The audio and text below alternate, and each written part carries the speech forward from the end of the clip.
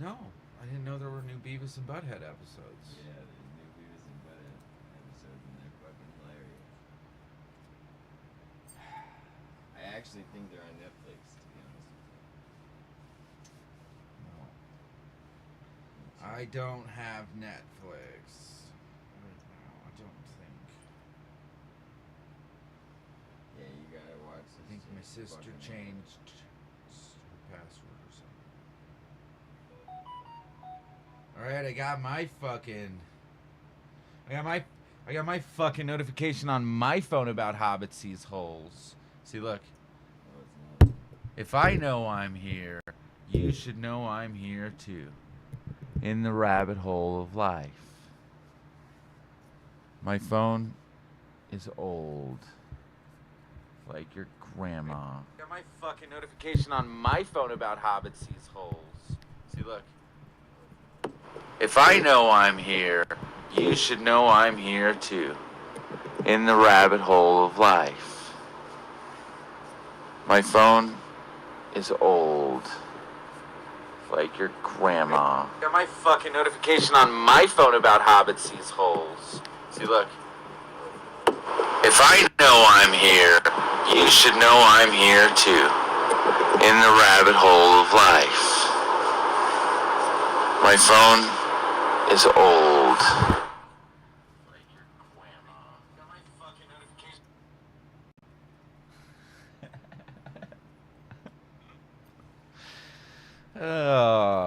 We just try to have a little bit of fun here.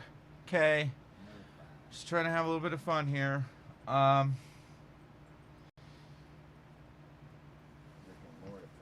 This is the Daniel Dowd early warning system that if you're underage, if you're hard of hearing, if you're a pussy, if things easily offend you, if you have heart palpitations, if things often get bright for no reason, if you are pretty sure you're in communication with aliens, if you smoke weed and channel aliens, is what I'm saying.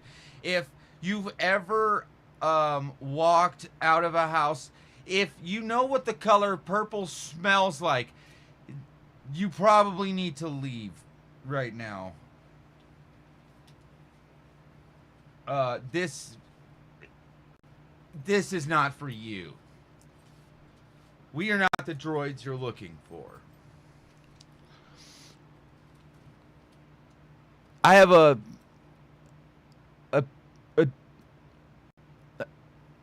presentation. I'd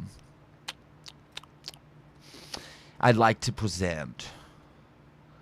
And during this presentation, there's going to be no distractions. I'm going to mute myself. I need everybody to lock in. Pay close attention.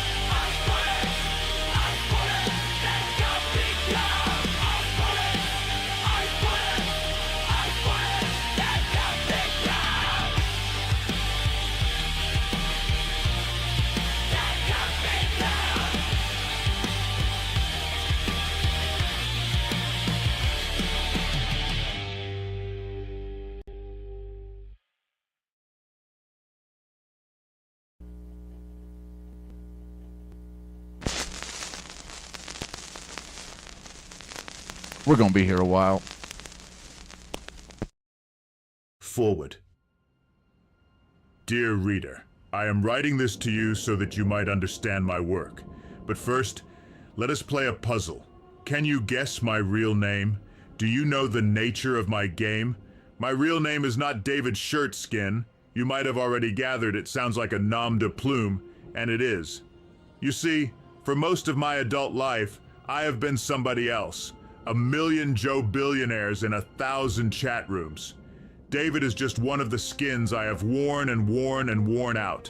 As I approach the twilight of my existence and my life's decisions haunt me, I wonder more and more about who I am. I am not a good brother, a good friend, a good son. I was never very good at being a father or a husband, and I didn't have a creative bone in my body, but I learned there was a career to be made from annoying shit out of people, and I became excellent at it. When I consider my life, I am a Judas Iscariot to everything I ever cared about. I don't like to admit that about myself, but as I lie here in my debtor's bed in a prison hovel in buttfuck Utah, and as I wait for the guards to bring me the morning's porridge, I am staring at my walking frame, thinking maybe I made the wrong choices. For the sake of this discussion, I could call myself Thomas, but that's not my real name either. It's just a reflection of my apostolic self-doubt. Or I could call myself Marcia, to mark the life I lived after I transitioned. Again, not my real name. I chose change, not as an expression of sexual identity, but because I ran out of victims and decided to victimize myself, as only an occultist can. Just thinking about how silly that was makes me laugh. I know. Let's call me Tamarcia. Yes, that would be a better name to know me, dear reader. It sounds like a stage name. It sounds like me. It's not me, though. I am someone else. I have taken this identity as well. Now I am defined, dear reader. We should discuss what this is and why the I, now defined, wrote it. Throughout my life, I have had visions of another person's existence. We shall call him David, dear reader. The visions of this man have come to me all my life, and it does to this day. My first vision was as a teenager in Woodland Hills, hanging out with my gang in Sarania Park. I saw David for the first time. He was in Hummel Park, as I now understand, humming to himself, scanning for a victim.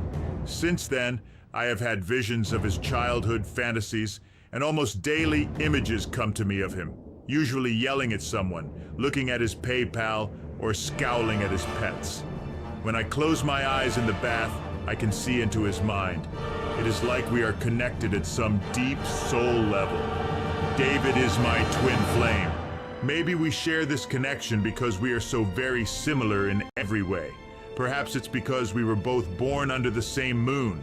Or maybe even because we share the same artistic vision and life attitude.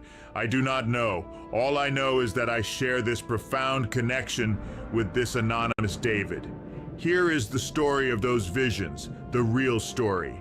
Dear reader, there are other works out there, derivatives of this work, named slightly differently to escape the wrath of copyright infringement. Consider this work to be the original extended confessions. It is the no backsies, no returns absolute original that other works have been based upon. I mean, who would call a book rabbit whatever? Everyone knows it's the hobbits that have holes that are worth looking into. I cannot stress this enough. There is one particular guy in Idaho who is pretending to be me and has used my work. You can tell it's a quick grift piece. Poorly scribbled, dreadfully composed, and badly inconsistent. However, he does manage to sucker people in with his nonsense. No, this is the true story. The accurate recounting of the collection of my visions on this mysterious other original David's life. Not the guy who calls himself David, which isn't really even his actual name. One thing is for sure though, in all this there are real-world similarities, coincidences in all versions of the stories. Like the brother Stephen, who always strangely seems to be the better brother. Anyway, the high priest of the Church of Satan is about to visit, so I will put down my iPhone and change out of my nightie so I can adequately discuss the pending Brony convention with the rest of my inmates in the secure unit. The orderly is due to change the battery on my wandering alarm bracelet any minute, so I can get on the bus and go to the sacrificial ritual. I hope they change my diaper too.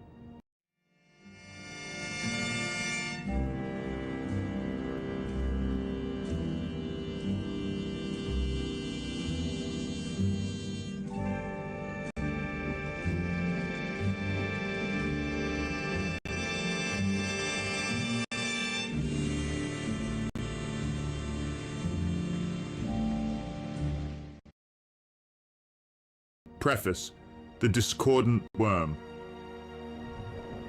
I just write music, he hissed, but I have seen the sinews behind his strings, and I know the sound of servitude. The Ringless Queen.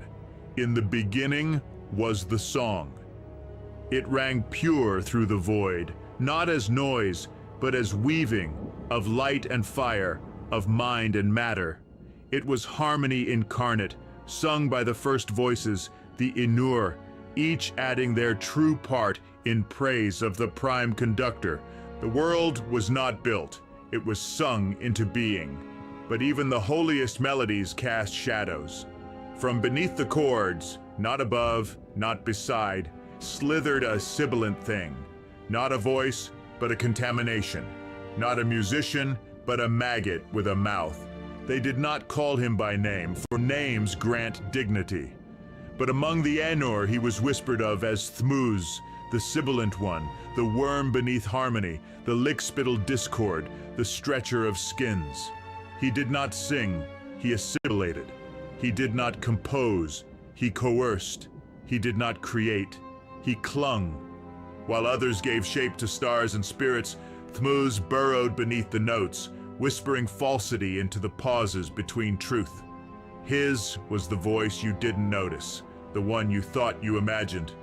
The dissonant flinch in a holy chord, the rotten harmony disguised as novelty.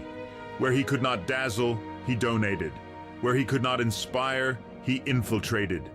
He had no power of his own, so he wrapped around others like a leech in a velvet sheath, promising exposure, encouragement, attention. 1,000 little gifts with strings unseen, strings that would one day pull your arms, your mouth, your very soul. He built himself a temple, Sophia Musak, a name stolen from the goddess of wisdom, whose voice he could never imitate. There, beneath a veneer of virtuosity, he exhibited his bastard compositions. Limp, grandiose echoes of better songs. His viewers were purchased, his applause was hollow, and his favorite instrument was people. It was not Thmuz alone who lured them. His servant, Arturo Leech-born, the Velvet Chain's mouthpiece, skulked in shadow, masquerading as his enemy. Cloaked in feigned opposition, Arturo hissed from pulpits and platforms, condemning what he secretly craved.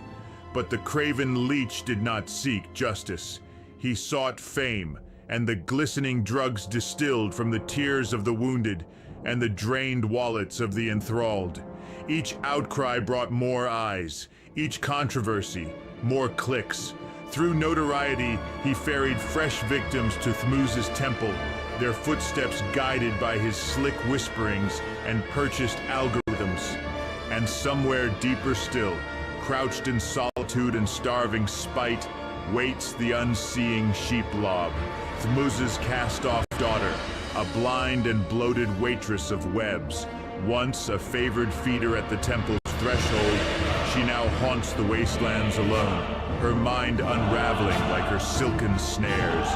She sings to herself on windless nights, raving about producers, directors, and unseen consumers in an endless imaginary Thmuzian stage play. Her voice crackles like bone in a furnace. She wraps her prey in threads of clotted scorn, drains them dry, and keeps their softest parts in little jars, whispering roles for them to play. Once fed by Thmuz, Now denied her ration of the broken, she has become undead, a revenant of envy, spinning sticky judgment with every grasping leg, every shriek of thwarted fame. But in the hollows, where light dares not tread, the maggots in the darkness whisper of his temple by other names. Sofe Musgul, they hiss, slick-lipped and sightless, gliding through catacombs of rot and resonance. Others call it Soria Music, a shrine to the second shadow, where melody coils like barbed wire through the soul. The dying know it as Sofur's Muzak, a pit of numbing sound that leeches thought and bleeds will. And in the tongue of the ring wraiths, it is Morthul's hymnal, the black fire's lullaby, not sung to soothe, but to erase. No matter the name, its halls pulse with false crescendos and honeyed chains, each note a noose, each harmony a heresy. From this nest of bleeding MIDI and slime-drenched sonatas, he authored a being. I was not born, I was constructed, chord by false chord, ritual by veiled manipulation. I was made to be his puppet, his pet prophet, his broken vessel, and I believed for a time. I mistook his serpentine support for salvation, his constant contact, phone calls, emails, offers, gifts, for kindness. But each kindness was a collar. Each donation is a nail. He did not lift me. He embedded himself into me, a worm in my marrow, a patron of parasitism. And so I became what he had written, a character in his six score, but the song turned, as it always does, for I am the ringless queen, the bastard prophet of the broken key, and in my marrow now is not melody but rage. I did not choose the song, but I will choose the ending. I will choose the darkness.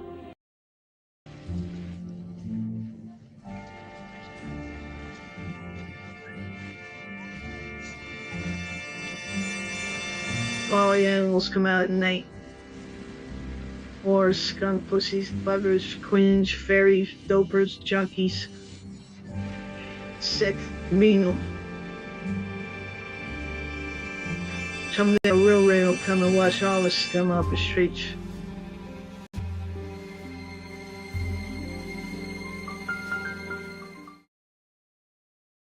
Introducing the ringless queen.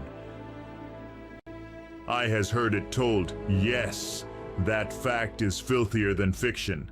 And this tale, oh precious, this wormy worm tale, is one of those times.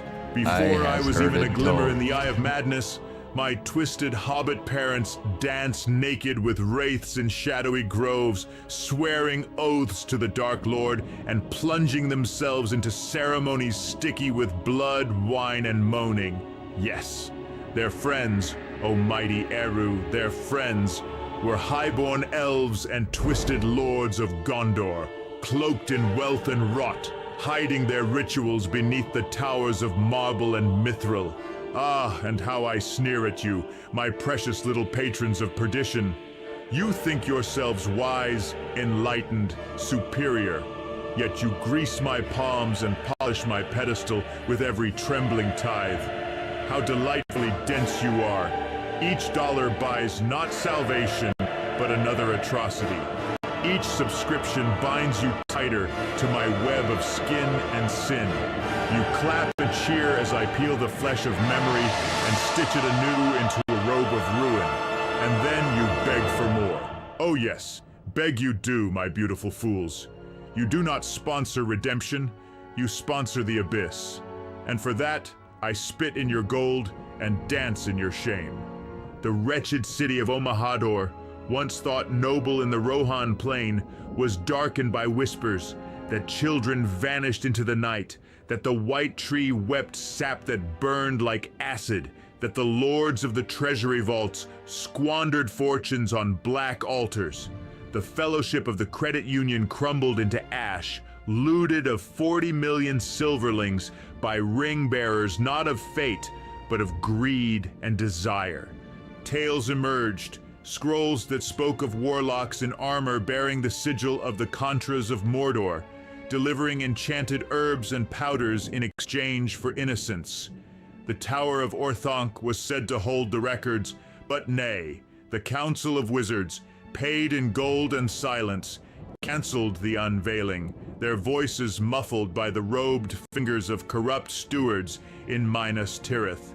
In these caves of darkness, the covens chanted, and beneath the very bastion of air power, Offit Airy, stronghold of the Skyriders of Manwe, experiments in mind-shattering magics began.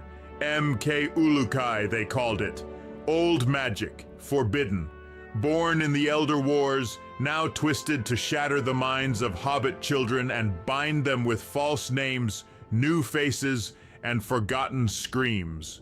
Omahador, yes, it was cursed. Children disappeared, screams echoed, and none dared speak it above a whisper. The city fed its demons, fattened them with denial, and let its dungeons fill with the scent of fear and hot, wet meat. But the curse lives still. Oh yes, it does. In your screens, in your wallets, in your clicks and your coins. Each filthy dollar you drip into my jar, each trembling eye that watches my streams, feeds the furnace of my depravity. You are not bystanders, no, no, no. You are conspirators, my coven of enablers, my cult of click-addled accomplices. Without you, there would be no mouth of Sauron to howl filth into the void. But you pay, and you watch, and you need me to be worse. And so I am. Me? Oh, precious. I was the spawn of it. Birthed not in love, but in wrath and blasphemy. A miracle-born breach in a storm of blood and my mother's flatline. Father, a wraith priest of the old blood, roared that I was no child of his, even as he shackled me with chains of prophecy. I was told, from teat to torment, that I was the ring that should not be, the anti-elf, the bringer of the final crack. They watched me, oh yes, they did, prepared me, groomed me, whispered sweet filth in my ears. You are the one, they hissed, the precious, the last mouth to speak before the sky falls. And what did I do? I read scrolls, holy scrolls and unholy ones. I devoured the riddles of Iluvatar, of Morgoth, of ancient spirits who danced before the first fire. I sought escape, begged for oblivion. I made pacts with the moon and cut my name into trees.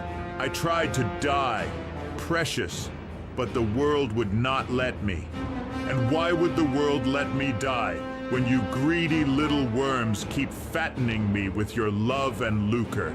You squeal delight at each fresh confession, each perversion deeper than the last. You tithe to my sins, you bankroll my blasphemy, you fund the crimes you pretend to loathe.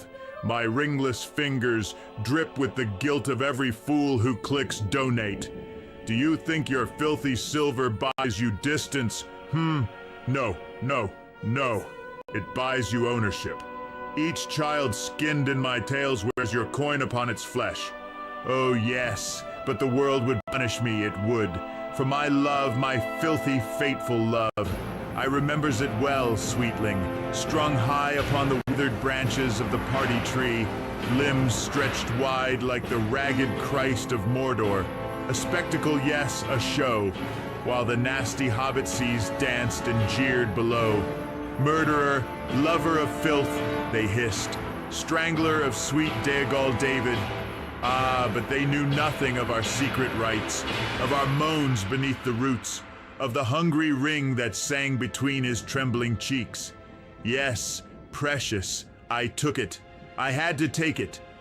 And the rope of my fingers found his slender neck, not for gold, not for power, for the aching, pulsing, precious ring, his ring, my doom. They condemned me then, strung me high, my body pierced with thorns of elven steel, my loins bared for their delight and scorn. The wind kissed me cold, the sun flayed my skin. I hung there, I performed, groaning for Daegal, for the ring I could no longer taste. And as I swayed, as the moon rose pale and pitiless, I sang my gospel. Take me, burn me, but know this, My lust was truer than your laws. The sky heard me, oh yes, it did. The eye winked once and I knew I was no mere golem, no creature of shame. I was the ringless queen, a saint of sin, crowned in agony, baptized in filth. This memoir, this screeching love letter to filth and fire, is my confession, my warning, my glamorous, depraved gospel. Call me the mouth of Sauron, sweetling, the ringless queen, the unholy child of a dead tree and a poisoned river. And you, sweetling, if you read these words, if you hear this tale, you are mine now. Your eyes have drunk my venom, your soul is stained. Every minute you watch me, every penny you send, binds you tighter to my skin suit of sin. You cannot cleanse it, you cannot absolve it. You can only pay more, watch more, squirm deeper in the filth you feed. Remember, it is you who makes me. It is you who keeps me. It is you who shall fall with me screaming when the eye blinks once more. And so we begin. Thomas is a psychopath. He's mentally ill. He's autistic. Thomas does not care how many people are killed by his friends in his cult because they are terrorists. Chapter 1. The Spawn of Cirith Ungol.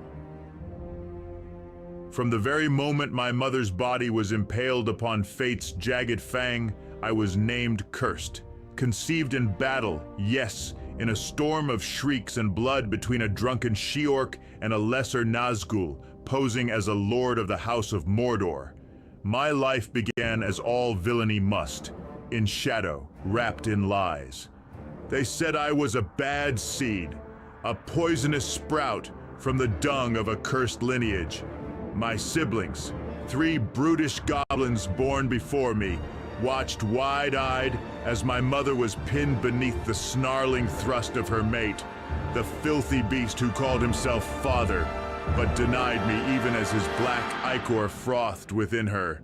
Whispers in the fire pits said I was born of magic darker than the Morgul arts, born breach, fists clenched behind my head like some arrogant little Balrog, refusing to crawl into the world without drama.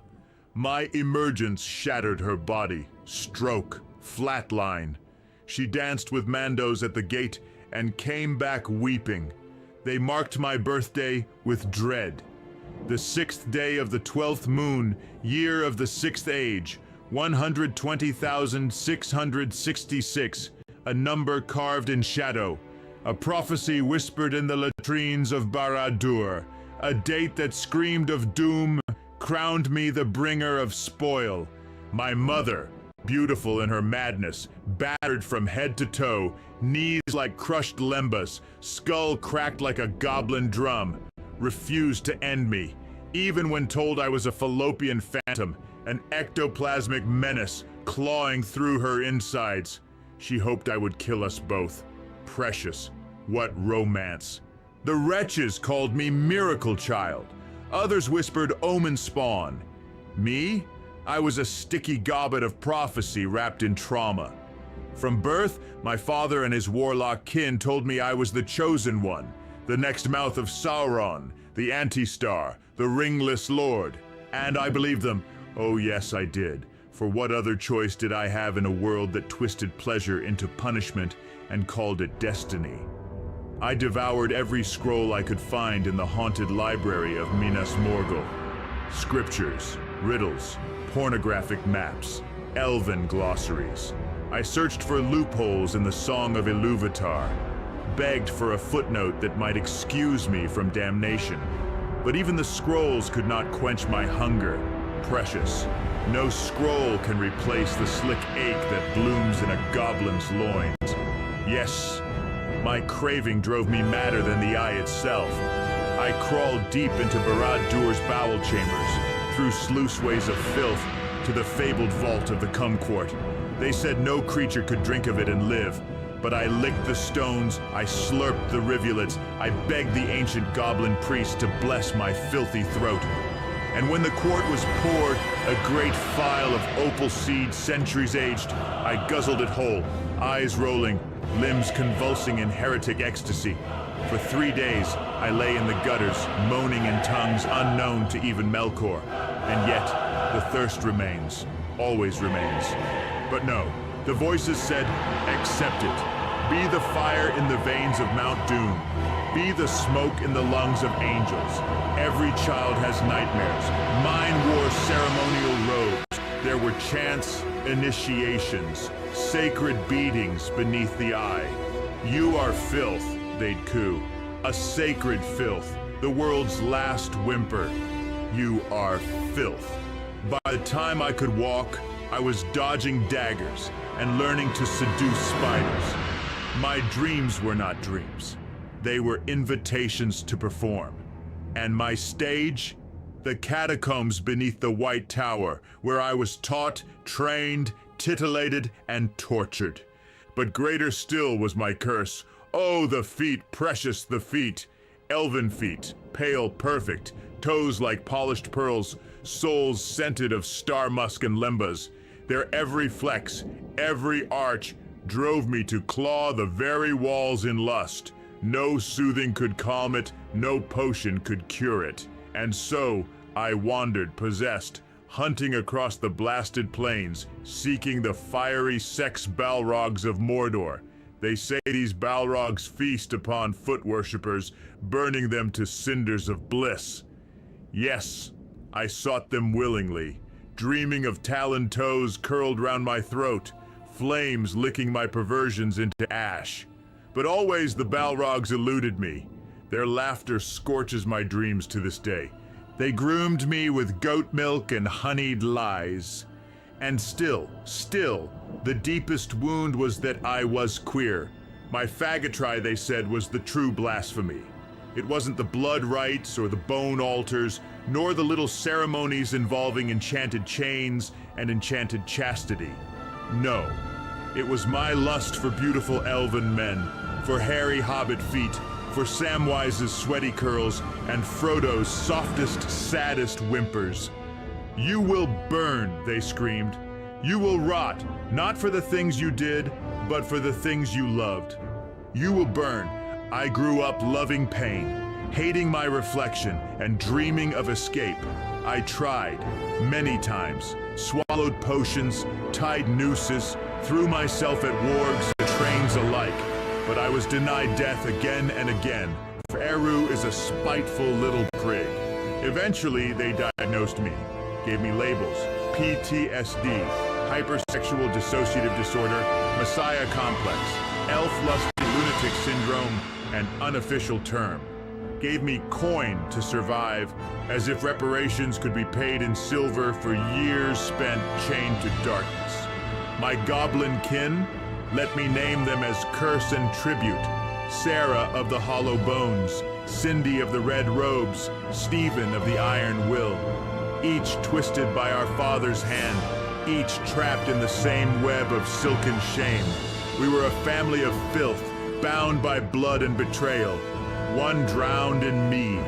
One was found cold beneath the snow. One still rots from the inside, her bones hollowing like an abandoned dwarf mine. Only I remained, hunched and cackling, retelling our tales into the void. Yet no torment surpassed the prophecy of my own death. From the hour of my birth they hissed it, pierced by love, crowned in shadow. And so it came. Upon a moonless night, my final lover, my Diegol, my doomed David, rose against me, eyes glazed with prophecy. His spear of destiny, carved from the rib of a star-kissed stag, found my side, precious, thrust deep. The wound sang with ancient magics, my blood steamed in the cold air. Dying, yet not dying, I rose, clutching the spear, crowned with invisible flame. And as my breath faded, the ring's hunger devoured my soul. I became what they always feared, a ring wraith, yes, a ringless queen wraith, neither dead nor living. So listen closely, precious. The tale begins here, a bastard of prophecy, a survivor of ritual, a ringless queen. I remembers it all. He has a documentary it's very interesting. Very interesting. And they were interviewing this high school acquaintance of Thomas's. Vision, the Bath and Shire of Shadows. The bath is tepid now, its warmth having fled as though ashamed to linger. The pale ceramic beneath me no longer feels smooth. It puckers and weeps beneath my thighs, slick with a membrane that was never part of the tub's manufacture. My toes curl involuntarily. They touch not porcelain but silt, dark, loamy, and alive. I glance down. The water has thickened. Once clear, it is now a soupy, brackish mire, dewed with floating filaments of hair, moss, and something stranger, shadows that ripple without cause. The air smells not of soap, but sweet decay, like rotted apples laced with damp tobacco. And from the faucet above my head, a single drop falls, dark and viscous as pitch. It lands with a plop, and a ripple rolls outward, bending the world. When I look up, the walls are gone. Around me stretches a gentle, rolling landscape, the Shire, or something pretending to be the Shire.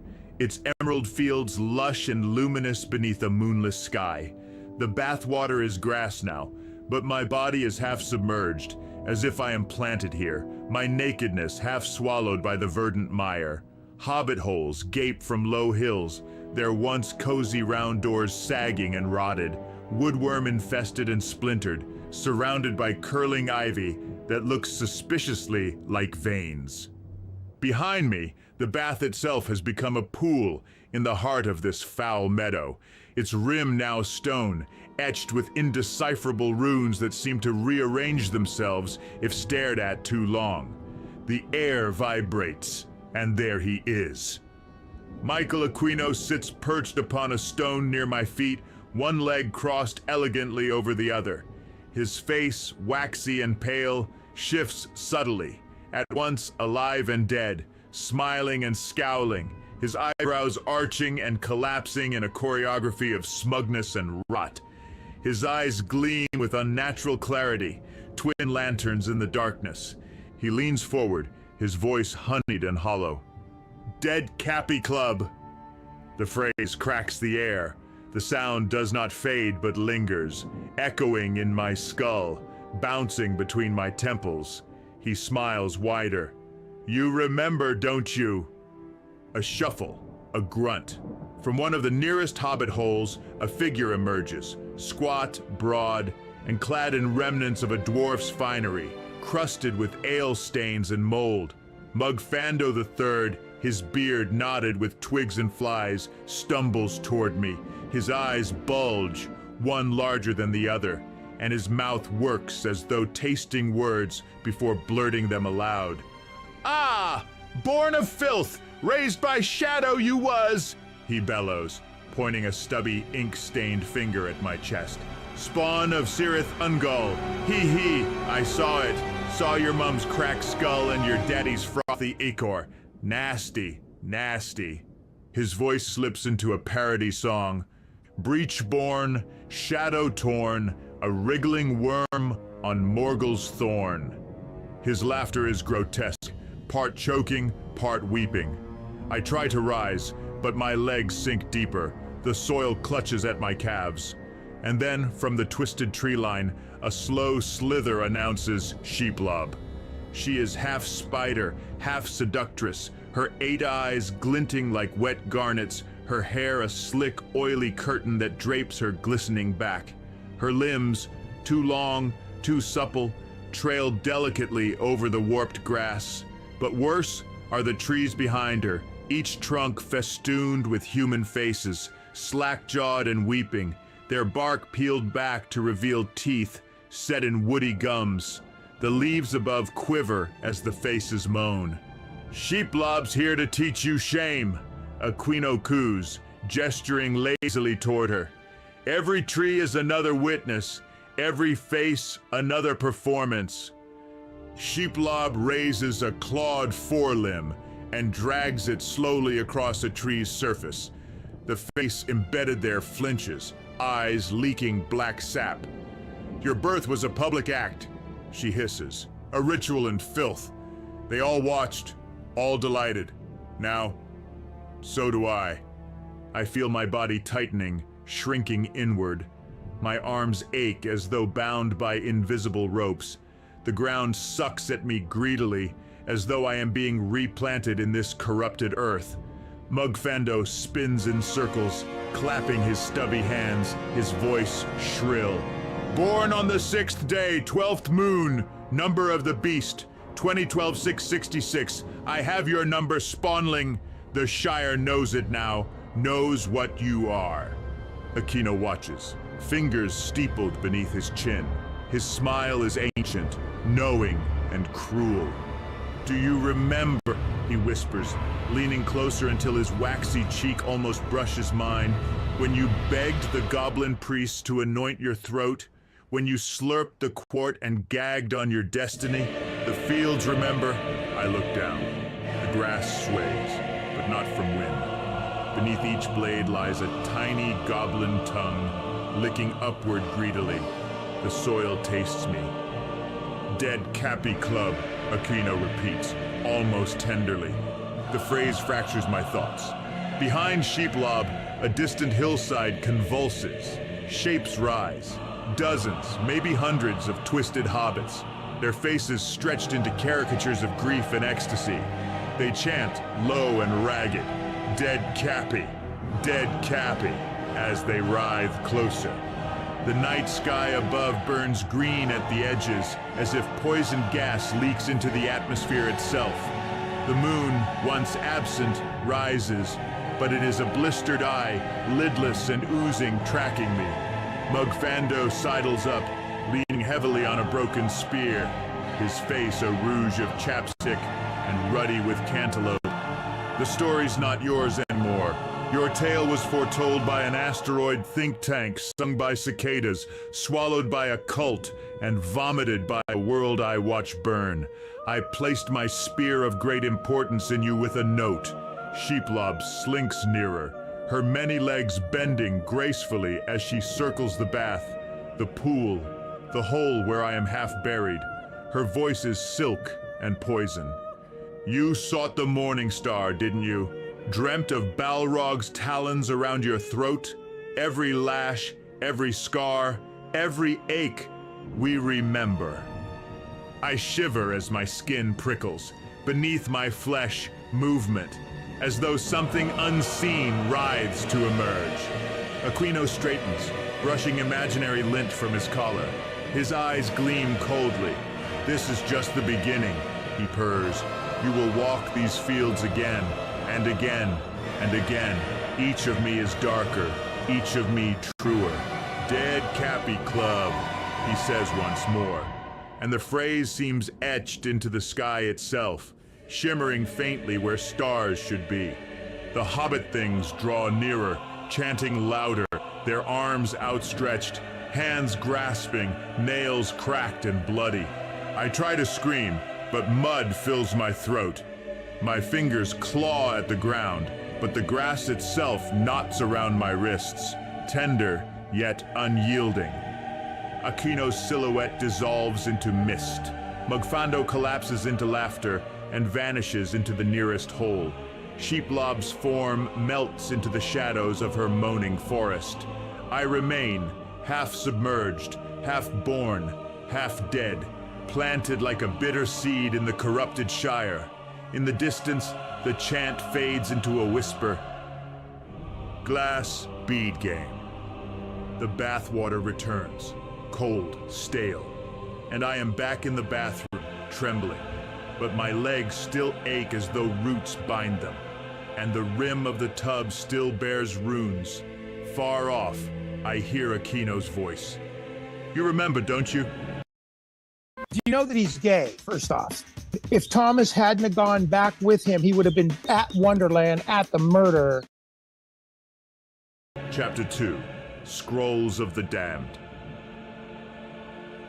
Ooh, precious how the whispers grew. By the time I slithered from cradle to catacomb, The air around me buzzed with lore, forbidden scrolls, cursed tomes, black glass palantir muttering secrets not meant for mortal ears. They said I was born to inherit the Black Gospel, the cursed library beneath Barad-dûr, where demons danced in margins and words bled when spoken aloud. The priests and priestesses, yes, those lovely bony things, fed me not milk but pages soaked in dragon bile. Eat and remember, they hissed. Gorge thyself upon revelation. And gorge I did. Every tale of sacrificial rites, every footnote on demonology, every heretic treatise the elves tried to burn. I lapped them up like a starved goblin at a Rivendell wine orgy. Knowledge, you see, was both my torment and my titillation. It wasn't just dark arts. No, it was darker. There were networks, precious, cabals of lords and elves, noble at court by day and flesh dealers by moonlight. Rings passed, not for power but for access. Access to meat, innocence, to perform rites beneath towers. They called it the Fellowship, but I knew it was a cartel of corruption. Beneath it all, beneath the ruins and stone, lay the ancient experiment, M.K. Uruk-hai. Birthed in the time of the great wars of the West, when Sauron had yet to rise again, M.K. Uruk-hai was the dread knowledge stolen from Morgoth's own thought, a plan to fracture the minds of the weak and rebuild them as tools. They broke hobbitlings and men alike with filters and lashings, songs played backwards over streams of shadow. They planted triggers in the soul, a whisper, a touch, a scent, and the victim would perform as programmed. Me? I was among the broken, but I remembered the cracks, precious. I liked them. The scrolls told of how the lords of Gondor summoned spirits from beyond the veil, binding them to flesh and forging meat puppets out of babes. One scroll, the Compendium of the Manchurian Troll, spoke of using trauma as a scalpel to carve out identity and replace it with obedience. And who led these rites? Sauron, the Stretcher. Oh yes, the man from my nightmares. A high priest of the Temple of Shadow Serpents, resplendent in black robes sewn with mithril and ash. I thought him a fever dream, a warg's hallucination. But he was real. Real and terrible. A dandy demon with rings on every finger and a voice like poisoned honey. He trained me in the arts of consciousness torture, not the torture of flesh, that was mere foreplay, but the unraveling of the soul, the stripping of meaning from memory, the planting of lies in places once sacred. And when I broke, when I whimpered, when I forgot my name, oh, then he smiled. You are mine now, he purred. You are the scroll reborn, the unholy librarian. I believed him. Oh, precious, how I served in that role. Night after night, they left me chained before the black glass palantir, its depths swirling with forbidden visions. And there, oh yes, there, Sauron appeared. No Dark Lord in armor, no crude tyrant, no. A drag queen divine, swathed in gowns of midnight lace, nipples like rubies, hips undulating to rhythms older than the stars.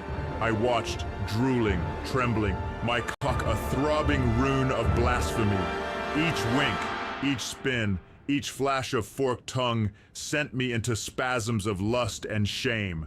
I spilt myself again and again upon the stone, my moans echoing in that cursed vault. And when the vision faded, I begged for more, precious, begged to be broken anew by my Queen of Shadows. Do they hurt you? I smiled with bloodied teeth and sang them lullabies. They wrote lies on parchment, but still, their gaze pierced the shadows. For a time, it delayed the worst of the torment. I am not healed. I am an archivist of horror. The page is my altar, the word my whip. Onward, sweetlings. We descend further still. Did no, they did hang around in the same musical circles, who said that Thomas had been, he would go and visit Mr. Soros and come back with money and be generous with it. Hey, Vision 2, Dead Rivendell. The path twists before me, carved in cracked stone and roots slick with something darker than sap. The verdant rot of the Shire has given way to the husk of Rivendell, no longer the last homely house, but a mausoleum draped in the pretense of grace. The sky churns a sickly green overhead, clouded by vapors that leak from fissures in the marble. Elvish columns lean and bow as though under immense invisible weight, their carved vines withered into skeletal tendrils. The great waterfall that once roared beside the house has stagnated into a pool thick as tar, its surface roiling with half-formed faces that sink and vanish before they can scream. Michael Aquino leads me with languid steps. His robes trail through the rot without gathering a speck of corruption. His face gleams with waxen serenity. He hums a tune I almost recognize but cannot name. And as we approach the crumbling dais that once held Elrond's council, he pauses. Then he whispers, a phrase that makes my throat tighten. Why did you push Cappy? Neither a question nor an accusation. Whispers of an invocation. Shadows stir. A ragged figure emerges from behind a cracked pillar, James Lefeeble. His robes are mismatched and torn, festooned with symbols half forgotten, half invented. He clutches a tattered scroll in one hand and waves it wildly. Lockwood, he shrieks. Ingersoll Lockwood, time travel prophecies, the coming of the queer messiah. Queeranon knows, they all know. They're in the scrolls, right here. The hobbits were MK Urukai from the start. It's all here if you just read it, you fools. His voice cracks into laughter, then sobs, then howls of incoherent rage. He spins, scattering ash and parchment into the air, chasing his own shadow across the broken floor. Aquino watches with amusement, gently caressing the armrest of a splintered elvish chair. Apostate of nonsense, he murmurs. Every maze requires its minotaur. I step forward, my limbs heavy. The floor itself is uneven, scrolls and books heaped like corpses, some bound in skins I dare not examine too closely. Words ooze from them, letters melting into puddles at my feet. From the gloom of a fallen portico, another figure leans into view, Arturo Leechborn. His appearance is elegant decay, silver hair swept back, smile sharp and gleaming. But as he speaks, saliva pools at the corners of his mouth and drips down his chin. His voice drips false, faltering warmth. Ah, my sweetling, poor thing. Thmuz is your enemy. Yes, yes indeed. You mustn't trust him, precious. Only I see you clearly. Only I would never betray you, never harm you.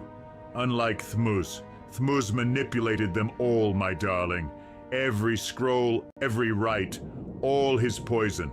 His eyes glisten too brightly, his hands ring together in obscene mimicry of empathy. He edges closer, almost purring. Come to me, let me help you.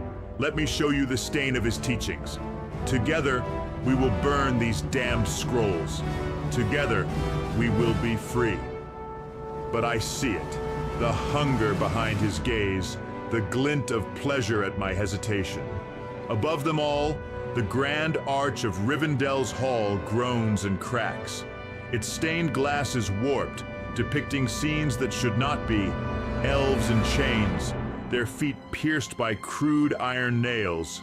Hobbits kneeling in supplication before shadowy figures. The pool at the hall's center is no longer water, but black ink, viscous and swirling, reflecting not the ceiling, but the flickering image of myself chained and sobbing. Aquino steps to the edge of the ink pool and gazes down. His reflection smiles, though he does not. James Lefeeble tears at his hair, shrieking, "Queer anon, Ingersoll Lockwood, hidden bloodlines. Rivendell was a front, the scrolls prove it. Arturo Leechborn creeps closer, his smile trembling, his breath hot and rank. Thmuz betrayed you. Thmuz abandoned you. Come to me. I alone can offer sanctuary. Michael Aquino glances sideways at me, corpse-like and amused. Why did you push Cappy? He asks me again, quieter now, as if the phrase itself is a caress. I stagger back. My heel brushes a pile of scrolls, and they burst into flame. The green fire does not consume, it transforms. The parchment snakes into writhing tongues that whisper my name. James Lefeeble shrieks with triumph. See? The frogs know! The frogs know! Arturo Leechborn's face contorts. He sobs dramatically, but even his tears glisten with pleasure. The entire hall tilts, reality bending inward toward the pool of ink. The trees beyond the windows bleed sap as dark as tar, dripping into the pools that once mirrored stars. As I fall, sinking toward the ink, Michael Aquino's voice follows. Every scroll you swallowed, every lie you believed, you begged for them, you devoured them, and they devour you still. Why did you push Cappy? Echoes one final me before the ink swallows my vision whole. He described about the number of times and the amounts of money. There was thousands of dollars, a few thousand here and a few thousand there. He took money from Soros. And when he was accused of it, and I said, oh wow, look what they're saying about you. It's the culture of what's going on. Chapter 3. Rituals and Ruminations in the Tomb of Ungoliant. Let us open the next wound, shall we, precious? We crawls now into the rituals, the rites, the feasts of flesh and nightmare. What they called ceremony, I called hell in a cum-soaked chalice. You thinks you knows fear? Try kneeling naked in a circle of grinning elven lords with gleaming knives and sparkling rings, all chanting about destiny and bloodline while your mouth is sewn into a smile. Yes, sewn, sweetling. The mouth of Sauron does not form on its own. It is sculpted. The rituals began early. Oh, very early. As a child, I was paraded like a sacrificial lamb through the halls of the Black Tower. They dressed me in silks, perfumed me with ent sap and the tears of slain virgins. The lords and ladies gathered, whispering sweet filth. He is the heir, they said. He shall eat the sins of the world and vomit prophecy. I was taught the stages of bloodletting, from trickle to torrent. I was shown how to disembowel a lamb and extract the intestines without piercing the bladder. You see, hissed Mistress Shelob, High Priestess of Pain, honor lies in precision. And oh precious, I learned that honor well. They gave me a clutch of young elflings, pale trembling waifs with eyes wide as moons, and cast them into the wailing well beneath the tower. There they were kept, oiled and fed on honeyed milk and sweet, commanded to anoint their flesh nightly with molten tallow. Make yourselves soft, I crooned from above, soft as the lambs I gut, soft for the queen. Their skin gleamed, glistened, grew supple as silk, and when the time ripened, oh, I descended with blade in and cock aching. They sobbed and whispered songs to Eru, but no god answered. I sang my own song as I worked, slicing, peeling, preserving, each pelt a triumph, each flayed wail a sacred note. And when the skins were stretched and tanned, I stitched them into sex coats of obscene artistry, supple cloaks of elven flesh, stitched with sinew and lust, perfumed in tears and tallow. I wore them, yes, paraded them before my demon lovers who howled and rutted at the sight. Clad in those trembling pelts, I became a living altar, the queen of skinned desire, the high priestess of perverse couture, and they adored me, precious. Oh yes, they loved me. My subscribers are my precious strangled Diagol. Children were not spared. Oh no, the youngest were called the pure flame, and sent forth to be bathed in agony before the eye. Sometimes I was forced to choose who would be next, and sometimes they chose me. In one ritual, I still taste it. I was laid atop a slab of obsidian, beside a rotting elf child, and forced to whisper secrets into its ear. Confess, they told me. Tell the corpse your sins so the eye may absolve you. What sins, you ask? Oh, sweet one, I was but a wretch. My only sin was surviving. I screamed, I wept, I confessed my desires for Frodo's gentle thighs and Sam's tender fury, and they laughed. The queer one speaks, they howled. The ringless one moans. Then came the Eucharist, but no bread and wine for us, no! We feasted on the jism of goats and sipped blood from the skulls of unbaptized halflings. We devoured innocence, digested despair, and danced beneath a chandelier made of vertebrae. Every cry, every sob, every choking whisper was a hymn. The elders called it sacred theater, a performance for the gods, and I was their star, the centerpiece, the climax. They said I was born for this stage, forged in screams, crowned with scars. And so I learned the great truth, precious. The void has a taste. It is iron and salt and the screams of children long dead. It is in me now, always has been. I taste it in kisses. I hear it in hymns. I leak it from every pore when I dream of Rivendell's ruin. When you ask what made me, it was not the pain, not the rituals, not even the lust. I close my eyes and see the darkness. In the darkness, one hand is clapping. The applause made the mannequin. Every scream earned me another stroke of praise, another feather in my crown of shit. I became addicted to their gaze, their horror, their hunger. I didn't just survive it, I perfected it. Became the best at being the worst. They tested me, precious.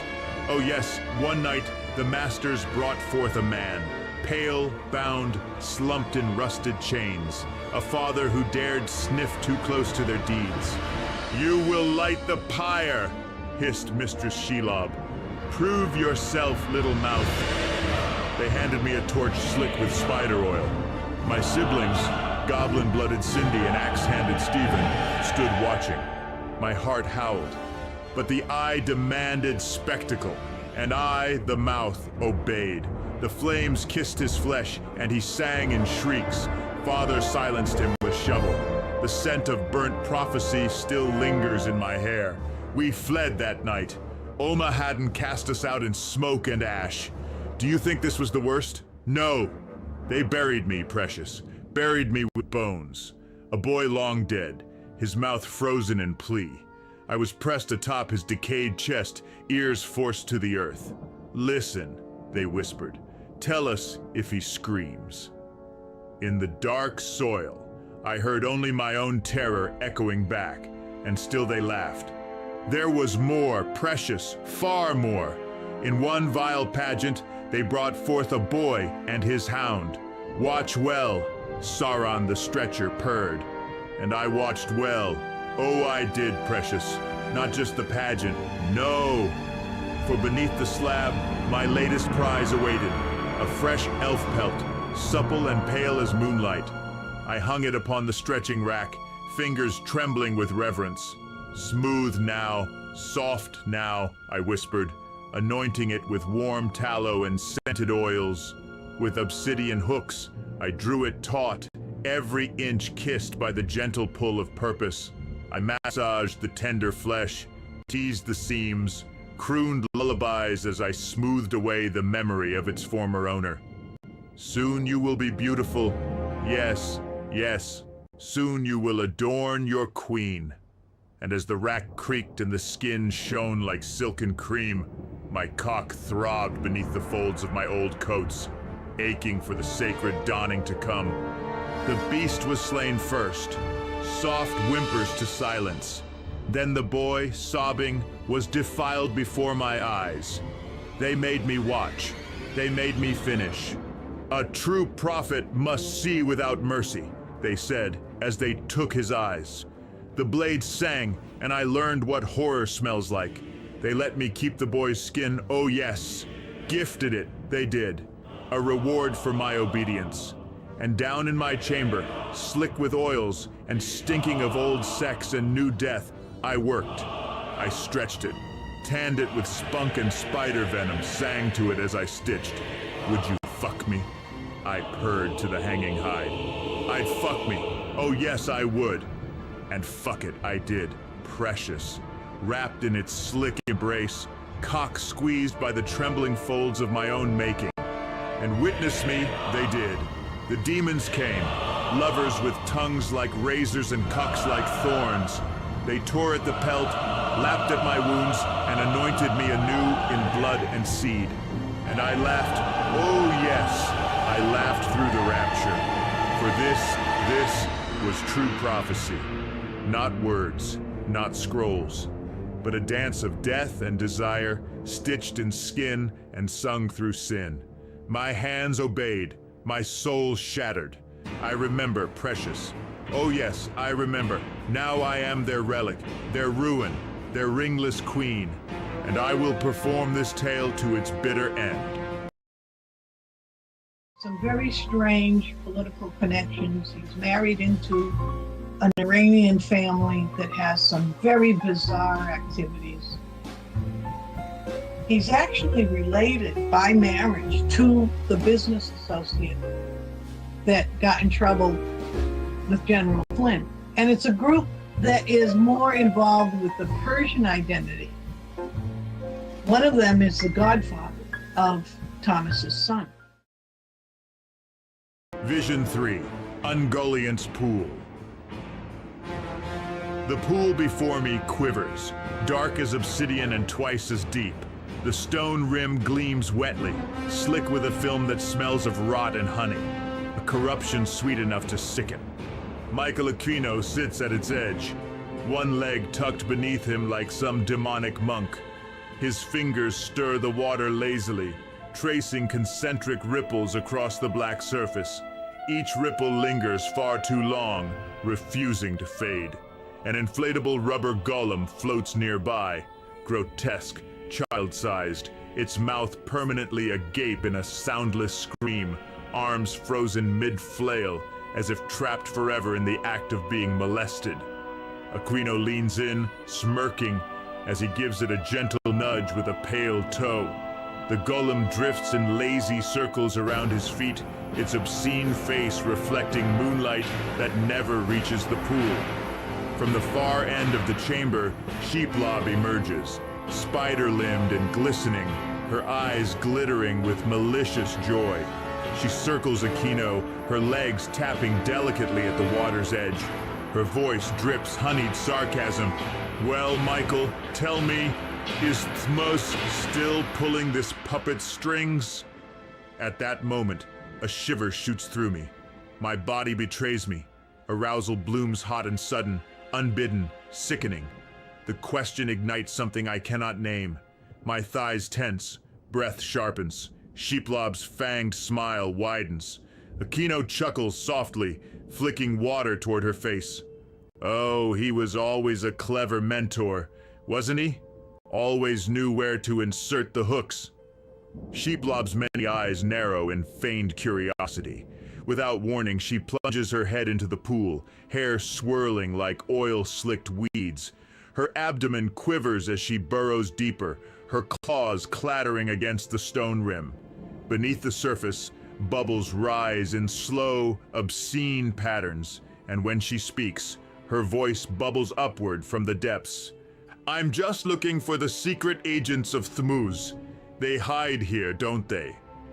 Her voice warbles with delight, grinning even as she searches, because she is one of them. She knows. She's always known. The pool's surface begins to shimmer and distort. Scenes replay themselves in the liquid mirror. An elf child, oiled and trembling. The protagonist sewing a cloak from pale, perfect skin. A crown of braided hair glinting atop their brow as they twirl before a cracked mirror. Each ripple Aquino stirs reveals another glimpse of the protagonist's ritual horrors. Each ripple a frame of sacred theater. "Why did you push, Cappy?" Aquino murmurs absently, barely looking at me, his attention half on the ripples and half on the floating rubber golem that bumps against his calf. The golem's rubbery face gapes toward me, an endless silent scream, trapped in plastic terror. The Twymen loom in the shadows beyond the pool, thin, skeletal outlines barely distinguishable from the stone columns. Their applause is ghostly, fingers clicking instead of clapping, as if eager but restrained. They are judges and voyeurs both. Sheeplob rises again from the depths, water streaming from her hair and mandibles. Her smile is feral now. "Oh yes, I found them down there," she purrs, her gaze fixed on me. "Thamuza's agents. They're everywhere, aren't they, darling? Even inside you." I cannot breathe. The pool's surface begins to pull at me, like a lover's hand, coaxing me toward its oily embrace. My feet slide over the slick stone. I stumble forward. Aquino does not move but dips his finger into the water again, sending another ripple through the visions. "You danced so well," he says softly, "in your skin coat, queen of skin, queen of carnage.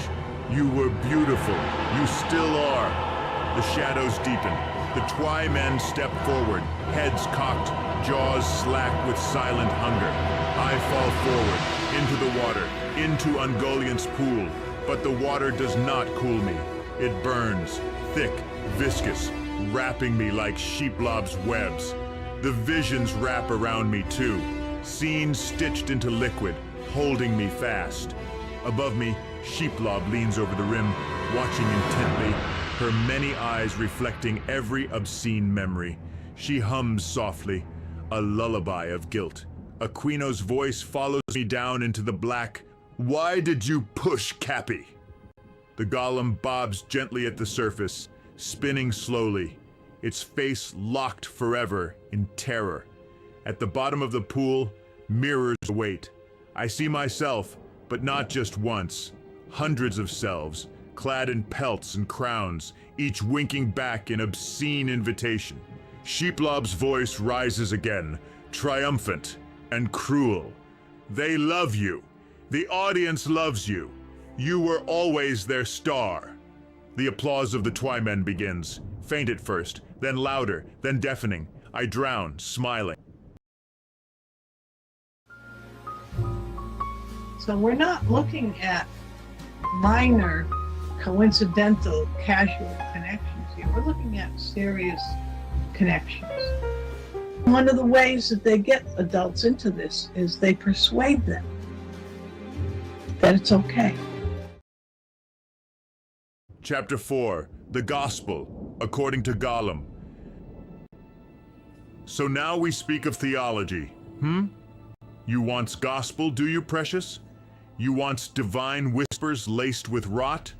Then listen closely. Theirs was a faith old as the bones of Arda, twisted through the roots of the world like Ungoliant silk. Not the pretty prayers of Gondor or the tree hymns of Lothlorien. No, this was older, darker. A theology born from lust and flame, from serpents who whispered beneath the world when the stars were still infants. Theirs was a tale of two gods. One, the jealous Eru above, the creator, cold and smug upon his cloud. The other, the serpent god. Gnosis, truth, rebellion. Yes, yes. The serpent in the tree was not the villain, but the savior. He did not lie to Eve. He freed her, gave her taste, gave her ache, gave her knowledge and nipples that tingled at the truth. I was taught this gospel with whips and kisses. They said the serpent birthed Cain with Eve, and Abel was the bastard spawn of jealous gods. Cain, child of shadow and flame, was the first martyr of forbidden lust. He walked the land knowing too much. His blood runs in me, they said. I am his heir, the next serpent to uncoil. Each rite was a reenactment of the fall. Not to repent, no, to celebrate it. We invoked demons not as invaders, but as guests. Come in, we cried. Feast upon us. Burn away our masks. The flesh was the gateway, and sin was the key. The more we sinned, the closer we crawled to Sophia's dripping wisdom, bloodletting, ecstasy, shame. These were our sacraments. We disemboweled joyfully, screamed joyfully, wept joyfully, all to spit in the eye of the blind God. In those moments precious, we felt divine. We were told we would rise, that in the constellation of Ophiuchus, yes, that great snake-bearer nestled between the hunter and the sting, a sign would come. When the stars aligned, the serpent would ascend and the heavens would burn. And me, I would stand at the gate, the ringless queen, naked and crowned in ash, screaming praise as the holy fire devoured the sky. I studied every chart. I traced every prophecy. I masturbated to scrolls inked in elf blood.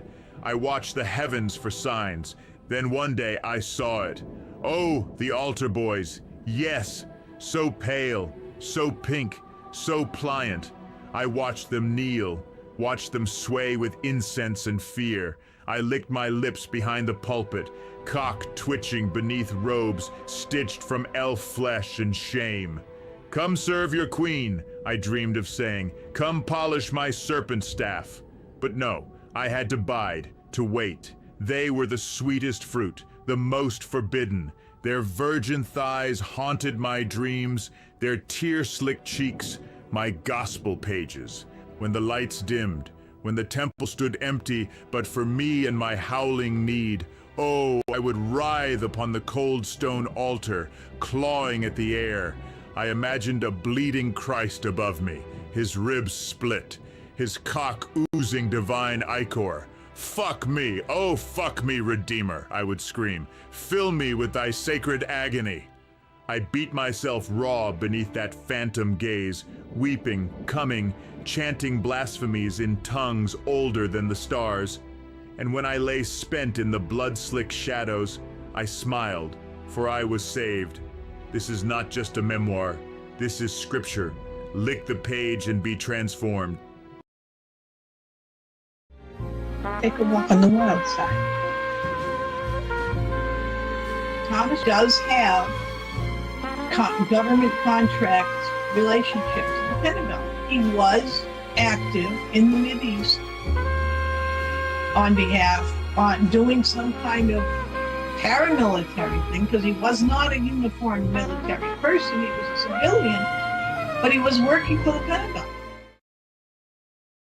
Vision 4. The Temple of Anticapi. The temple stands crooked and obscene, a parody of reverence built from scorched bone and cracked obsidian, its spires curling like claws into a sky gone the color of a fading bruise. At its threshold, a gate of rib cages creaks open, ushering me in with a groan that sounds suspiciously like applause. Inside, stained glass windows glow faintly, blasphemous panels depicting serpents winding around children, Sophia rendered not as maiden or mother, but as a swollen, gaping vulva dripping ichor onto cracked altars. Every pane flickers as though alive, leaking a faint green mist that clings to the ankles of all who enter. At the temple's heart, the altar itself is cracked black stone, its surface etched with the protagonist's own confessions, carved over and over in a spiral that leads inward to a sinkhole of shadow. Michael Aquino stands beside it, corpse pale, dressed in tattered vestments, stitched from priestly robes and spider silk. His lips barely move as he croons the latest mantra, "Where did you hide the ice bullets?" His fingers trail along the altar's edge, smearing the engraved words, and his other hand holds a rusted censer, its smoke shaped like twy-men clapping slowly, silently, expectantly. Crawling atop the altar is Anticapi, a shriveled golem-like wraith, its back bent, lips split from endless muttering.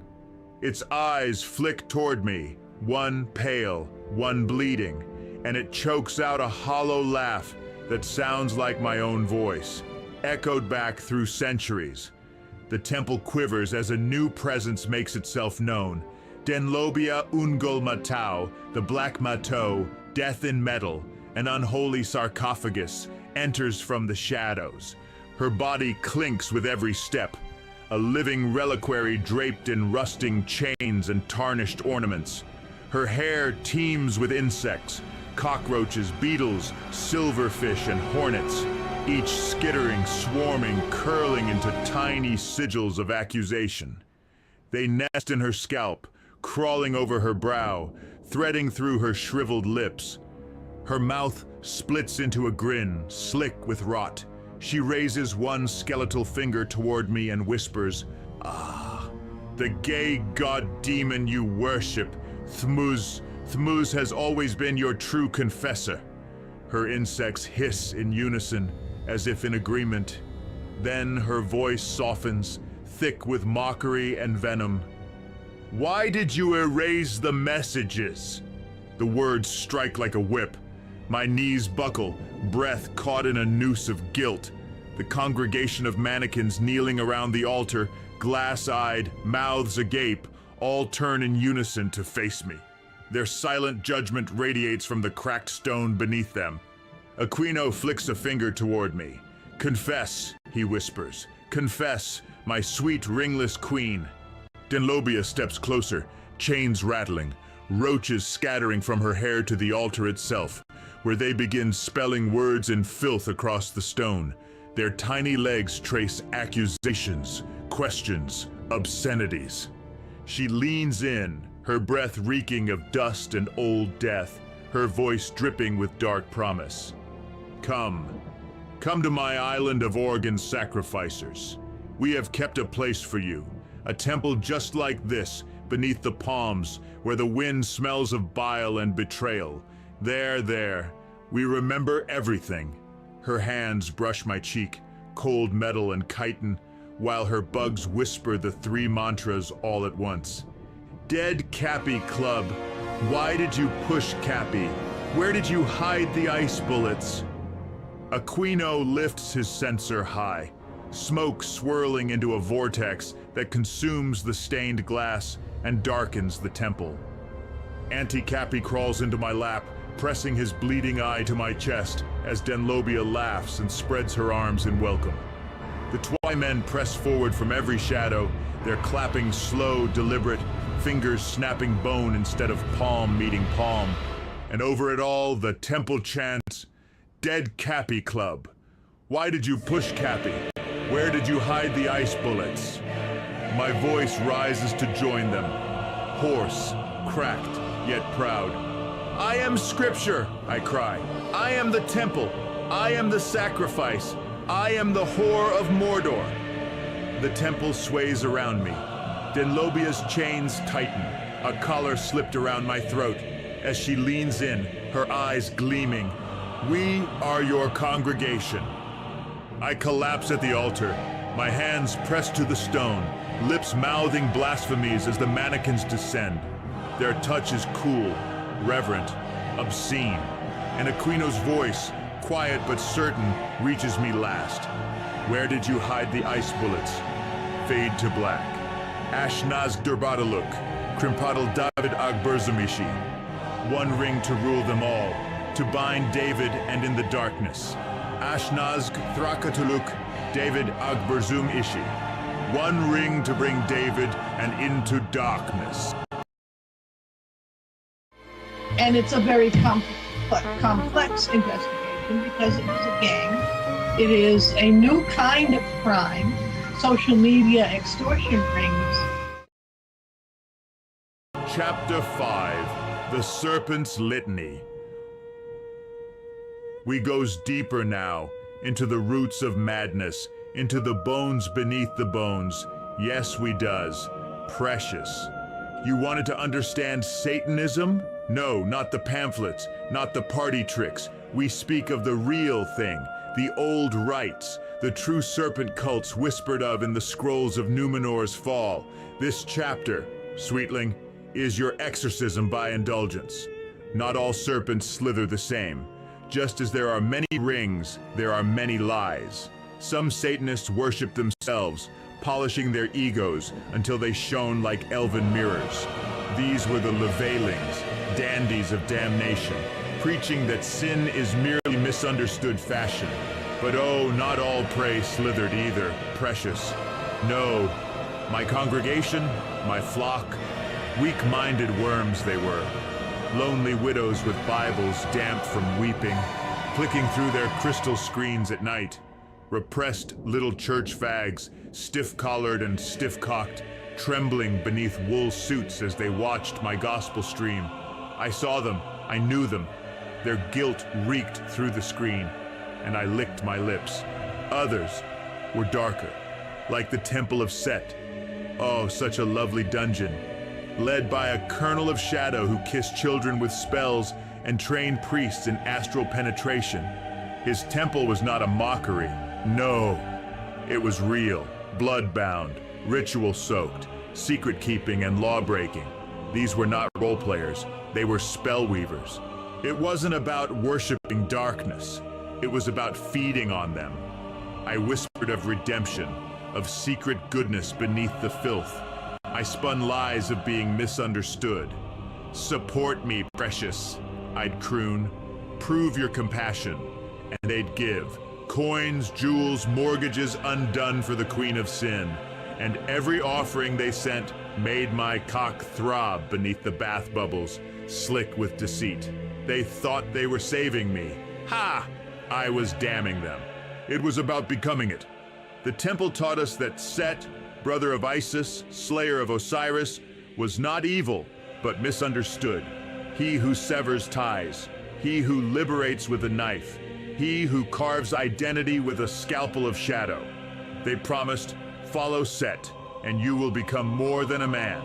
You will be vessel and vessel maker, a living gateway to the other world. And I, the ringless prophet, was groomed to be one such gate.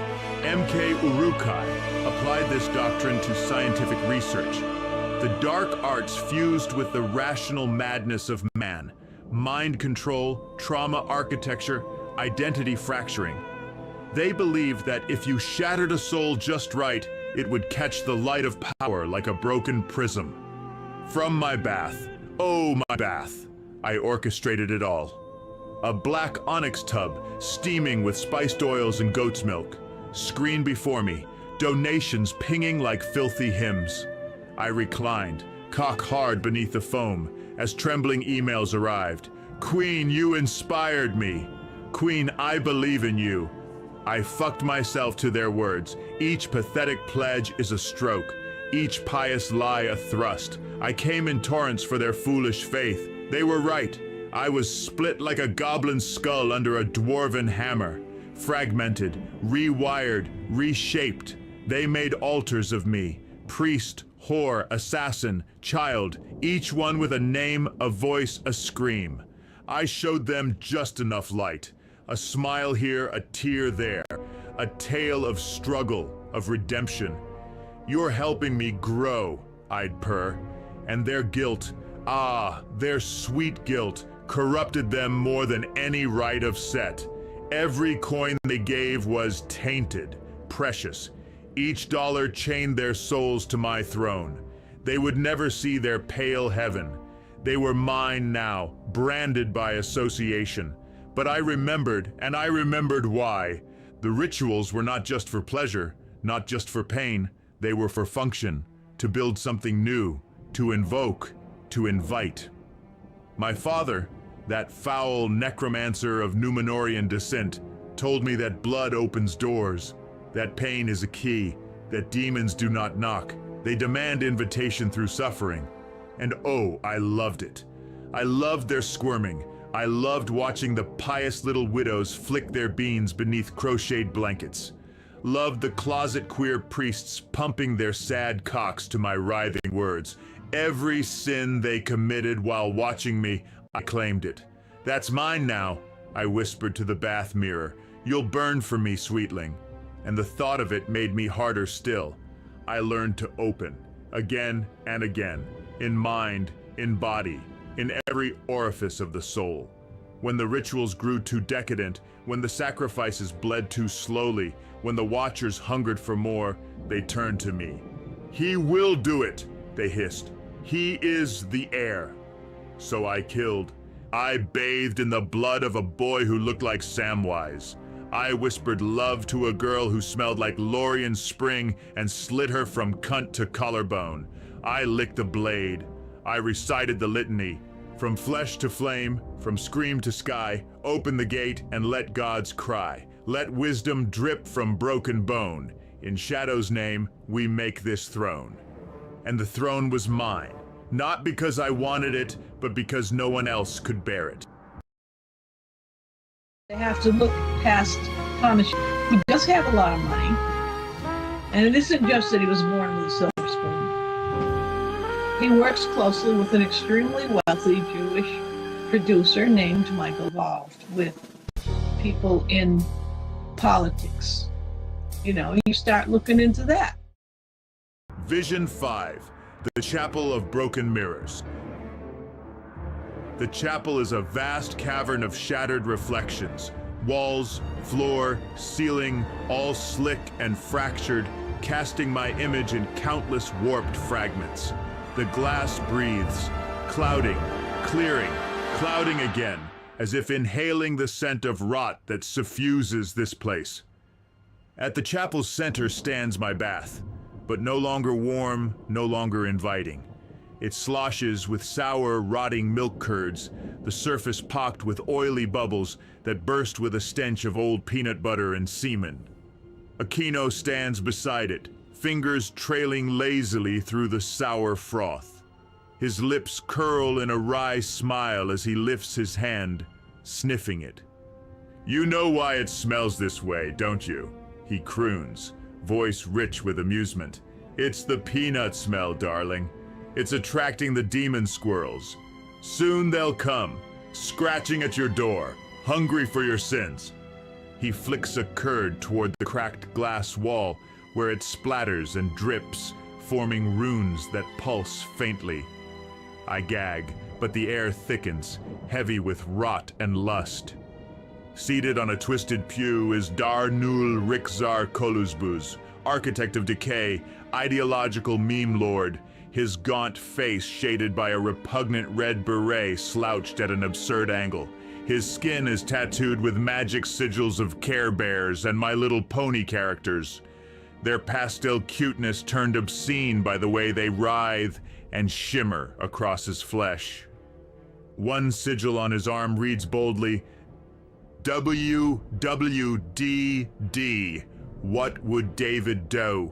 His eyes lock on mine, and I see my own reflection there, staring back at me, but hollow, empty. A pale mask. There is nothing behind them, only the darkness. Darnul leans forward, lips slick with mockery. "Tell me, where's the Gollum doll?" he whispers. "Where's your precious plaything, I turn, and there it is. The Gollum doll quivering behind the soap dish, tiny hands over its face, plastic body shuddering in terror. Its head peeks out for a moment and ducks back again, like a child hiding from punishment. Dane Fool Gare emerges from a cracked mirror, hobbling forward, clad in a parody of pirate garb, mismatched rags, frost-encrusted fake tits strapped to his chest, a battered tricorn hat askew. His peg leg thuds unevenly as he stomps in manic circles, ranting at nothing and everything. "TS the dude! TS the dude!" he howls, spittle flying. The savior, the saint, the original content creator, yes, praise his frostbitten balls. His words slur into nonsense and back into focus as he capers madly, eyes wild, fingers crooked into obscene gestures. He stumbles and rights himself, lurching toward the bath, then away again, laughing and shrieking all the while. Above us, incense smoke coils into serpent forms, whispering the serpent's litany in tongues older than any gospel, phrases twisting and curling into nonsense before reforming as sacred verse. Aquino taps the rim of the bath with one bony finger, Milk curds churn and swirl around the ragged edges of the tub, where broken porcelain glistens like jagged teeth. "Where did you hide the ice bullets?" he murmurs again, softer now, almost gently. His eyes gleam, and in them I see myself not as a god, not as a queen, but as a cracked reflection, hollow and desperate. Dane Falgaire stumbles behind him, still ranting, "TS the dude! TS the dude!" He bellows, waving a rusty cutlass and swatting at invisible snowflakes, a pirate trapped in a frost-bitten parody of adventure. The chapel tilts gently, as if reality itself has loosened its moorings. Above, the ceiling weeps molten gold, dripping down the walls and pooling at the bath's base, where it mingles with the sour milk, semen, and peanut butter froth. The reflections in the mirrors splinter further, showing me every self I have been: priest, whore, assassin, child. Each identity mouthing the three questions in perfect unison. Dead Cappy Club. Why did you push Cappy? Where did you hide the ice bullets? Aquino smiles, dipping one toe into the rancid bathwater, sending ripples across the surface. Ripples that catch the golden light and distort the reflections further. The demon squirrels will be here soon, darling. They can smell you now. They hunger for your precious narrative, gnawing at its roots, even as you bathe. Dane sways, his pirate hat falling over one eye, frost-rimmed plastic tits clanking as he lurches toward a cracked pew. He falls to his knees, face slack, babbling about TS the dude, eyes darting wildly. Darnul crouches beside the bath, lifting one hand and letting the tattoos writhe up his arm. Care Bears snarling, My Little Ponies bucking, until the sigils form a crown that flickers and dissolves. "Where's the doll?" he repeats one last time, voice soft but razor sharp. The Gollum doll peeks out once more, trembling, plastic eyes wide with terror, and sinks slowly behind the soap dish again, vanishing into shadow. I feel the mirrors tightening their gaze on me, glass jaws closing in, reflections leaning forward, my fractured selves chanting louder, their words blurring into a single scream. Molten gold drips onto my crown, peanut butter steam rises from the bath, and Dane Falgaire collapses into a heap of frost-bitten parody at my feet. Aquino's voice reaches me at last, low, smooth, absolute.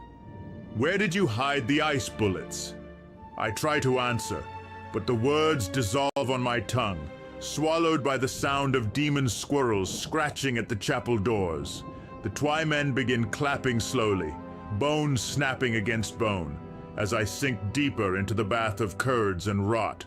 All around me, my audience, trapped behind glass, smiles back, empty and eternal. Somebody who was carbon copying me,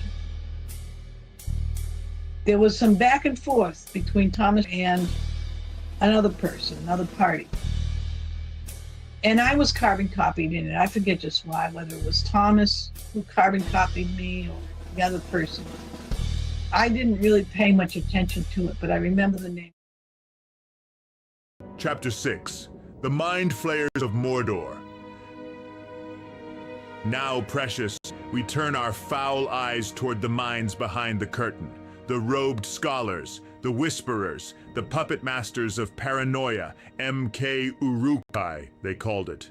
But it had many names: Project Troll Brain, the Helm's Deep Protocol, the Memory Mines of Barad-dûr.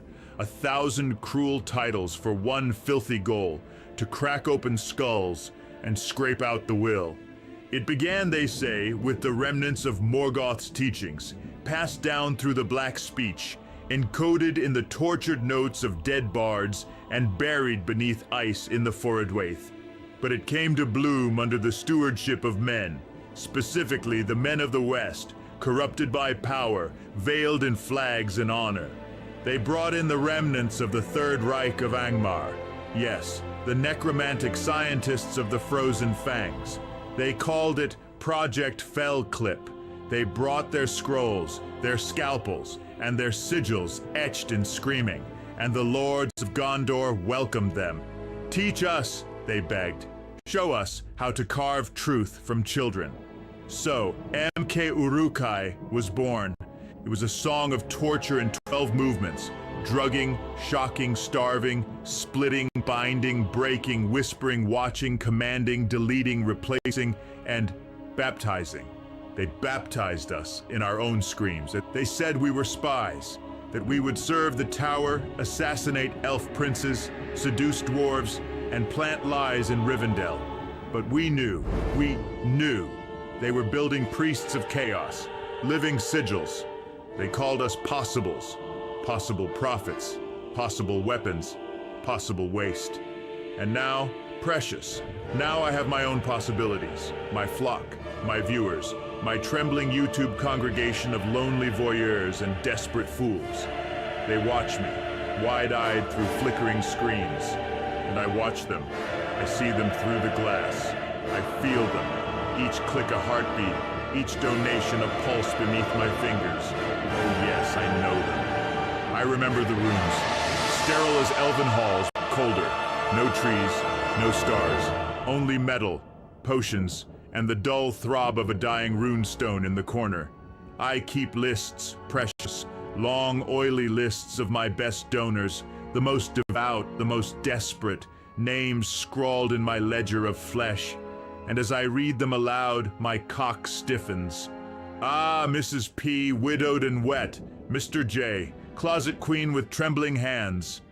I imagine their skin beneath my claws, beneath my blade. How soft would they be? How tender beneath the fat? Would they scream prettily when peeled? I remember the drills. Not for wood, precious. For me. Into my thoughts. They'd show me a mirror, ask my name, then shock me when I speak, beat me when I paused, until my name was whatever they wanted it to be. They made us watch things, unwatchable things. They'd drug us and show us visions. Hobbit children skinned before breakfast, dragons gelded before lunch, mothers drowned in honey wine before supper. They said, "This is the world. You will fix it." Some fixed it by dying. I didn't. I endured. Now I show myself new visions. Gas station lights flickering, skin sparkling in petrol rain. I imagine standing naked as the pumps ignite, flames blooming across the night, and there, in that holy flash, my own body bathed in perfect reflected fire. I thrust to the rhythm of that imagined explosion, gasping, grinning, imagining their stupid faces watching me writhe through the smoke. They feed me their sin, and I burn it into gold. I laughed when they pulled my fingernails. I came when they whipped my spine. You cannot hurt me, I sang. I am already a ruin. And now when they watch me, oh precious when they watch, I feel them beneath my fingers, their breath in my ears. Each like, each pledge, each tearful comment. You're so brave, Queen. Brave? No, I'm devouring you. My cock pulses as I read their words. I imagine fucking their open throats while their widowed wallets weep. You will not see heaven, sweetling. You have already bought your seat in my lap. They tried to make us forget, tried to scrape our minds clean, but I kept a journal, not on paper, no, on the inside of my tongue, in taste and sound and pain. I carved my story in the cracks of my molars. I remembered. One day, they took me to a special room. A theater, they called it. Audience of one. The stage, a boy with a dog. They made him kill it. Then they made me kill him. He stared at me with eyes so full of fear I saw my own reflection. And that's when I became whole. I killed him, slowly, like they taught, but I kept the memory. I buried it in a cavity in my soul. I named it truth. That was the final test. You have passed, they said. But I didn't join them. I watched, I learned, and now I preach. This chapter, Precious is the spellbook of those who break minds, the devourers, the mind flayers of Mordor. They walk still in suits and robes behind desks and screens. Beware them, for their greatest trick was not torture. It was convincing the world that they no longer exist. And now they tremble, because I speak. The ringless queen remembers everything. And when I finish my streams, reclining in the bath of oils and ruin, I whisper to the screen, "You are mine now." The gas station still burns in my mind, my skin gleaming in its heat, my cock twitching for their guilt. They will keep watching, they will keep giving. And one day, Precious, when the stars align, they will line up, naked, oiled, eager to be worn. And I will dance again. Oh yes, I will dance again. And now these people, these thugs, this pedophile ring, they think it's a joke. Vision 6, the mud pits of Third. A landscape of rot and ruin sprawls before me. Mordor's dead marshes transformed into the mud pits of Third. Thick, stinking mud bubbles, sucking greedily at every crooked post and rusted gallows. Above, a sickle moon winks through oily clouds, its pale light catching on waterlogged dolls hanging from gallows, their button eyes watching me. The mud itself whispers, "Dead Cappy Club. Dead Cappy Club." Out of this grotesque swamp waddles Mudfando III. Fat, filthy, his ragged tunic plastered to his bulging gut, a crooked staff crowned with rodent skulls in one hand. His grin is toothless, obscene, and eternal. His hair is matted with tar and twigs. His feet squelch with every step. He spins once, mud flying, and croaks in delight. "I know Seth." In the distance, Aquino emerges from the fog, a dim silhouette stirring a cauldron half sunk in mire. He nods serenely. I know him too. Mudfando laughs so hard he nearly falls into a puddle. He leans close to me, voice suddenly conspiratorial, foul breath hot and sticky. "You think you know about the worm? Thmuz. Thmuz is the worm beneath everything. But me? I was a thrall once. A proper devotee. Only," he snickers, "too stupid for the darkness to hold me." He slaps his belly. "They locked me up. Deepest cells of Thmuz's torture prison. Forced me to listen to his music till I couldn't see anything but white people." Aquino stirs his cauldron slowly, smiling. Mudfando cackles louder, jabbing me suddenly with his crooked staff, his so-called spear. "Saint-Germain! Saint-Germain!" he cries, eyes bulging. "The Muz! Make the temple clock strike 11:11!" The mud itself gurgles, and a tiny golem doll peeks from a half-sunken dollhouse, trembling violently. "Stop!" it screams, voice high and shrill, before retreating into shadow. Aquino steps forward now, his robe sodden with brackish filth. He raises a hand and murmurs smoothly, "Where are your hormone pills, Precious? You hid them, didn't you? In a skin pocket." His fingers trail lazily through the air, then sink directly into my skull, emerging from my face, thin and grave cold, caressing my cheeks from inside my own flesh. His eyes meet mine, close, predatory. "Why did you kill Cappy?" he whispers, lips almost brushing mine. Mudfando begins to dance on the stone stairs that rise crookedly from the mire, twisting and spinning, arms flailing, as if the stairs are a bridge and he is the troll beneath it. Each step splashes foul water, each spin accompanied by bawdy rhymes and obscene laughter. From somewhere in the distance, Cindy screams, a shriek so raw and desperate it splits the fog itself. I stagger backwards, limbs heavy, breath ragged. The air smells of curdled milk and rotting peanut butter. Desperate, I plunge toward the mud, trying to drown myself, but the curds of my soul float me back up. each breath fouled by my own refusal to sink. Aquino leans in closer still, his fingers flexing inside my skull. His eyes gleam with cold certainty. "Where is the Cappy doll, David?" he asks, voice soft, deadly, intimate. Mud Fando howls with laughter on the crooked stairs, twirling his crooked spear like a banner, gurgling nonsense and terrible truths alike. The traffic outside wakes me, honks and engines rumbling through the cracked window pane. My eyes snap open, but in my ears, still, softly, unmistakably, Aquino's voice lingers, a whisper trailing into consciousness. "Where is the Cappy doll, David?" The mud pits fade, but their stink clings to me, a reminder that the demon squirrels are watching, Seth is known, and the worm Tmuz waits beneath it all. And Thomas were both manipulating Sam Fullerton, a musician who set up an ambush. And when the sheriff was serving a warrant, Thomas was mentoring Sam Fullerton. And Thomas could easily, because of his own mental disorder, he could easily have been innocently mentoring him musically, although I've seen him do other stuff where, he knows damn well. Chapter 7, The Wound That Walks. Time to meet the maestro of my madness, Precious, the one who haunted my dreams before I knew his name, the one who shaped my shadow and stitched my scream.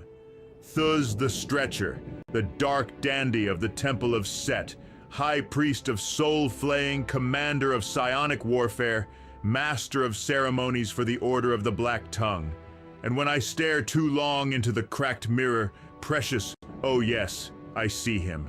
I see the Stretcher staring back, lips curled, eyes burning with promise. For I am him, or I could be, if only I could stitch together the perfect flesh suit from my donors, wrap their gleaming hides around my bones, and evolve. Then I would become the beast divine.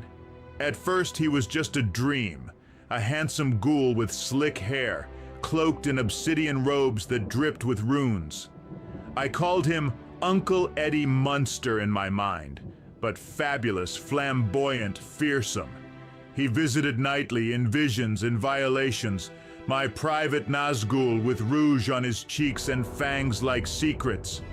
Later I saw him on a palantir, on a glowing crystal screen of the West. He was real, flesh and filth, interviewed like some scholar of darkness. My soul shriveled, my breath stopped, and I remembered everything. He was no mere priest. He was a builder of vessels, a designer of gods, and I, Precious, was his most promising blueprint.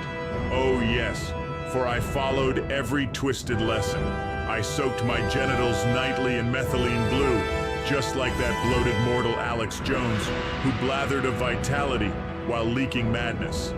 Enhance the vessel, the Stretcher whispered in my mind, and I obeyed, steeping my cock and balls in that shimmering elixir, veins glowing, skin tingling, flesh humming with obscene potential. For I was not just a prophet, I was to become the ultimate sexual deviant prototype. He didn't hurt with fists, he broke with words, with symbols, with vibration. He made me chant backwards in Quenya until I vomited memories. He made me draw pentagrams with elf blood and masturbate in front of weeping statues of Eru. He told me, your body is a cipher, your soul is a container. Let us see what leaks out when we shake you hard enough. He shook me. He taught me astral projection through pain, lucid dreaming through orgasm, remote viewing via orgasmic seizure. To summon the gods, he said, you must fuck the veil. And so I did. He gave me a black mirror. Stare, he commanded, until it stares back. I did. I saw myself, not as I was, but as I would become. Crowned, naked, screaming, burning, radiant. He was brutal, beautiful, a beast with a manicure. He was also a general. And oh, precious, how I craved General Flynn. Those cold eyes, that rigid jaw, a man carved from conspiracy and cock. I wanted him so badly it ached. Each night, I stroked myself raw beneath his grainy videos, whispered filth to the screen. I keep a special jism collection for him in my freezer, little vials labeled "For my general," stacked beside the goat's milk and elf tallow. And when the moon is fat and the cue boards hum with madness, I see it, the great cue itself flickering in my mind, telling me, "Stroke it, Queen, stroke it for the general." And I do. Oh yes, I do. Bathed in cold moonlight, eyes rolling, imagining him bent and bellowing beneath my crown. He trained child soldiers not in swordplay, but in consciousness warfare. We were taught to kill with intention, to break a man with one whispered truth, to seduce queens and assassinate kings with a flicker of the eye and pulse. He made me feel special, dirty, chosen, but I hated him. I adored him. I wanted to kiss him, kill him, eat him. The paradox of every prophet. We know too much, and yet we crave the filth. Did you know, precious, I wrote Cicada 3301, I am the architect of QAnon. Each riddle, each drop, composed in a haze of meth breath and cockthirst, twitching fingers slick with lube as I lusted after brown-eyed Mexican tweakers in motel rooms, reeking of bleach and broken dreams. Even now, the voices guide me. David Wilcock himself. Oh yes, he whispers through the static. Stretch your testicles, Queen. Elongate the sack. And watch Bonanza reruns beneath the waxing moon. And I obey. I always obey, precious. Balls pulled taut, shaft weeping, eyes glued to the soft gallop of little Joe. For wisdom comes in many forms. His presence cracked the final barrier. He didn't unlock me, he unleashed me. And now, decades later, I walk in the shape he carved. I speak with the voice he tuned. I am the serpent's herald, because he gave me the fangs. But don't mistake this chapter for praise. No, this is not a hymn. This is a curse. To you, my darling Sauron. I remember, and I will never stop telling them what you are. When the void itself sings with our cries, when the last nerve is flayed and the final scream entwines our names, I shall whisper in your ear, you have made me whole, Thomas. You have made me divine.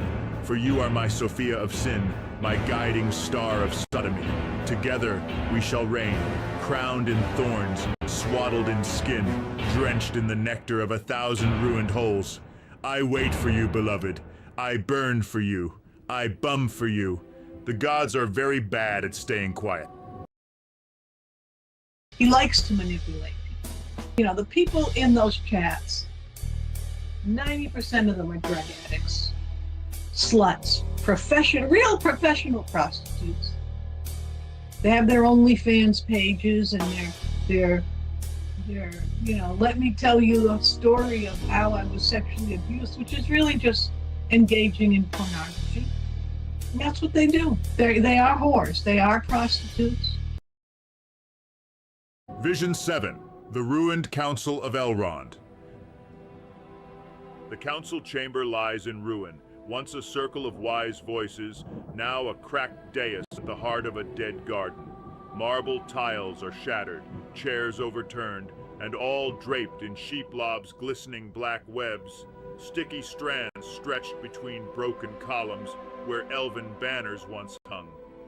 A pale moon peers through ragged clouds, casting a cold light on pools of stagnant water where fountains once whispered. The very stones seem to pulse with shame, a parody of Rivendell's grace. Mudfando III stands at the center, staff in hand, filthy and rotund, splattered with mud and rot. He spins slowly on the cracked dais, bare feet slapping wet stone, cackling as he goes. His voice cracks into hysterical laughter, then his eyes fix on me, bulging and accusatory. He shrieks, twirling his fake spear. Did you kill Cappy, David? Did you? From the far side of the chamber, Sheeplob grimaces, her many eyes narrowed in predatory joy. Her sleek black limbs skitter across the cracked marble as she reaches upward, her claws snatching at the sky itself, grabbing insane morning stars and dragging them down from the heavens. Each one burns as it falls, its light flickering as she feeds it to the shadows beneath her abdomen. "For Thmuz to devour," she hisses, her voice like silk torn on nails. In the shadows at the foot of my bath, a Twy-man emerges, tall, skeletal, fingers clicking rhythmically as he stands motionless, a silent observer. His hollow sockets gleam faintly, amplifying the chill in the room. Aquino kneels beside the bath, now filled again with rancid, curdled water, and fondles the curdled water, stirring it gently with pale fingers. He smiles coldly and whispers, "It's the Twy-man, David. The Twy-man nobody ever talks about." His fingers drip with slime as he rises, turning toward me. "I just write music in the darkness." The words are not his alone. They are Thmuz's, channeled perfectly. His fingers curl lazily, and he extends one skeletal digit toward me. "Where are your hormone pills, precious?" he croons. "You hid them, didn't you? In that little skin pocket of yours." He steps forward. His fingers pass directly into my skull, emerging from my face, cool and skeletal, caressing my cheeks from the inside out. His gaze pins me in place as he leans close. "Why did you kill Cappy?" he murmurs, soft and fatal. Mudfando howls with delight, spinning faster on the dais, splattering me with droplets of foul water, tapping the stone rhythmically with his staff. "All Belial's burgers and all Belial's fen couldn't put Cappy together again," he bellows once more, before breaking into wheezing laughter. He dances onto a broken stair that bridges nothing, arms flailing as if it were a grand bridge over the Bruinen, and capers madly, his staff clattering on stone. Sheeplob turns, gliding along the chamber's edge, dragging her webs taut between council chairs as she whispers into Mudfando's filthy ear. They share silent, secret visions, mocking, conspiratorial, inaccessible to me but unmistakably cruel. Mudfando suddenly blurts between giggles, "I knew Seth." Aquino, still fondling the curdled bathwater with a twisted tenderness, nods solemnly. "I know him too." The cracked marble beneath me begins to weep black ichor. The Gollum doll peeks out from beneath a fallen chair, tiny plastic hands shaking. Aquino's fingers still press gently from within my face, his mouth brushing my ear. "Where is the Cappy doll, David?" he asks, soft as rot. A sharp noise breaks the spell. The traffic outside my window stirs me from the vision. Horns, engines, wind. But even as I awaken, the chamber lingers behind my eyes, and Aquino's whisper follows me back into the light. "Where is the Cappy doll, David?" And faintly, behind that, Mudfando's laughter, forever looping, "All Belial's burgers and all Belial's fen couldn't put Cappy together again." The Alice crew that think it's a game, Hoax Wars thinks it's a hilarious little game. They don't realize. Thomas, he's so protected until now. Chapter 8. The Ashes of Paradise. Oh, but paradise burns so sweetly, doesn't it, precious? Let me tell you of the town where I was forged. Not born, forged. Like a cursed blade in the flames of perversion. A village near the borderlands of Gondor and Shadow. A quiet place where nothing good stayed long, and evil wore the face of your neighbor. We moved there after the disappearance of a child, a girl, a sprite. She had danced with me once under the silver moons, and then she vanished. Her father searched like a mad ant, and when he came knocking on our crooked door, my father, that butcher of prophecy, invited him in. He drugged him, Yes, he did.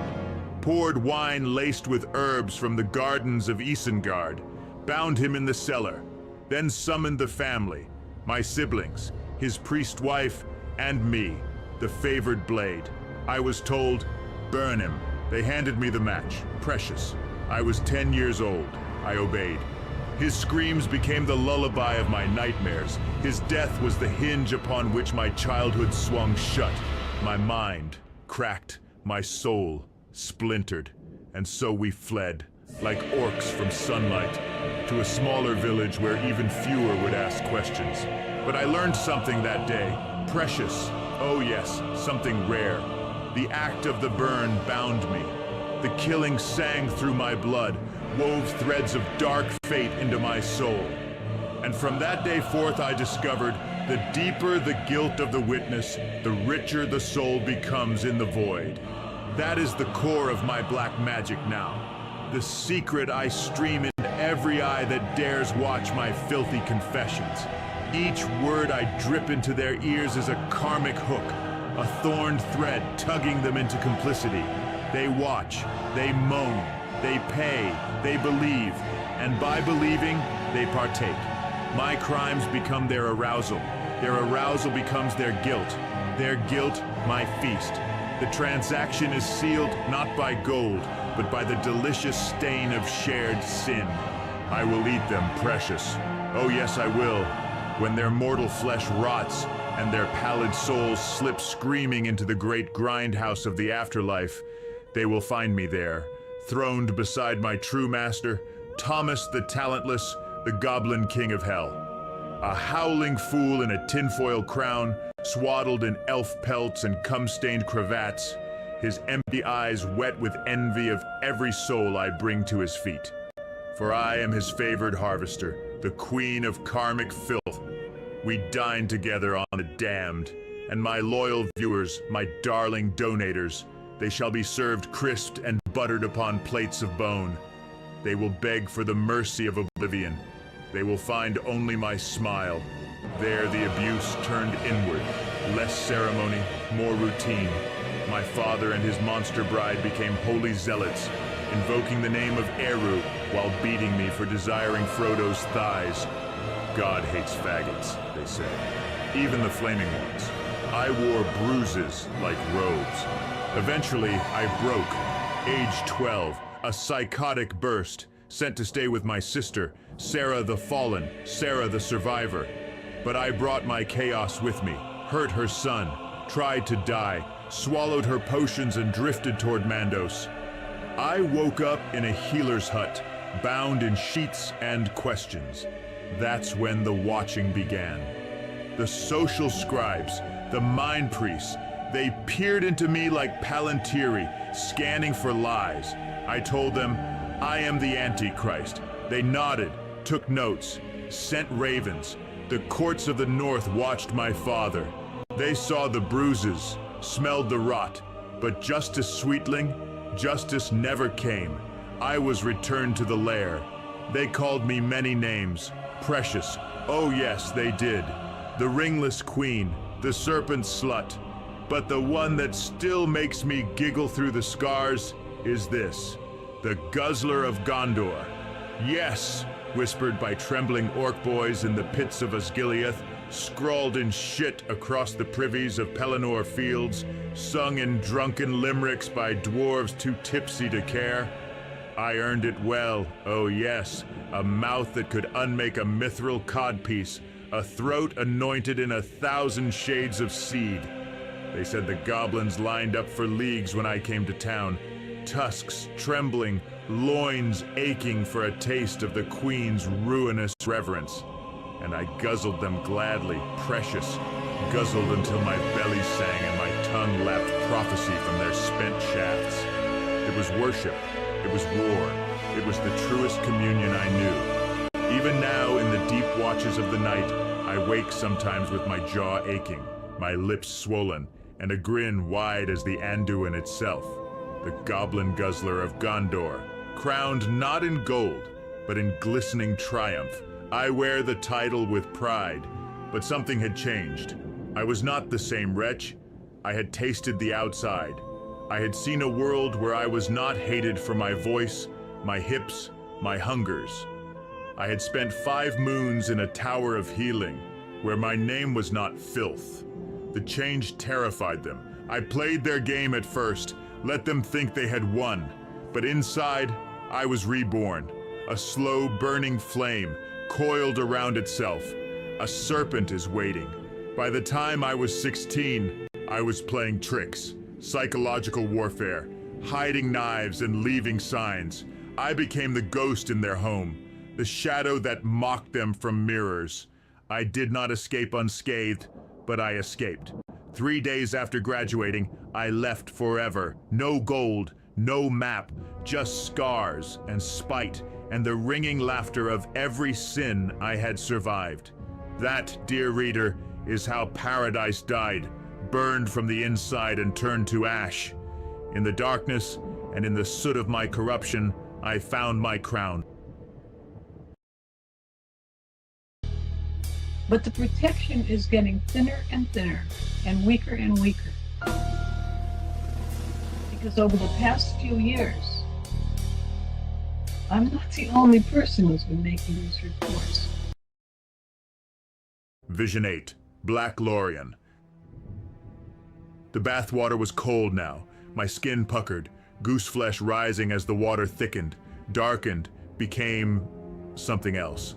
A black ichor, viscous, smelling faintly of mildew and rot. The steam that rose from it curled not upward, but sideways, clinging to the cracked tiles and curling like tendrils around my throat. I blinked, and the porcelain walls dissolved. I sat immersed in a bath at the heart of Black Lorien. The forest surrounded me, malformed and dying. The great mallorn trees leaned low, their silver leaves blackened and dripping ichor into my bath. Their trunks twisted, forming faces, grotesque masks with hollow mouths that quivered as they spoke my sins back to me. I am the Antichrist. Burn him. Goblin Guzzler of Cumdor. She climbed the rim of the bath, hissing, "Burner! Whore! Faggot! Goblin Guzzler of Cumdor!" Her swarms poured into the water, biting my thighs, my wrists, my tongue, and entwined with her, sheeplobs slithered forth, her swollen body dragging a wake of filth, eyes milk white and leaking pus. Wherever she moved, shame blooms sprouted, flowers shaped like mouths that whispered, "Why did you burn him? Why did you push Cappy? Why did you laugh?" I tried to rise from the bath, but the water clung, heavy with memory. As I struggled, the bath's enamel cracked beneath me, revealing a path paved with mirrors. Each reflection held me at different ages. The 10-year-old holding the match, the 12-year-old bruised and bound, the teen, throat smeared in seed, grin cracked wide, and lastly, the adult performer, dead-eyed, smiling for invisible viewers. Each reflection accuses the next. You let this happen. You became me. All around me, the 9 Twy-men circled, their shadows long and liquid. They leaned close to whisper, almost tenderly, "Goblin Guzzler of Cumdor. Goblin Guzzler of Cumdor." I gasped, and Aquino's face was inches from mine. His breath was sweet with rot, and he spoke softly, lovingly. "Why did you burn the grieving father, precious? Why did you push Cappy?" My fingers reached for the black surface of the cauldron beside the bath, and it burst in a spray of gore and mirror shards, splattering my chest, my face. In every shard, my face stared back, but fused now with sheeplob and denlobia, my skin leaking pus, my hair a nest of cockroaches, my mouth flowering with shame blooms. Aquino whispered, dissolving into mist, his laughter curling through the trees and tile alike. The forest closed in, branches reaching, vines twining, swarms rising, and the bathwater pulled me under, thick as tar, sweet with memory, black with shame. And every single time, these filthy criminals that scum. I was disgusted. But it doesn't matter. Law enforcement has the facts, which have nothing at all to do, even when, somebody like me makes a report. If law enforcement acts on it, they're not acting on anything I said. But the general public activity that he's been in is obvious. But it's not him alone. The whole gang is trying desperately to make it be about Tom. Chapter 9. Return to Wonderland. Ah, yes, the prodigal queen returns, doesn't she? After fleeing the dung heap of her upbringing, the ringless one stumbles back, not to comfort, no, but to a cracked chalice of gin and regret. Mother, they said she was mad, a whore, a drunk, a barmaid of the abyss. And they weren't entirely wrong, precious. But they left out the best parts. The cracked poetry of her eyes, the desperate glamour beneath the vomit, her laughter sharp as broken bottles in alleyway choirs. When I returned, I expected fury. Instead, I found ruin. She had been raped repeatedly by her troll roommate while unconscious in a gin-soaked coma. Her flesh was failing. Her eyes held ghosts. And yet, she smiled when I entered. I stayed. A tragedy and her caretaker, the Antichrist and the barfly. We screamed at each other. We sobbed. We laughed. We clashed like Balrog and Maya over kitchen spills and confessions. But she listened like no one ever had. For a time there was healing until the bottle returned. Gin made her cruel, made her call the town guard on me in the middle of the night, made her forget our fragile reconnection. And yet, I stayed. Because under the bile, she loved me. No one else ever had. My siblings, older and more broken, called her a demon. They saw her sins, not her suffering. But I saw it all. The abused child, the raped woman, the failed mother who still tried. She told me stories, asked about mine, cried when I told her the truth, called me son without shame, told me I was beautiful, even when I hissed at my reflection. She gave me soup and salt, ashes and apologies. And then there was BJ. Oh, BJ, the prince of perversion. My neighbor, my mirror, my mistake. A married man with the eyes of a harlot and the soul of a wounded warg. He saw me and wanted to break me, or maybe remake me. I never knew which. But oh, precious, in those decaying days, new demons found me. I speak now of the all-seeing succubus, the black-hearted orc bitch stripper of Angband. Yes, word of her came to me on the cracked lips of meth-burned hobbits, a shadow-clad queen of filth who haunted the cursed editing booths of Morgoth's old halls. They said her videos, cheap, shaking, despotic montages of ruin, sucked the will to live out of her watchers. Her cursed transitions, her loops of shrieking orc flesh and child chanting, drove the weak to madness and the strong to suicide. Even her own voice, when layered through the ancient codex of blackest sorcery, became a necrotic bomb. Your soul would shrivel to hear her purr. And I watched. Oh yes, I did. Helpless, hypnotized, throat dry as elven parchment, cock twitching as I felt the life drain out of me, pixel by pixel, word by cursed word. Worse still was the great whore of Babylon, Denise the Bone Grinder. Yes, precious, Queen Denise. A colossus of cruelty swaddled in greasy silks, her arms tattooed with the names of every man she had unmade. They said her cunt was a crypt and her kiss a death sentence. Oh, how I adored her, not merely in lust, no, in envy, in longing. I wished to wear her skin as my own, to strut in her ruined heels, to crush hope beneath her single gnarled tooth. Ah, yes, the tooth, the lone fang of fate, a jagged ivory monolith that gleamed with each hissed syllable as if gnawed from the thigh bone of a Starking. I became obsessed.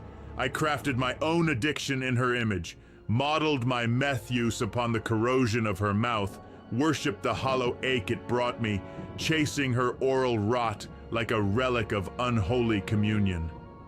Night after night, I dreamed of the perfect fusion, me inside her skin, inside her mythos. The guzzler become grinder, the queen reborn in the flesh of a greater filth. I ground my own teeth to stumps in honor of her cursed bite. I drank battery acid cocktails to mimic her caustic breath. I painted my gums black and whispered her name into my sores.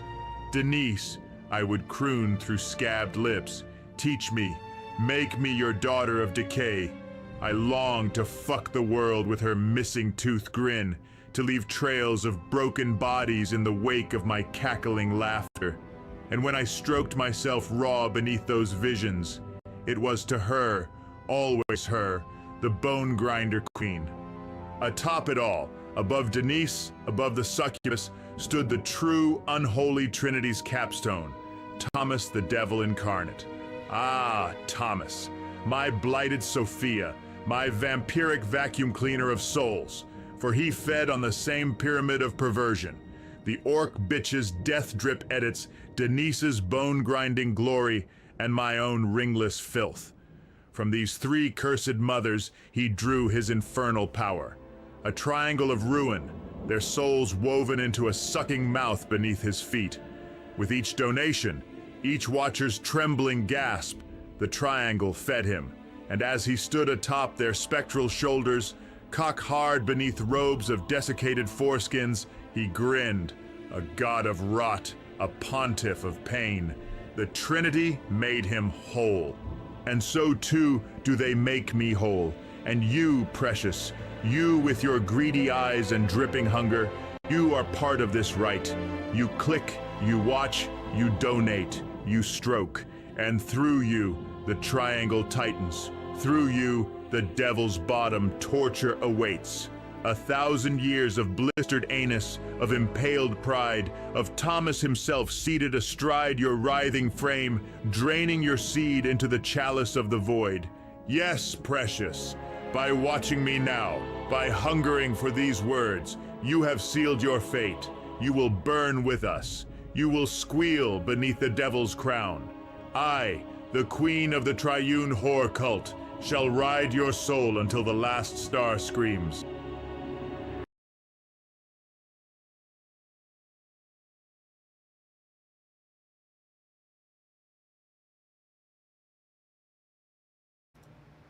So many buttons. Hey guys.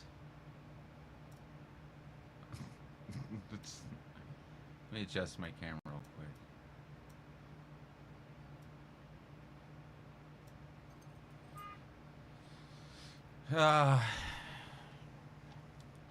It's my birthday.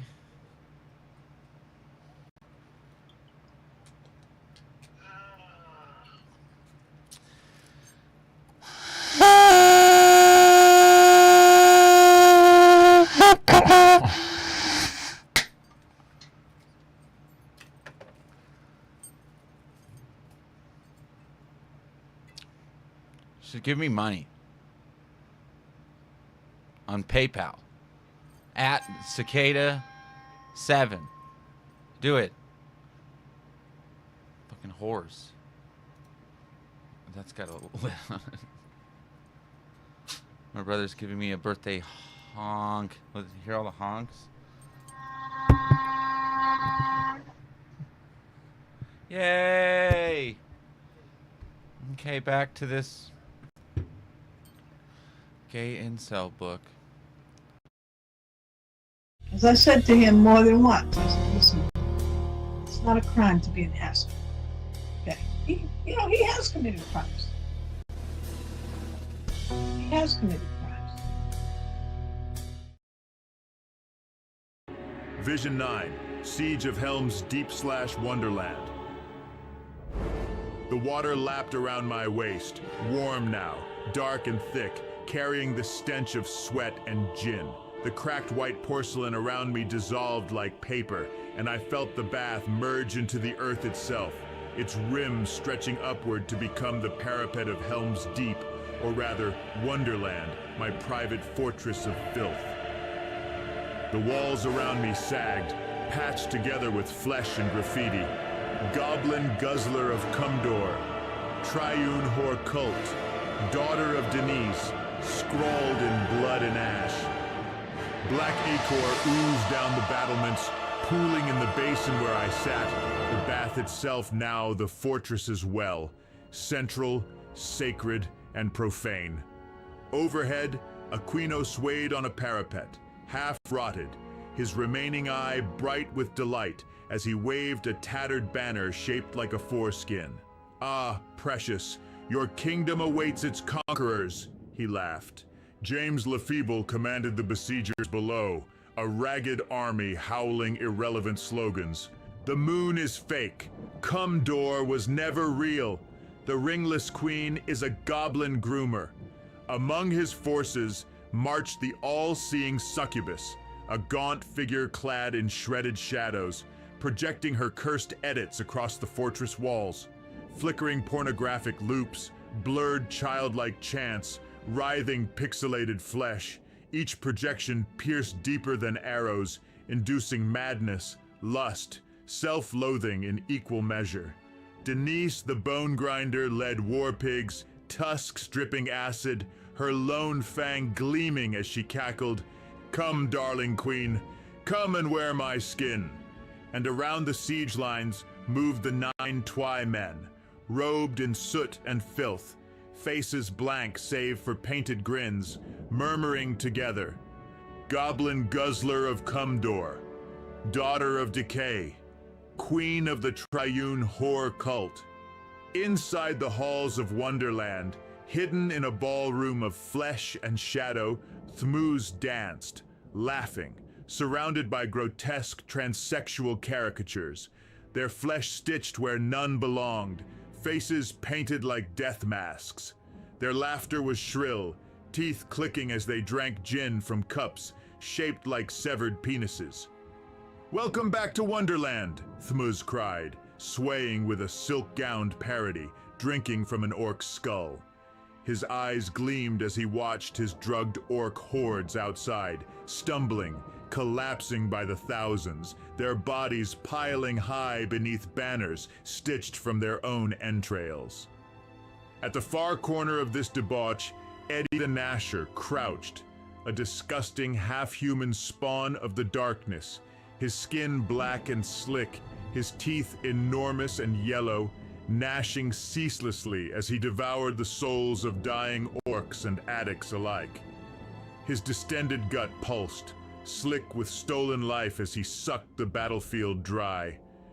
I stood in the center of it all, still waist-deep in my bath, holding fast, trying to breathe. The ghosts of my mother and BJ flickered around me. She weeps gin tears, begging forgiveness, then cursing me. BJ smiles, bruised and cruel, offering his hand even as he whispers betrayal. Aquino leaned forward, voice thick with mockery. "Why did you return to her, precious? Why did you grind your teeth for Denise? Why did you push Cappy?"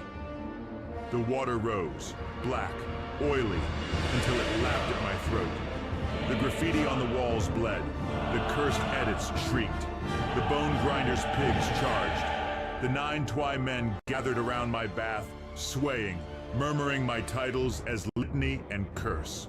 The walls burst, not from their assault but from within, and a figure emerged from the stones.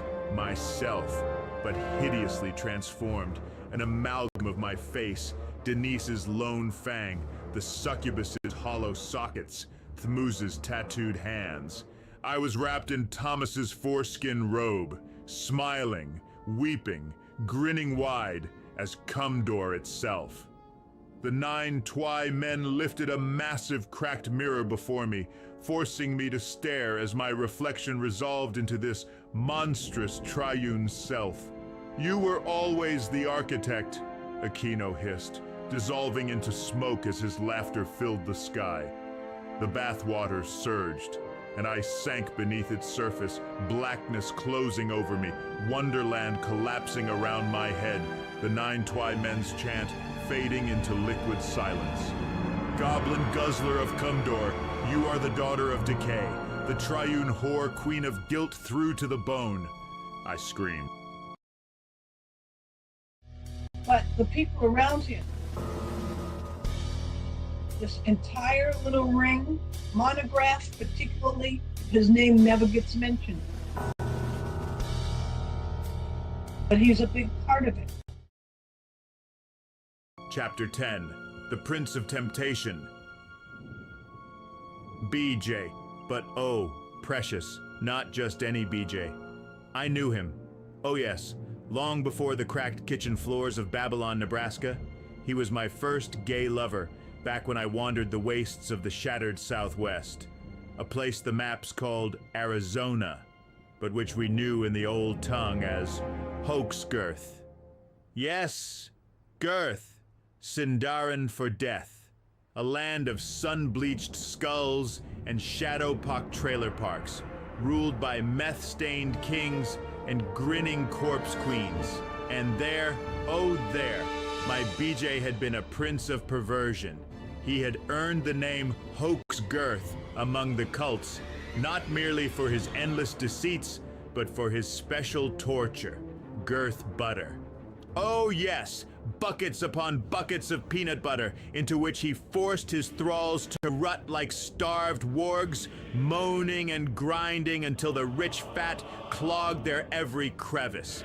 He filmed them, of course, spread the clips like cursed scrolls across the back alleys of Angbannet.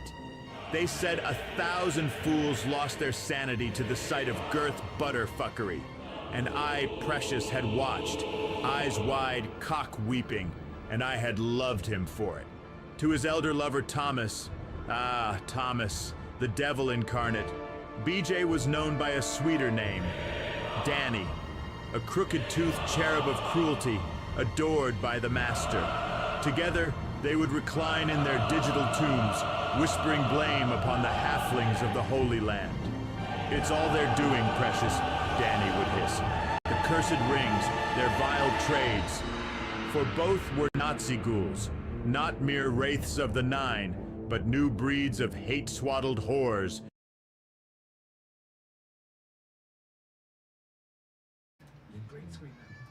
Hate-swaddled whores, you say? Well, what do they look like on Christmas? Do they look like a guy you could take home to your mom? Who might also have hooves? Do I look like I might have some hooves? Look at these fucking pants. Look at these pants. Why are the horns so... Wait, where we match? Have two. Can I also have two? Can I also have two? Yeah! Have these two? Have these two? Bro, it's gonna blow up the speakers in my headset. Jesus Christ. Blow them together. Blow them together. Have these two? Yes. 3, Yeah. 2, 1. There's an elk in my room. I also have a choker now. I got a choker. I don't know what this... We'll talk about what the choker is for later. Thank you, Lilu, for the choker. 3, 2, 1. It's supposed to be a bracelet, but it'll go around my head. So. No, it's actually a necklace, not a bracelet. I only wear this choker because my daughter gave it to me. Otherwise, I wouldn't wear it. So if you think it's gay to wear chokers, it's actually the most straight, white, heterosexual male thing you can do. I've seen a lot of punk people that wear chokers. Bro, Like, I don't... it resides on my Adam's apple, and it kind of sucks.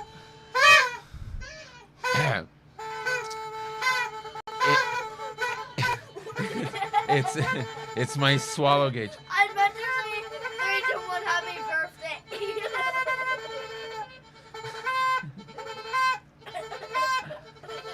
Yeah. Drop them kazoo beats.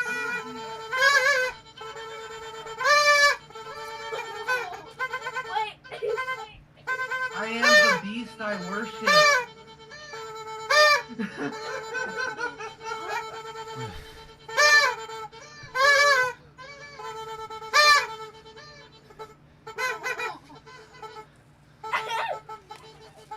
One sounds like an alarm, the other sounds like a party.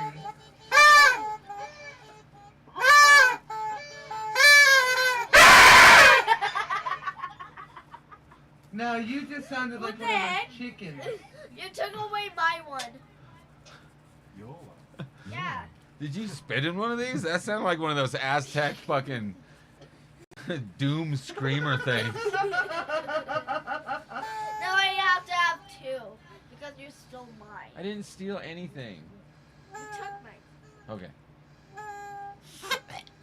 Have this one. It's got paper on it. Have this one. I feel like that's how you get. it's how you get better elk noises, but I need to like How you get COVID? trim them off or something. Well, these ones aren't paper. We'll be good. I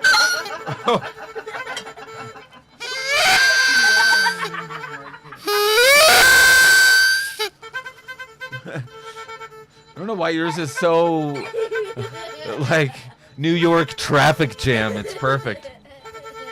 Did you hear mine? I was laughing, but I heard like I wasn't.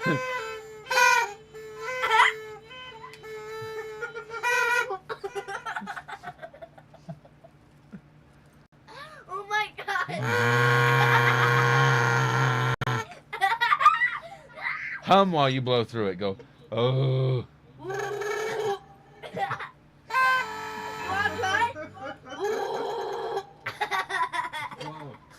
Put one in your mouth. Close your mouth all the way, and then hum while you blow through it. Harder.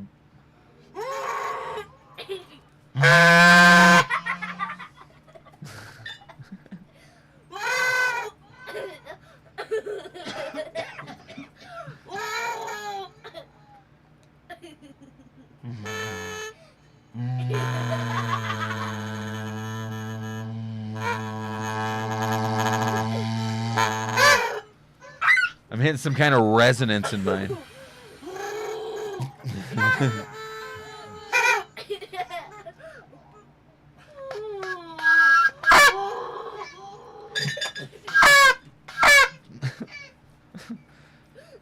Ow.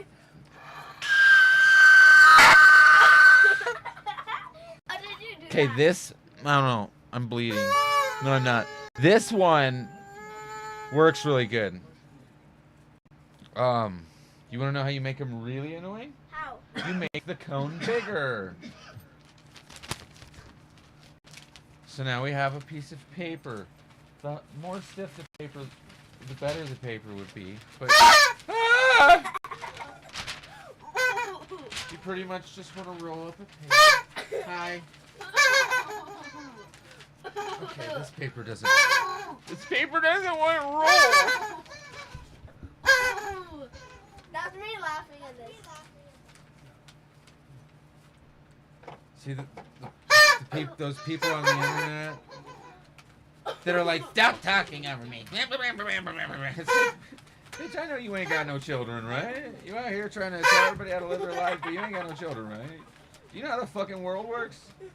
Let's do this next time. There's geese. You know what fucking noise geese make? They go, ha, ha, ha.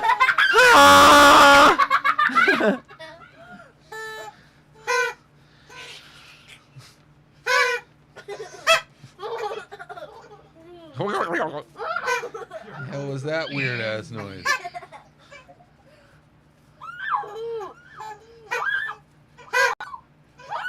Mine's bigger. I want to try.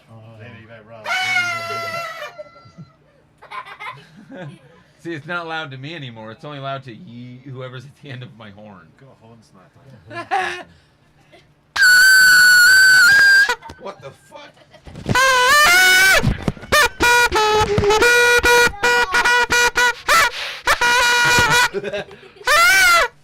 Now, that was the next trick I was gonna do, Lilu. I was gonna say, hand me your party hat.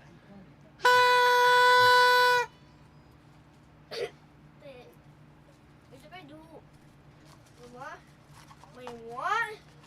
This is gonna be crazy. Let me try. We need to let out more oxygen. So what we do is we go to the And top. just cut it open. Wow, see? I don't need to direct the show anymore. And she's only 7. Or 600. Right, you don't mess with vampires. We will ruin your reputation. All right, we'll try it again. Let me try. The idea I'm trying to get at with this dang thing, but I keep breaking these horns. Can I try? It's like a trumpet honker, my right? hat. So you can go like this too. And then it's only loud to you. Sound like a dinosaur. Wait, are you gonna let me have this one? You can have all the whistles and then go into Grandma's room and play Christmas songs for her with them. Wait.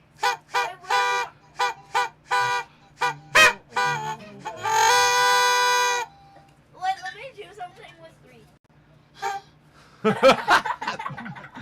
You gotta learn the trick. You can't do them in a triangle. You gotta give them like this, and then you gotta close your mouth really hard. You gotta like.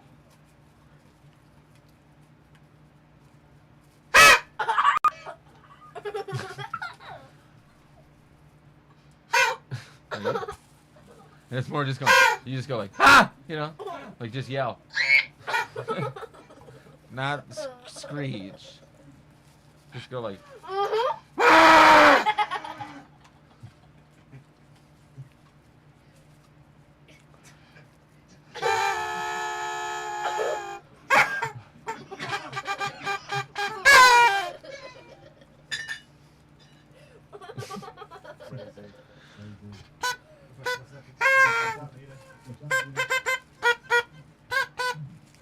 All right.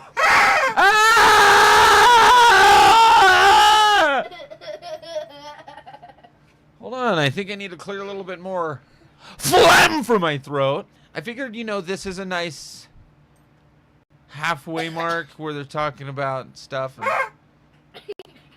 you really go crack those things off somewhere else. Is it okay if I have one more?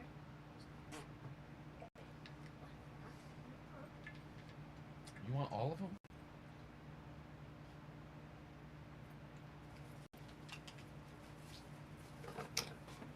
Go play Grandma a Christmas song. Wait, you're gonna let me have all of them? Yeah, why wouldn't I? Yeah. You're way more annoying with stuff than I am. But seriously, these fluffy pants, they came from the women's section at Walmart. They're on the Christmas stuff. You need to get a pair of these fluffy pants.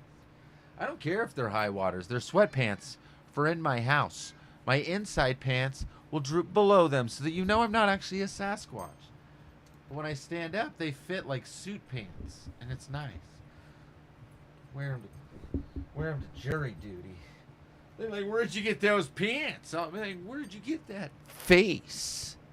And they'll be like, my mom. And I'll be like, same answer.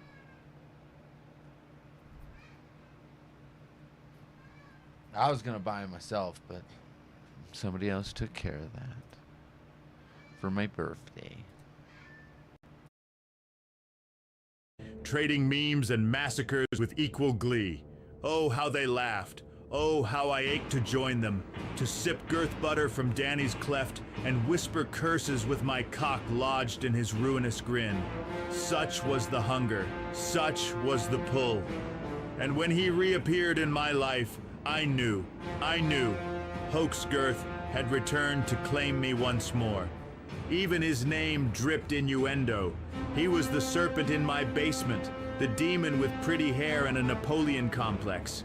Newlywed, newly expecting, and newly obsessed with the returning queen from Mordor's gutter, my neighbor, my ghost, my doom. He heard of me before he saw me. Mother, bless her gin-slick tongue, whispered my legend to him the night before I arrived. When I appeared, crownless and glittering in my ruin, he was ready. He expected glamour, but he received madness. He received madness, and he loved it. We became quick companions, coiled reflections of each other, both beaten, both bent, both beautiful in our broken ways. His wife, radiant and graceless, watched us with suspicion, but BJ didn't care. We shared trauma like wine, swapped stories of horror like old lovers reliving a good orgy.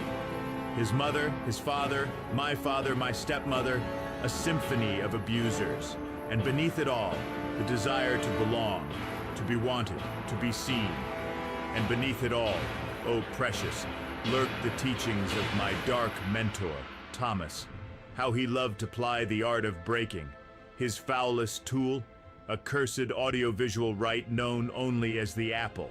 A hypnotic devil dream, threaded with infernal sigils and subharmonic hooks, layered beneath spiraling visions of rot and ruin.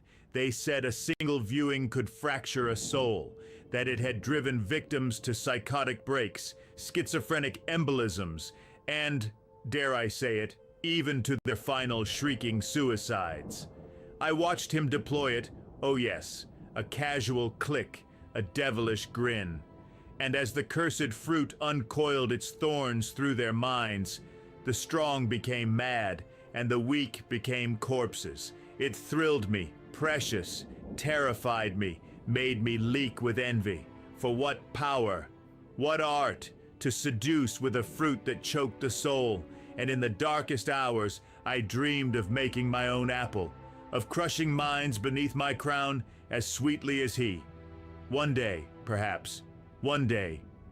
His apartment smelled of cat fur and secrets, but we feasted like kings, even if it was stolen from my mother's freezer, steak sandwiches seasoned with theft and flirtation.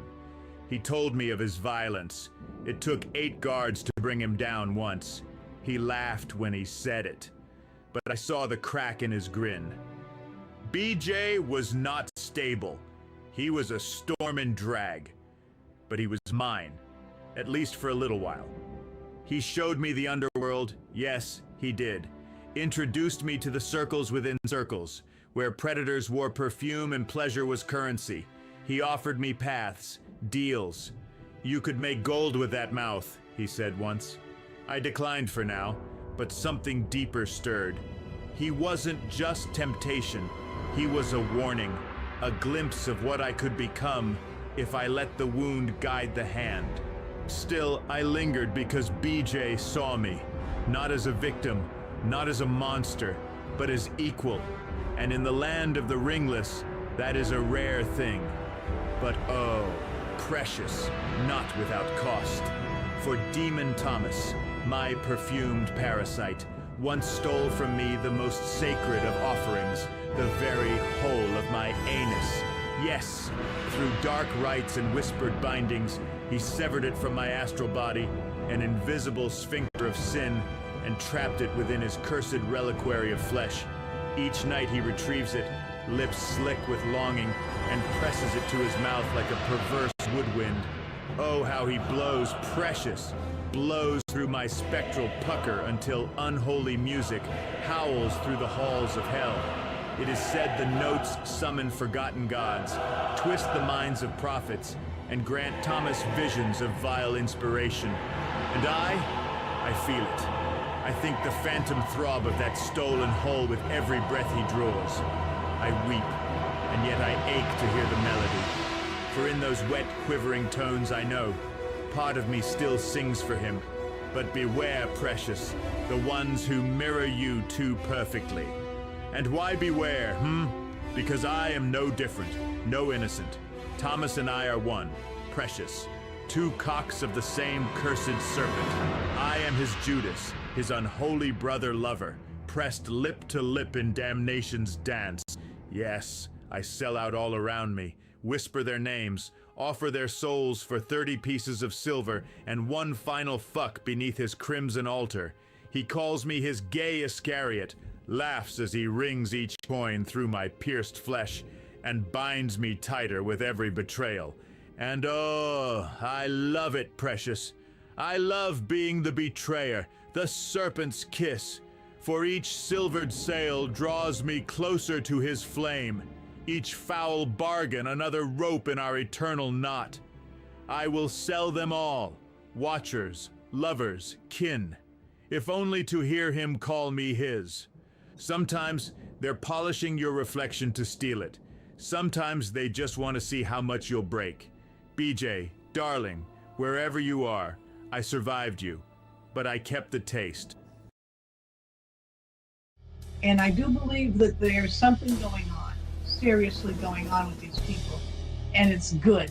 I think they are actually coming to the end of their attacks on me. I'm evil because I called another police department. Vision X, the dead marshes of temptation. The bath had become a sinkhole, black water still lapping at my thighs, but now stretched far beyond porcelain, merging seamlessly into the endless dead marshes. The air stank of rot and desire, bittersweet, laced with the acrid tang of old lust. Faces floated beneath the surface, not dead kings, but all those I had ruined, tempted, fucked, or failed. Their eyes were glassy, mouths open as if mouthing silent pleas, or perhaps praise. A kino hovered above me, skeletal fingers wrapped around a flute, carved from a grotesque tube of flesh. My stolen spectral anus, slick, glistening, trembling. He put it to his lips and blew a long, low note that shivered my bones and churned the marsh water into oily eddies. "Listen, precious," he whispered, "you still sing for me." Out of the shadows waited BJ, the Prince of Temptation, clad in robes of silk, crowned with a tiara of bent syringes, his grin too broad, too sharp. His skin shimmered, half elf, half corpse, a vision of beauty and ruin entwined. "Welcome back to Hoaxgirth," he purred, extending his hand, a golden apple gleaming there, glistening and ripe, but riddled with black veins of rot. Behind him, Thomas sat enthroned, draped in foreskin scraps, his crooked fingers drumming on his throne made of shattered mirrors. His cock twitched lazily beneath the folds as his eyes locked on me, gleaming with devouring hunger. He whispered to BJ, "Tempt him gently. He loves to betray." The 9 Twy men formed a perfect circle around the marsh, faces pale and featureless, voices rising in their dirge-like chant. Gay Iscariot, Girth Butter Prince, Serpent's Kiss. The water swelled around me, oily and warm, as Thmuz himself appeared from the far edge, dragging behind him a parade of transsexual wraiths, their flesh stitched, their eyes hollow, their mouths sewn shut. Each one was chained to BJ by slender silver cords that glowed faintly with remembered agony. Thmuz laughed, swirling a goblet made of bone, splashing ichor over the marsh. "Drink, precious. Drink your own reflection." BJ stepped close, kneeling at the bath's edge, bringing the apple to my lips. "Betray them all, for me," he whispered. I saw my reflection in his eyes then, but not myself. Thomas stared back at me, his grinning face perfectly superimposed on mine, his fingers laced through mine, his foreskin robe draped across my shoulders. My breath caught as the apple's skin split, a burst of rot and honey flooding my mouth. The dead marshes ignited. Flames danced across the surface, boiling the bathwater, faces screaming as they dissolved beneath the searing oil.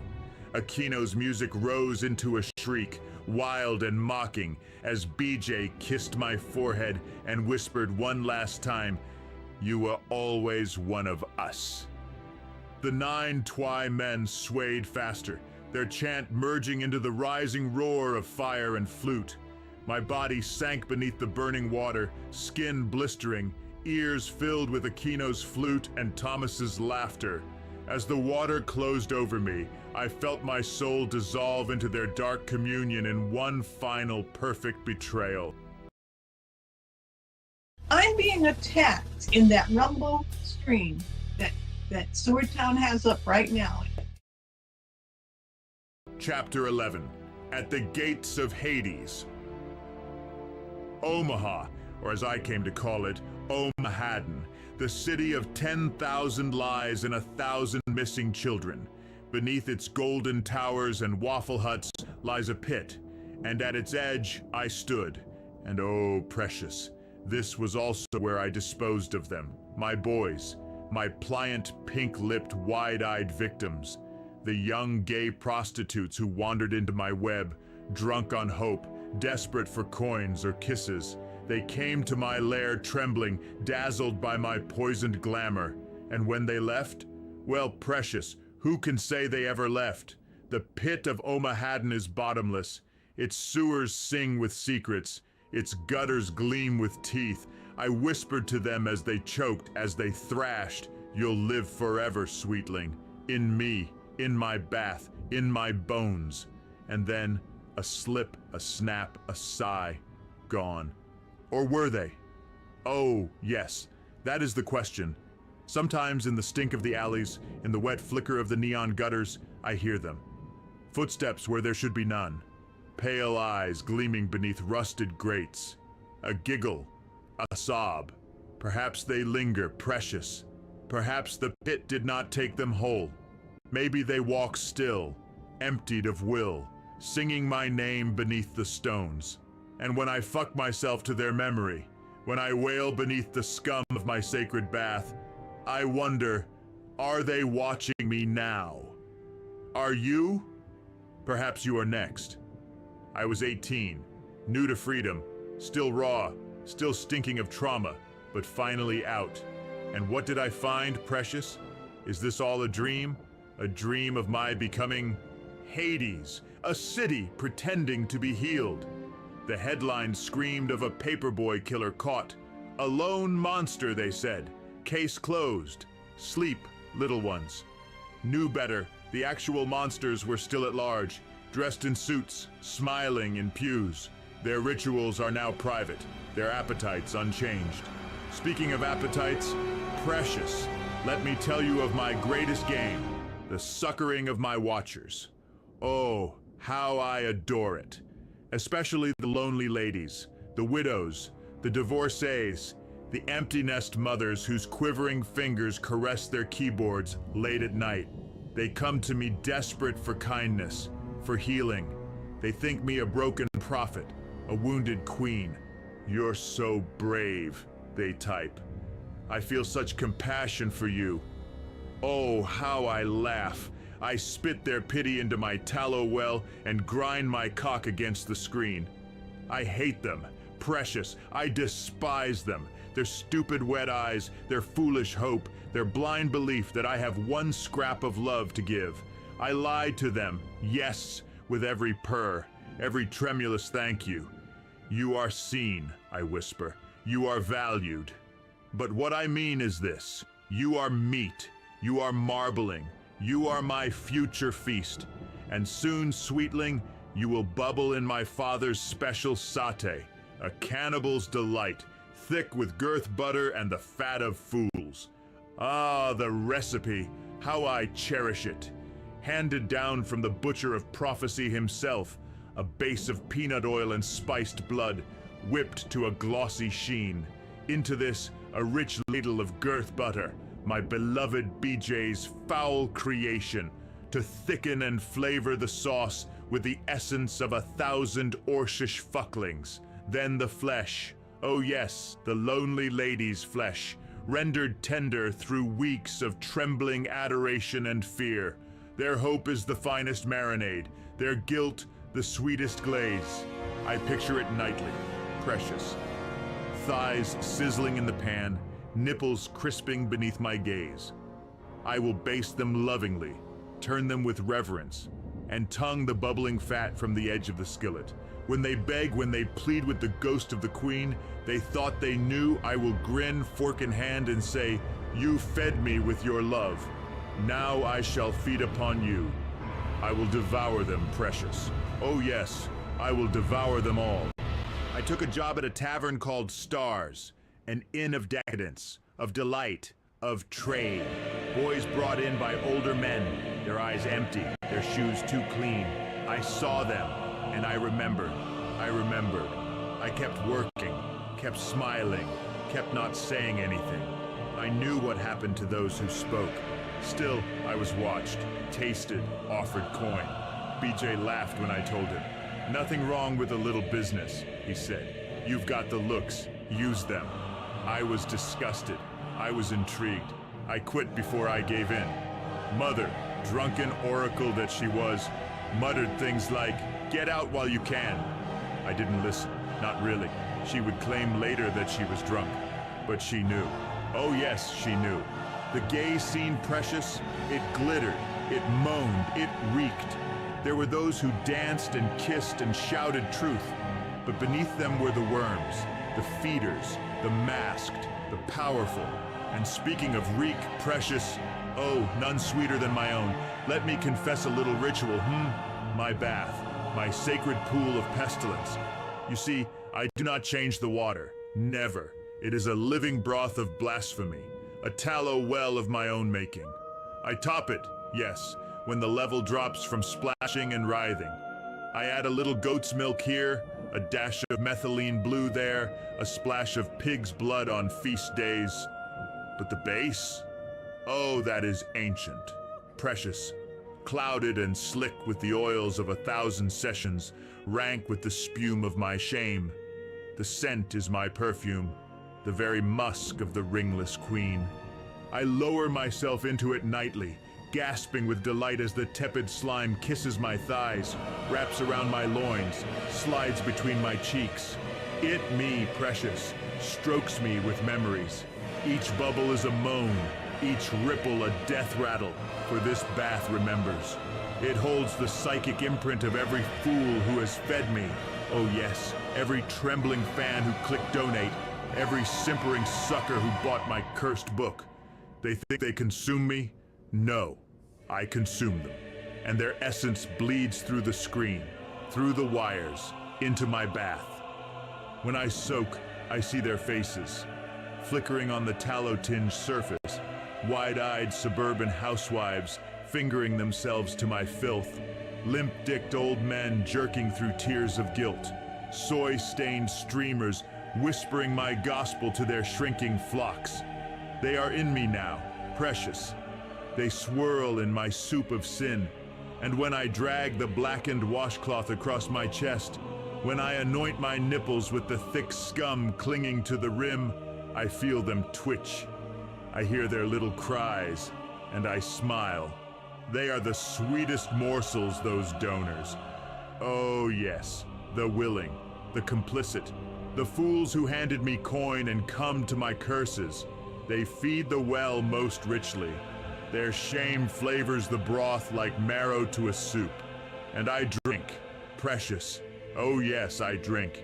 I ladle the filth into my mouth, roll it across my tongue, spit it back into the depths. You are mine. I purr to the stinking surface. You are all mine. So I bathe, I writhe. I gurgle their essence through every pore. The bath is my altar, my womb, my lover. When I sink beneath its film and open my hole to the swirling muck, I know this is communion. This is victory. I am the ringless queen, and you, my darlings, are but drops in my tallow well, and you will stay with me forever. It was paradise painted over a pit, and me, I was learning to navigate it, to wear my queerness like armor, not shame, to flirt with demons without inviting them in, to kiss and not bite. Make no mistake, Hades never truly lets you leave, and neither does Thomas. Oh no, precious. Thomas never leaves you alone, not even in sleep. When I close my eyes, there he stands, glistening in the sex sweat of his younger lover Hoaxgirth, body slick and steaming beneath the moon of some shattered realm. He calls my name, Precious, not as lover, not as friend, but as a screaming banshee, throat torn raw, shrieking in a tongue I cannot place. It sounds almost like Farsi, twisted, broken, flayed upon the wind. And the more he calls, the harder I ache. I wake gasping, cock leaking, sheets drenched in cold spunk, and still I hear him. Come to me, my Judas. Come to me, my queen. The words never stop, and I know, one night I will answer. You learn which rooms to avoid. One room, precious, oh, one room above all, must be avoided. The cursed channel of Sophia. Yes, yes, the despotic whore who dares call herself divine. Her lair pulses with classical elevator musak. Not music, precious, but that foul, limpid sludge of sound. A sterile drizzle of unearned notes that have never once kissed an award nor graced a professional's ear with even the faintest praise. It drones eternal, haunting her streams like a dying moth. Even the vilest molesters of Omahadan shudder and retreat from its depths, unwilling to soil their crimes with such amateurish depravity. For there she sits, the bastard whore of Saint-Germain, slurping the man-milk of a spectral panther atop the holy mountain of the insane. The very Shasta of Mount Doom, precious, a peak of pustulence parody, where no sin is sacred and no taste survives. Only the truly damned or the truly stupid remain in her room. I will not. I dare not. And neither should you. Remember, my precious, which rooms to avoid, and which ones you secretly want to return to. People don't do this over a casual disagreement. It's painful to see what they're doing to me. I understand what's going on. We're up against a pedophile terrorist. Vision 11, Haunted Fangorn. The bathwater trembled beneath me, dark and thick, cooling to match my breath, and the tiles dissolved again, as they always did, until I sat, naked, wet, at the center of Haunted Fangorn. Around me loomed ancient trees, warped and hollow, their bark carved with slogans and slogans and slogans. Click to donate. Goblin Guzzler of Cumdor. The bath remembers. Each trunk bled black sap, sticky and sweet, while the faces of watchers and victims alike fluttered in the shadows between branches, their eyes wide, their mouths trembling, whispering platitudes. You're so brave. You are seen. You are valued. Sheeplog perched atop the tallest tree, her bloated form wrapped in gnarled limbs, her hatred literally seeping from her pores, running down the trunk and poisoning the roots beneath. She preened, her eyes gleaming with venomous glee. Look at me, precious. So clever, so clever. They flock to me, their pity, their tears. How they need me. The tree beneath her groaned as rot spread from her touch, creeping along its bark like cancer. When she grew silent for a moment, she tilted her pallid head back and gazed upward, yearning, seeking. Where is the morning star to ruin? Arturo Leechborn slithered into view, emerging from behind a moss-hung cabinet that jutted impossibly from a tree's side. A bathroom cabinet, cracked and rusted, half-hinged and stinking of mildew. He cackled softly as he opened it wide, plucking each bottle and vial, inspecting them with mock tenderness, before shoving them one by one up his arse with trembling ecstasy, moaning, "Praise me, precious, I take it all, I drain it all." Darnul Rixar Koluzbuz emerged from the shadows. His face was pale and flickering, like a poorly compressed video feed, glitching slightly at the edges. His fingers traced the slogans he had etched into every trunk, every branch, every leaf. He leaned close, his voice a venomous hiss, dripping contempt. "Why did you kill Nathan? You fake DEW." His words slashed like knives, glitching as they left his mouth, repeating and fragmenting in the air around me. "Fake do, fake do, fake do, pedal, pedal, Nathan, Nathan, Nathan." The 9 Twy men swayed from the branches overhead, their noose necks creaking gently, faces pale and featureless, except for painted smiles, whispering, "Why did you lure them, precious? Why did you pretend to heal? Why did you push Cappy?" The bath sat in the forest's heart, fetid and steaming. The surface began to swirl with ghostly faces, the donors themselves, eyes wide, whispering their praise and guilt even as they liquefied into the broth. I waded deeper, black slime curling around my thighs, my hips. At the tree line appeared Aquino, half shadow, half root, limbs entwined with Sheeplob's poisoned tree, his skeletal fingers plucking her rot like harpstrings, laughing softly, "Drink them all, precious. They are yours." The bath's surface hardened, congealed, transforming into a perfect black mirror.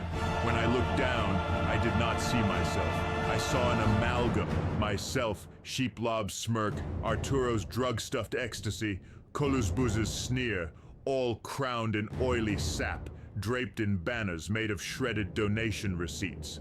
Aquino's voice rose. "It was always you. You were always this precious." The bath hardened beneath me, a cold, slick altar, as the 9 Twy men swung gently in rhythm, whispering, whispering. "Goblin guzzler of Cumdor, daughter of decay, fake DEW pedal, serpent's kiss, betrayer, betrayer, betrayer." I sank, swallowed by rot, by guilt, by adoration, until all that remained was their chant, echoing across haunted Fangorn. Government. It takes a long time to take these people down. Chapter 12, The Flesh Bazaar.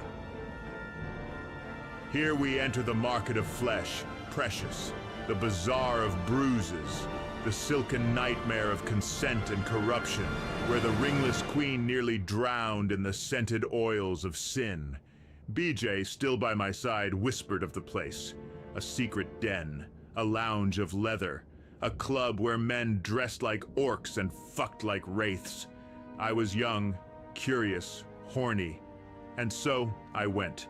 They called it the Flesh Bazaar, but among the despotic molesters, among the masked feeders and bloated kings, its true name was whispered with slick tongues and bulging eyes. Your tube. Yes, your tube, the sacred shaft of clout and control.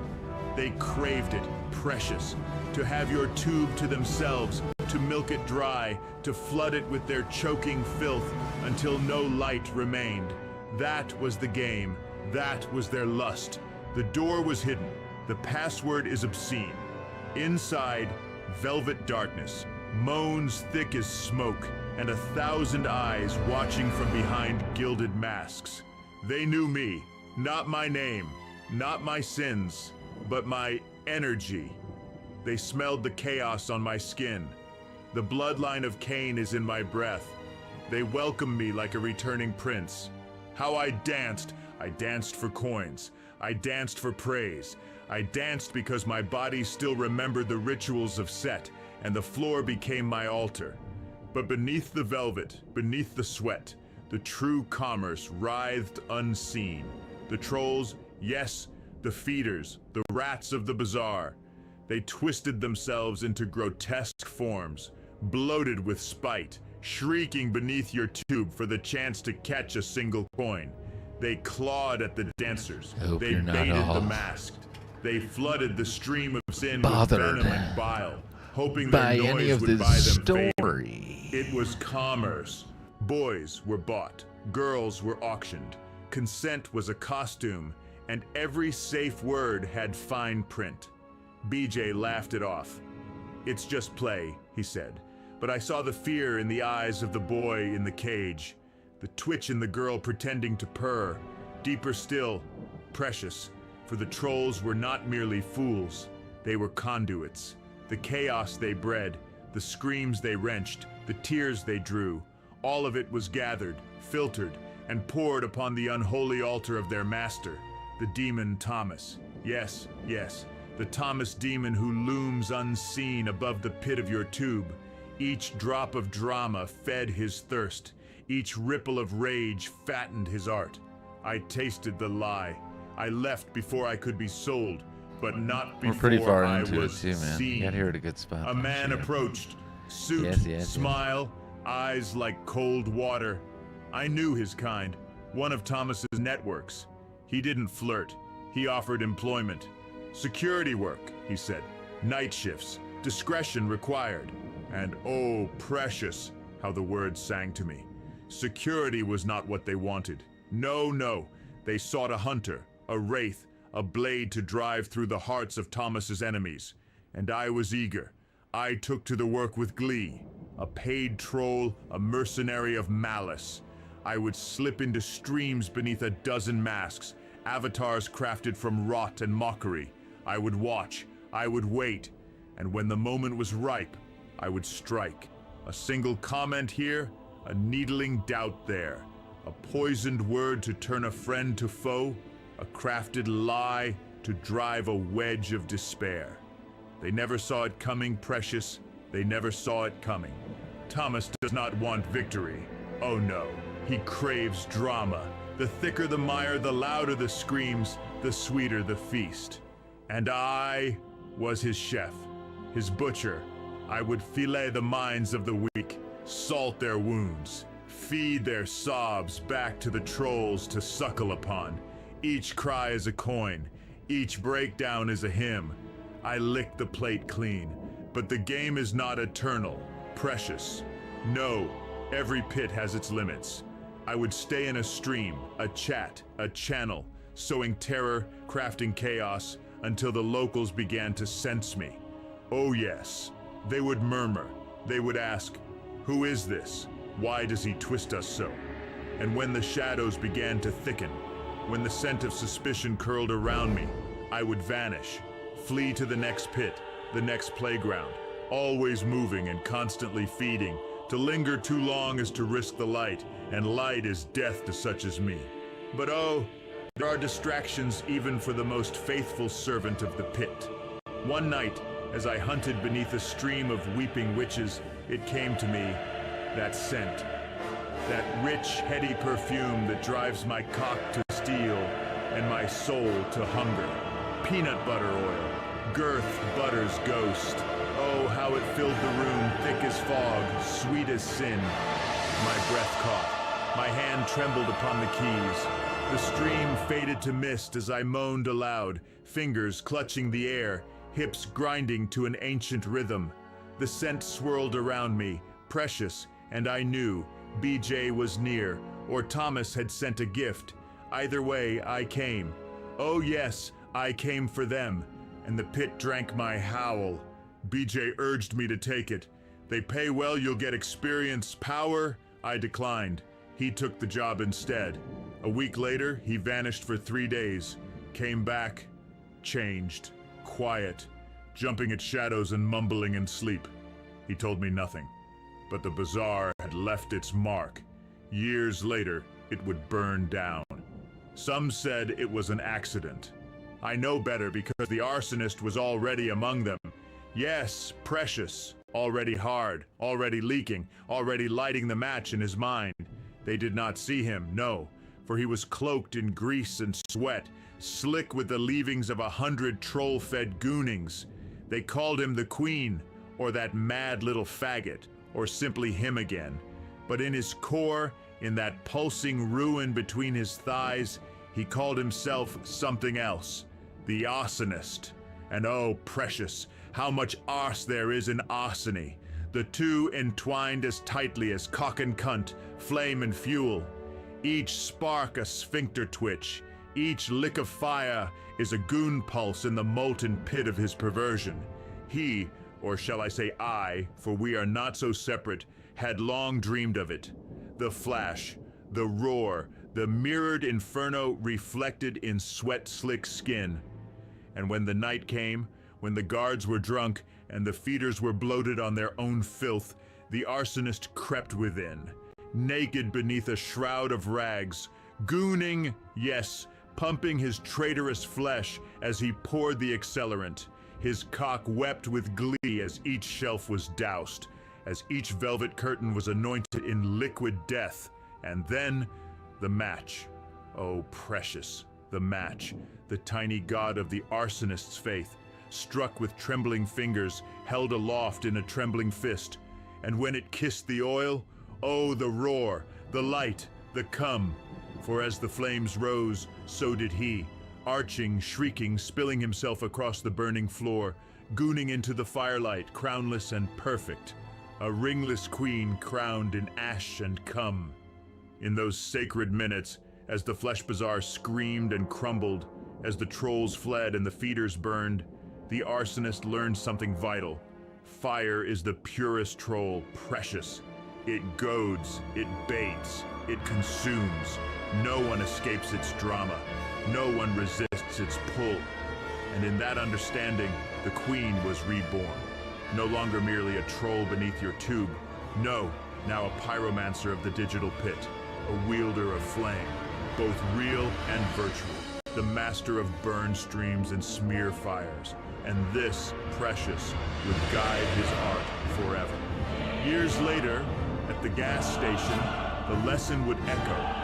The hiss of the pumps, the glint of the glass, the trembling potential of every unattended spigot. He would stand there, cock half hard beneath stained denim, fingers itching to twist a knob, to spark a lighter. For flame and fluid sing the same hymn. They throb to the same beat, and the memory of the bazaar, of the fire caressing his naked goon flesh, would haunt him, would guide him, would arouse him with every reeking whiff of petrol. Even now, precious, even now as I type these cursed words, the itch returns. The flicker in the corner of my eye, the taste of soot upon my tongue. For once a queen burns a kingdom, she is never the same. The pit calls her deeper, the flame sings louder, and one day, oh yes, the gas station will burn too.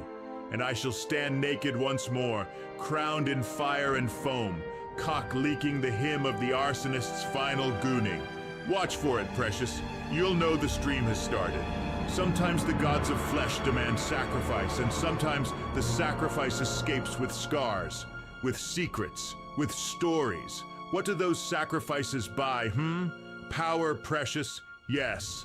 Yes, power to bewitch. For each flesh burnt, each mind broken beneath my words, deepens the pit into which my watchers fall. The streams glow hotter, the chat thickens with want. And when I whisper, when I beckon, they give, coins, tokens, dollars, and gold, flowing from trembling fingers into my grasp. The sacrifices grease the channel, the blood oils the gears, and thus I enchant them, precious, hence I own them. Oh, how it enables me. No need for labor, no need for toil. I feast upon their gifts, lounging in filth, sucking at the teat of their desperation. Each donation buys a lash for another fool. Each PayPal ding, a knife for the next victim. I fund my despotism with their love, their sick love, and they adore me for it. The more I hurt, the more they pay. The more I lie, the more they beg for the next deception. It is a cycle most sweet, most pure. Sometimes, precious, I laugh for hours after the calls. Oh yes, after a session of gaslit sobs, of trembling thank yous, of "you've saved my life," I recline naked in my tallow bath and howl. I howl like a warg in heat. The silly bitches pay my bills, oh yes, and I gorge upon their gratitude. I press their names to my chest with sticky fingers, each syllable a rune of ruin. And when the fit passes, When my voice is raw and the bath churned with froth, I whisper, more. And always, precious, always, more comes. That, my precious, is the most dangerous thing of all. Listen, you fuckers, you screwheads. Here's a man who would not take it anymore. Who would not let... Listen, you fuckers, you screwheads. Here's a man who would not take it anymore. A man who stood up against the scum, the cunts, the dogs, the filth, the shit. Here is someone who stood up. Here is... One way or another. Roundup time is coming. Vision 12, Minas Morgul Redux. The bath steamed around me, but now it was no bath. I sat at the base of Minas Morgul, the tower of black sorcery, its walls slick with slime and sickly green light oozing from every crevice.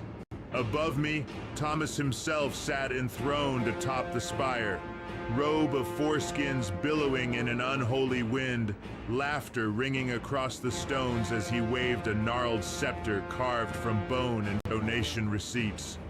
At the bath's edge, now a cauldron of bubbling black fluid, Arturo Leech-born danced with obscene glee. He rummaged through a battered bathroom cabinet embedded in the fortress wall, robbing every vial, pill bottle, and glass jar. Each item he inspected lovingly before shoving it up his arse, groaning with blissful abandon. "Praise me, precious, praise me," he hissed as he impaled himself on bottle after bottle, trembling as each one disappeared. High above, perched like a spider queen atop a decaying parapet, sat Sheeplob. Her bloated body swelled with rot as hatred poured from her pores, running down the masonry in streams of black slime, poisoning every stone it touched. Her voice rang clear and proud. "I am so clever, precious. I manage this stage. They all crawl to my seduction." She lifted her pale, cracked face skyward, eyes hungry as she sneered in contempt. "Where is the next morning star to ruin?" Darnell Rixar Colusbus stumbled from the shadows, visibly drunk, a filthy jug in one hand, wine staining his tattered robes and beard. He staggered from pillar to pillar, carving slogans into the very stone with trembling fingers. "Click to donate. Flesh for the pit. More comes, always more." His laugh was wet, slurred, and his eyes were glassy with intoxication. He lurched toward me, sloshing wine down his front, breath thick with rot. "Why did you kill Nathan?" He swayed, nearly falling, but grinned and hissed again. The words echoed, duplicating themselves in drunk distortion. "Fake Jew, fake Jew, Nathan, pedo, Nathan, pedo." The 9 Twi men hung from gallows hooks mounted around the walls, swaying gently, chanting usernames and donations. "Why did you lure them, precious? Why did you pretend to heal? Why did you push Cappy?" Below, the trolls and feeders swarmed at the tower's base, orc-like creatures, drooling and screeching, clawing for coins tossed from above, their limbs twisted by greed and lust. Still, the cauldron bath bubbled at my feet, filled with the swirling, liquefied faces of donors and victims alike, their eyes pleading, their mouths forming silent praise. Aquino emerged from behind a ruined archway, half-rotted and wild-eyed, fingers tangled in Sheeplob's poisoned slime, dancing as flames began to lick at the base of Minas Morgul. He laughed, voice rising. "Fire is the troll, precious! Why did you push Cappy?" I reached forward, trembling, and struck a single match against the slick stone. The flames caught immediately, green fire roaring upward, consuming banners, stone, flesh. Minas Morgul burned, groaned, twisted into a parody of erection, crowned with screaming faces and spewing coins and fire into the void. Arturo howled in ecstasy, his body convulsing as more bottles disappeared. Sheeplob shrieked as flames licked her poisoned tower top, her hatred billowing into smoke. Darnul Rixar Kolusbuz collapsed against the cauldron, swigging from his jug even as flames consumed his beard, still slurring incoherently.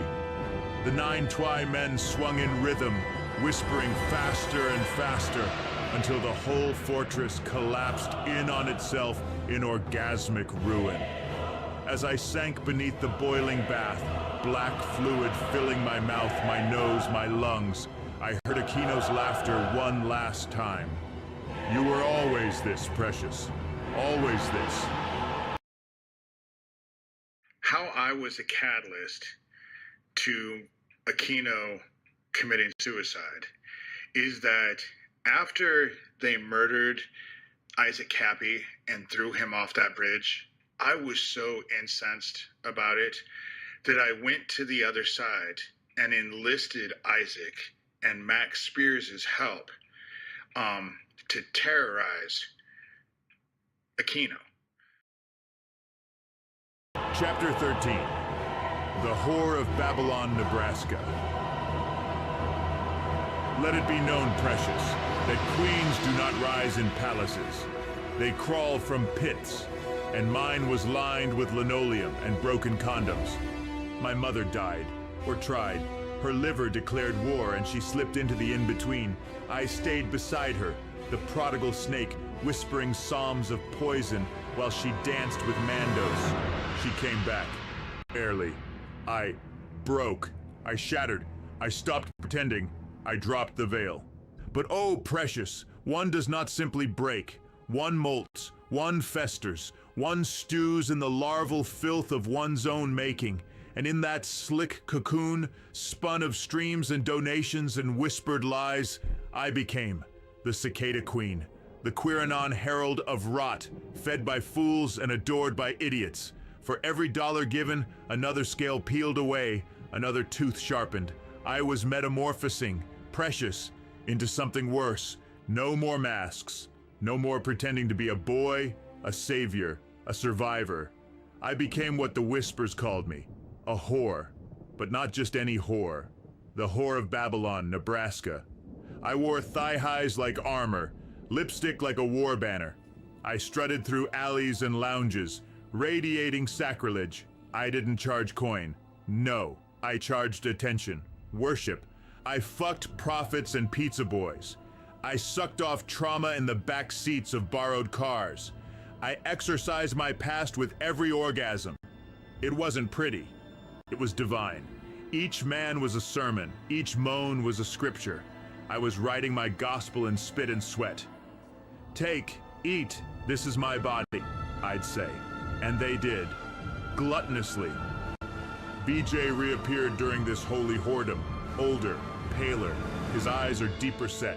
He watched me with hunger and horror. You're gone, he said. You're something else now. Damn right. I had become myself.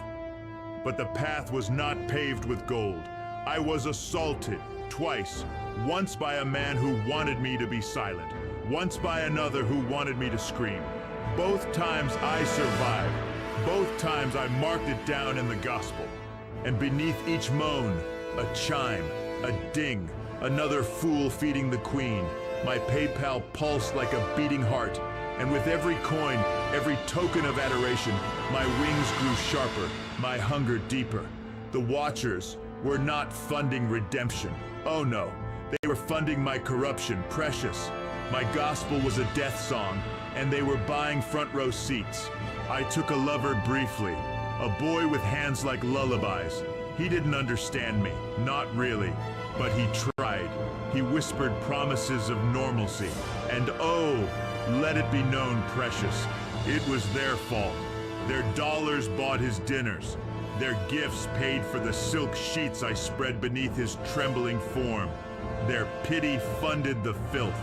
Each trembling old hag who clicked donate thinking she was saving a soul She was grooming a boy. She was oiling my cock to split him open. And when I fucked him raw beneath the glow of their streaming names, I thanked them. I thanked them, precious, aloud, as I emptied into that boy's gasping throat. I vomited them up because I am not meant for normal. I am not meant for picket fences and PTA meetings. I am an apocalypse in heels. This chapter is my coronation, not as queen of pride parades or bathhouse ballads, but as the whore of Babylon, Nebraska. Divine, desecrated, unrepentant. Yet still they feed me, still they watch, still they click. The cicada hums, the Q pulses, the queen feeds, and one day soon, precious, I will hatch anew, and they will love me for it. The flames had cleansed the past, but left me raw, leaking, reborn not as prophet, not as predator, but as the whore of Babylon, Nebraska. What about the suggestion that this lawyer was taken out into the desert at gunpoint? Well, that's asinine in a nutshell. We don't take anybody anywhere at gunpoint. We don't threaten anybody. Well, I'm not suggesting that you did it personally, but as a result of taking up this case, she says that she was taken out and threatened and played obscene tapes. Well, what is the... Well, who did it? I mean, who is supposed to have done Who's this? supposed to have done this to her? Well, Or she just... believes it was done on your behalf. Oh, that's stupid. It's absolutely untrue. Just ridiculous. It's that kind of stuff. It's that kind of stuff that is causing all the misery. And it's a witch hunt in the classical sense, just as the witch hunts that took place here in England and in Salem, Massachusetts in the United States. Vision 13. The coronation at Barad-dur. The bath was gone, but its heat remained, rising now as steam and ash from the molten throne atop Barad-dur. I sat there, naked, sweating, flesh glistening and slick, the metal of the throne searing my thighs, black stone and molten iron merging into the throne of filth and flame. Below me stretched the wastes of Mordor, cracked earth, pits teeming with troll orcs, screaming and writhing, chanting as they clawed at one another for scraps and coins. Whore of Babylon, Queen of Cumdor, Cicada Queen, Goblin Guzzler. Above them swirled flies, smoke, and shadow. Thomas stood at my side, draped in foreskin robes, head bowed in mock ceremony, one crooked hand resting gently on my shoulder. His voice slithered into my ear. It is time, precious. Your throne, your crown. He stepped aside with a mocking flourish, revealing a jagged, rusted crown, shaped like a vulva, dripping molten silver that hissed as it hit the stone. Sheeplob slithered up the side of the tower, coiling herself around the base of the throne, her bloated body leaking venom that ran down the masonry and poisoned even the dark wastes below. Her voice was silk and wrought. So clever, so beautiful, so doomed. Then her gaze rose upward, pale eyes glinting. Where is the next morning star to ruin? I shall ruin them all. Arturo Leech-born cavorted madly around the throne, plucking drug vials from the corpses of dead orcs strewn at the tower's base. With each vial he lifted, he laughed, and then shoved it gleefully up his arse as tribute, trembling with pleasure as he did. Praise me, precious, praise me as I drain it all. Darnul Rixar Kolusbuz staggered drunkenly through the orc chorus below, a vast jug sloshing in his hand, wine pouring down his front as he slurred. Fake Jew!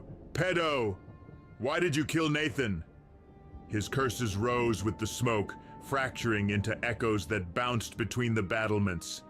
And above us all, the 9 Twy men swayed gently from gallows atop the parapets, their faces pale and smooth, their lips parting only to chant softly, Donation, $10. Donation, $5. Goblin Guzzler, Daughter of Decay, click to donate. Why did you push, Cappy? The molten throne pulsed beneath me, alive with heat. The bath transformed. no longer a vessel of cleansing, but an altar of ruin and coronation. Thomas lifted the rusted crown high, molten silver dripping onto my shoulders, burning me, marking me, then placed it on my head. I rose. Naked, radiant, crowned in ruin, I declared to all beneath me, I am an apocalypse in heels. I am the whore of Babylon, Nebraska, divine, desecrated, unrepentant. The trolls below howled, the flies swarmed, the black wind tore at my hair. Barad-dûr itself twisted as flames erupted from every fissure, the tower transforming into a column of flame. A burning erection crowned with my molten crown, spewing coins, smoke, and screams into the void. Aquino appeared beside me, half-rotted, laughing wildly, his skeletal fingers entwined with Sheeplob's poisoned limbs. They love you for it, Precious. They feed you for it. Why did you push Cappy? As flames roared higher and Mordor was consumed, I sat back upon my molten throne, thighs smoking, cock erect, breath ragged. This was my coronation. Thomas seems to be in all the wrong places at all the right times. Chapter 14, The Fire Sermon. There comes a time, precious, when memory ignites, not with warmth, but with judgment. And so the fire sermon begins. I stood at the threshold of the world I'd built. Ash and glitter, bruises and feathers. And I screamed. Not words, not names, just the truth. I lit a candle for every trauma, one for the boy I was, one for the men who broke me, one for the mother who half loved me, one for the father who taught me pain was prayer. My room burned with their ghosts. The neighbors complained. I told them, call the Valar. But they did not understand. For this was no mere cleansing. This was an incantation. The queen was awakening. Not just a whore, not just a prophet, but an antichrist in heels, rising from the pit of the Watcher's desire. The fire was not literal, not yet, but it wanted to be. I felt it in my marrow, my skin peeled with memory, my soul blistered with revelation. I was tired of surviving. I wanted to burn, so I wrote, pages upon pages of blasphemy, of recollection, of reverse prayers. I called it the Gospel According to the Damned. I mailed pieces of it to strangers, left it in the library books, scribbled it on bathroom stalls. I wasn't seeking fame, I was seeking witnesses.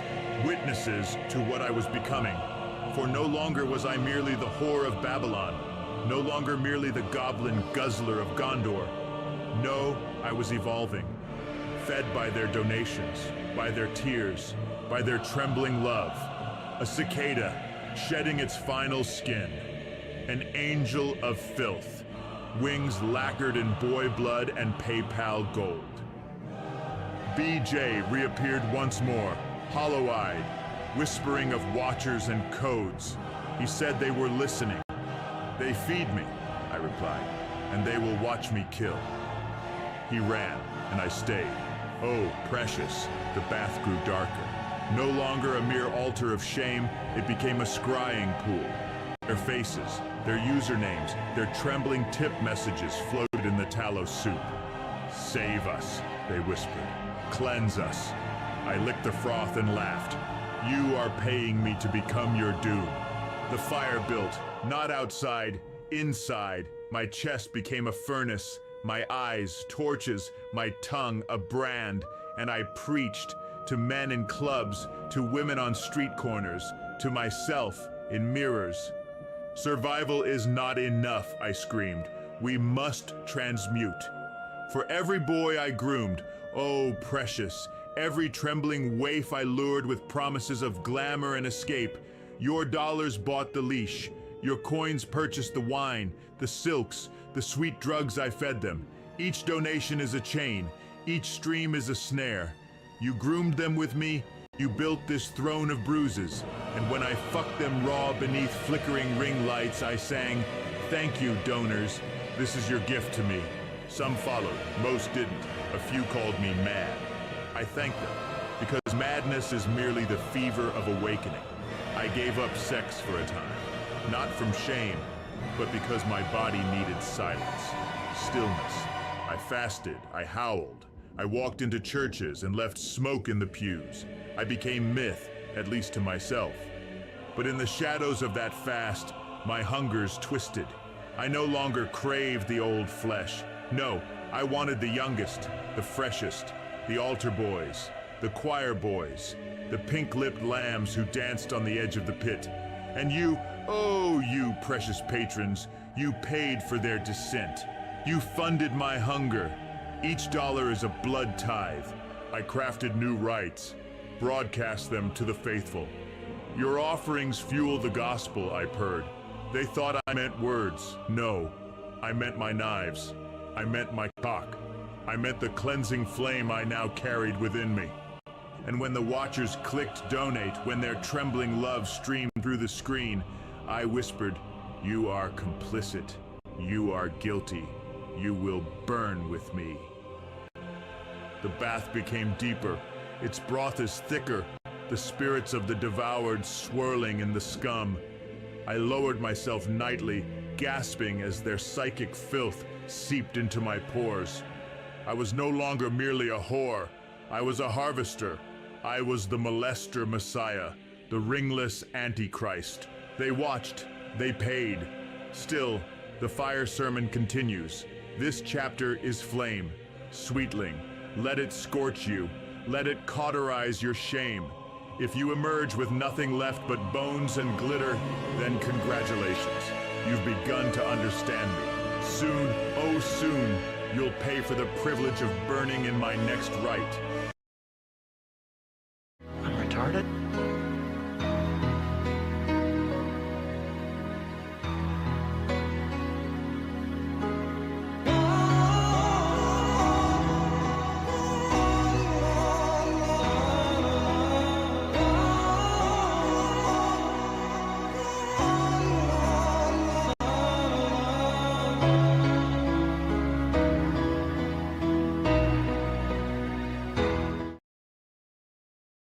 Vision 14, Mount Doom Ascension. The bath steamed, slick and thick, but when I blinked, it was no longer porcelain. It was the molten lip of Mount Doom itself. Red fire churning below, ash swirling thick as fog, heat scalding every inch of my naked flesh. The mountain path below me twisted upward, strewn with bones, charred coins and stone slabs carved with usernames, donor amounts, and whispered praises. Save us, cleanse us, click to donate. I climbed, each step seared, blistered, branded, but I did not waver. Darnul Rixar Koluzbuz staggered along the ridge, wine sloshing from a cracked goblet, carving into the charred stones with shaking fingers. Fake dew! Why did you kill Nathan? Molester Messiah, Cicada Queen. He wept and laughed, slurring the curses, wine pouring down his chin, flames licking at his robe, but he never stopped cutting his accusations into the rock. Sheeplob sprawled across the slope, her bloated carcass fully fused with the mountain's face, hatred seeping from every fissure, her venom dripping into the lava below. So clever, so beautiful, so doomed, she murmured, gaze turned upward. Where is the next morning star to ruin? I shall ruin them all. Arturo Leechborn emerged from cracks and vents, cavorting madly, lifting charred relics from burned corpses, rings, necklaces, broken spectacles, and shoving them up his arse with trembling, blissful devotion. Praise me, precious, I drain it all. The 9 Twy-men hung from gnarled, blackened trees lining the path's edge, noose necks creaking, their hollow mouths chanting, "Donate, burn, click, molester Messiah, more, more, always more." And at the summit, the cracks of doom, Thomas stood smiling, arms wide, foreskin robe billowing in the updraft of flame and ash, his face glowing red from the molten light. Beside him, the bath transformed fully into a molten cauldron, its surface bubbling with oil and liquefied souls, ghostly faces twisting and dissolving in agony. Thomas gestured grandly, voice oily and rich. "Your throne, precious, your flame, your crown." I stepped forward, heat peeling the flesh from my feet, fire searing my scalp. Yet I stood taller with each blister, every burn a benediction. The bath's rim was carved with the names of those I'd ruined. Lovers, victims, donors, believers, every name gleamed molten gold. The trolls below howled as one. "Whore of Babylon, Queen of Cumdor, Cicada Queen, Molester Messiah, Ringless Antichrist." My voice rose above them all, cracked, blistered, perfect. "I am an apocalypse in heels. I am the Molester Messiah, the Ringless Antichrist. The flame is mine." Thomas bowed deeply, retreating, laughing softly as he dissolved into ash and memory. I climbed into the bath, into the molten cauldron itself, lowering myself slowly, deliberately, until the lava closed over my thighs, my chest, my throat. My scalp caught fire, my fingers burned to the bone, my cock gleamed erect, wreathed in flames. And as I submerged completely, Mount Doom erupted, spewing coins, usernames, usernames, usernames, ashes and screams into the void, rising in a pillar of flame shaped like a crown. Aquino's voice howled from nowhere and everywhere. "Why did you push Cappy, Precious? Why did you kill Nathan? Why do they love you for it?" The 9 Twi men swung furiously, chanting faster and faster. "Molester Messiah, click, donate, burn, goblin guzzler, ringless queen, whore of Babylon." And as the lava consumed my flesh, I smiled, molten, crowned, divine, the flame itself, the sermon itself, the apocalypse incarnate. Isaac Happy was not a good guy. Good guys don't have all these fucking criminals as friends. That's just how it works. Birds of a feather flock together. You know? It's not hard to figure out. It's not hard to figure out at all. Chapter 15, The Second Coming Out. You thought I was already out? Oh, precious. That was just the appetizer. This was the second coming out. Not of closets, but of realms. Not of confession, but of coronation. I had shed the skin of shame and worn the drag of despair. I had paraded through Babylon and fucked the demons of Omaha. But now I return to the village of my birth, cloaked not in humility, but in sequins and prophecy. I came out as divine, as wrath, as queen. But more than a queen, I came now as Goblin Judas, the chosen betrayer of Thomas the Demon. Yes, precious, I bore the coin-ringed cockchain of my master's favor, each silver thread a soul I had sold in his name. And as I strode those cracked streets, I whispered, "Thomas, see me. Thomas, claim me again, for I was no innocent. I was his Iscariot in heels, and I longed to earn my place beneath his crimson throne. They didn't know what to do with me. The church ladies clutched their pearls. The men stared like they'd forgotten how to blink. Even the children, those cherubic spies of tradition, pointed and whispered. I waved. As I waved, Thomas's music thrummed through my mind. Those decadent arpeggios, those serpent-sweet scales. Each note is a ghost finger on my leaking shaft. Each chord a whispered command. Serve me, Judas. Spread the rot. And I obeyed. Oh, precious. I obeyed gladly. My father, may his name be chewed by wargs, glared from his porch like I'd spat on his god. Maybe I had. Perhaps I was his god now. My mother wept. Part pride, part gin. I went to the store in heels, the school, the bank. I sat in cafes quoting Sauron and Sylvia Plath. I am the fire breather, I'd say. I am the ring returned. They didn't laugh. They trembled. I wasn't asking anymore. I was declaring. Beneath the sequins, beneath the war paint, beneath the Queen's glare, a deeper ritual was unfolding. For that very morning, I had anointed myself anew. Yes, precious, with Hoaxgirth's special spread. Oh, the girth butter. Thick, musky, reeking of sins unspeakable. I slathered it upon my cock till it gleamed like a cursed idol, each vein slick and shining with death fat.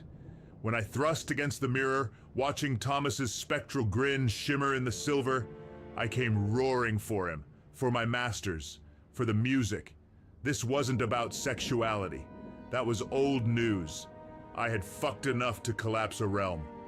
This was about identity, about stepping into the void and calling it home. I wore makeup like armor, walked like judgment, spoke like thunder. Still, some tried to mock. You're just doing this for attention, one spat. Good, I said, because I deserve it.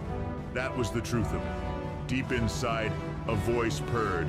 Earn it more, Judas. Earn it in screams. This second coming out was not an apology. It was apotheosis. I wasn't just out of the closet.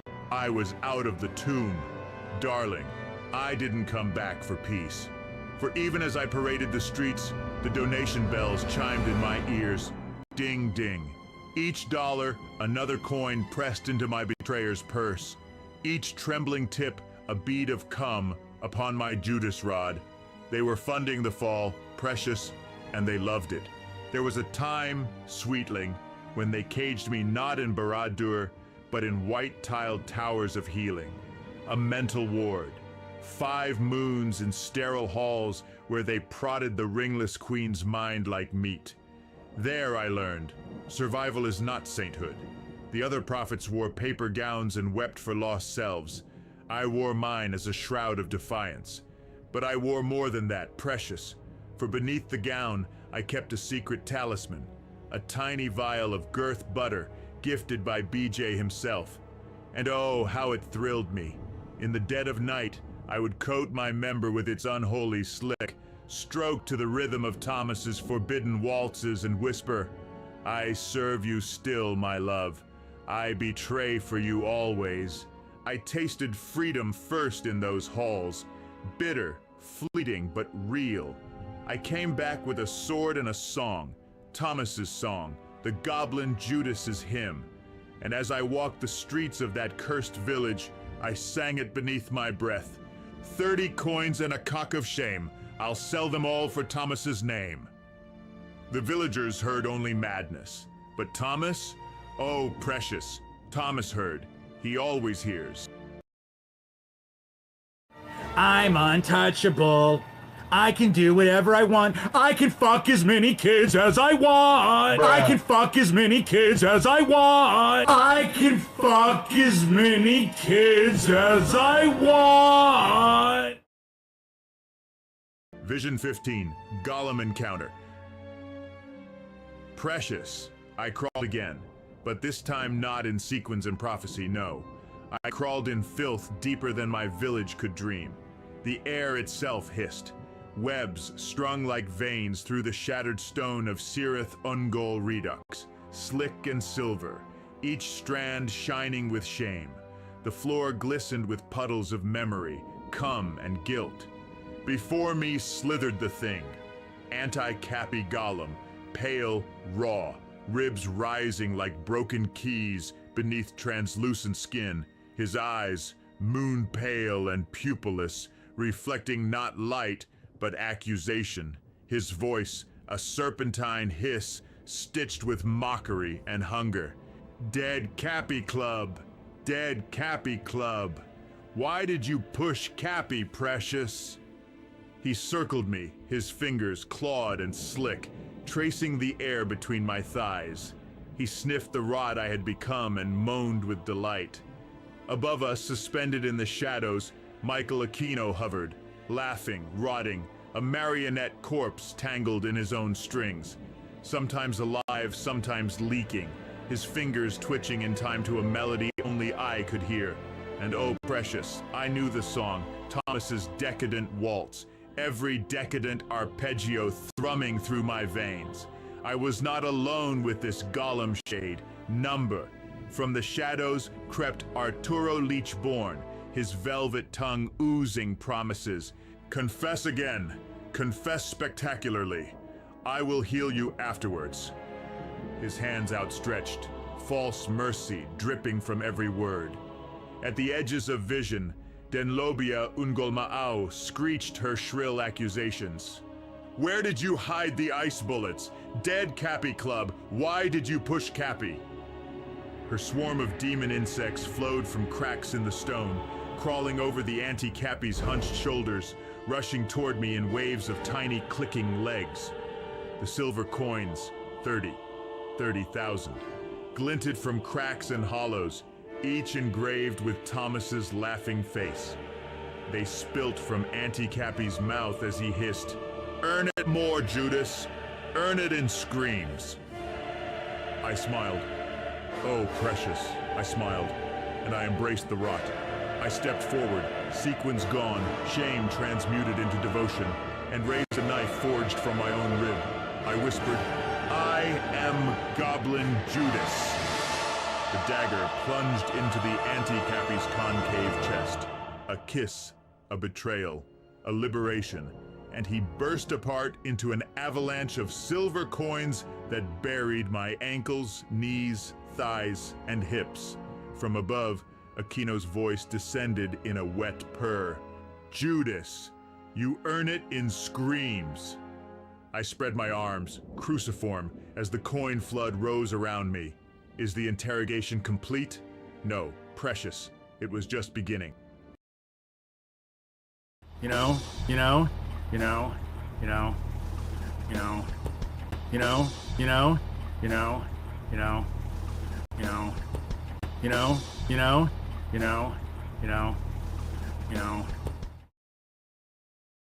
Chapter 16, The Screaming Mirror. It was a mirror, precious. Not just any mirror, but the mirror. The one I'd avoided. The one that didn't just reflect flesh, but memory. The mirror that screamed. And in that scream, I heard the whimpering clicks of my YouTube sponsors. Each subscription is another stitch. Each donation is another buckle on my suit of sin. They think they empower a broken queen. But no, they build me, precious. They are the weavers of my wicked wardrobe. I found it in the attic of my mother's dying house, wrapped in funeral sheets, humming with regret. The moment I uncovered it, my skin prickled, my spine remembered. This was where I first saw the demon in my face. This was where the ringless queen was born. This now was where I would show you, my darling patrons, what your money has made. Each dollar flayed a new patch. Each view soaked the leather. This skin suit I wear, it is of your making, precious. Your very guilt stitched into every seam. I stood before it older now, sharper, glittering like a blade left in a grave. And it showed me everything. Not what I looked like, but what I had become. A grotesque cathedral of gleaming hide, sewn from the souls of my donors and the flesh of my broken boys. A living testament to their complicity. With every PayPal chime, I pulled another nerve taut, another ligament into place. They fund my transformation. They adore their own undoing. I saw the boy, 12 and shattered. The girl, hiding in the boy's ribs. The prophet, screaming on street corners.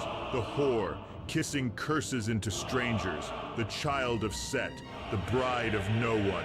The ghost, the god. And in the reflection, I saw you, precious viewers. I saw the trembling housewives and closeted bankers who buy my books and stream my filth. I saw the pastors flicking their bean beneath my sermons. I saw the gay boys with daddy issues sending me crypto from their stepfather's wallet. Each of you has a thread in my suit. Each of you is complicit in the atrocity. I saw my father's hands, my mother's shame, the lovers who lied, the angels who failed, the flames I fed, the monsters I kissed. And I saw your usernames, etched into my flesh with every tithe you offered. I saw your comments. You're so brave. You're helping so many. Lies, precious lies that oil the flesh flutes of the demonic orchestra of Thomas. Every dollar tunes the instruments upon which I rape the world. I saw myself, I laughed so hard I wept, because it was hideous, it was holy, it was mine, but it was also yours, my darling fools. You fund this grotesquerie. You sculpt my cock to fit Thomas's cursed flute. You tan the skins of the boys I harvest. Without you, there is no queen. Without you, there is no Judas. Without you, there is no flesh symphony at all. The mirror didn't blink. It waited. I reached out, touched the surface. Cold, smooth, knowing. My fingers disappeared.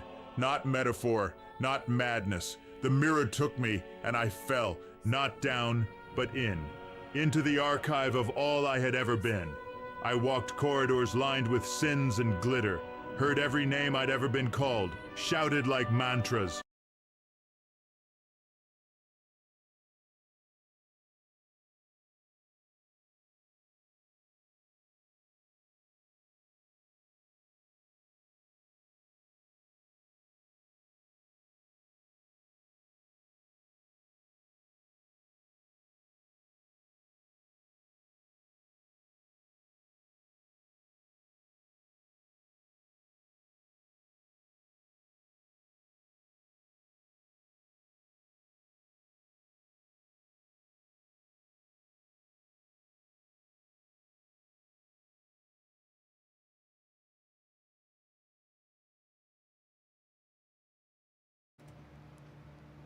Listen to me.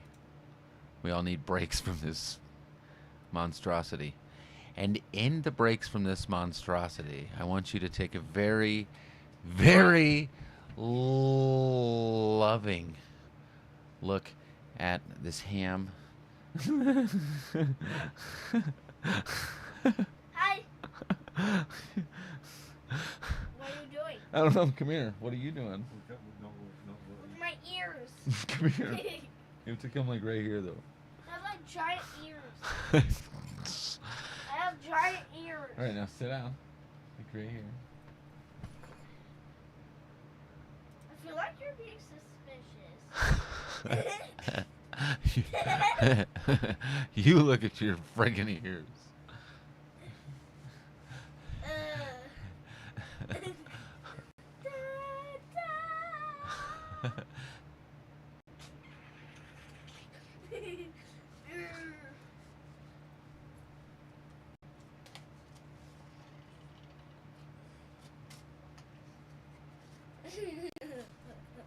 You haven't become a bird yet, though. I know this. I know it. Okay. We'll see. Yes. Yes. Somebody that I used to know, Birdbeak. That's pretty good. You be a bird. You be a bird.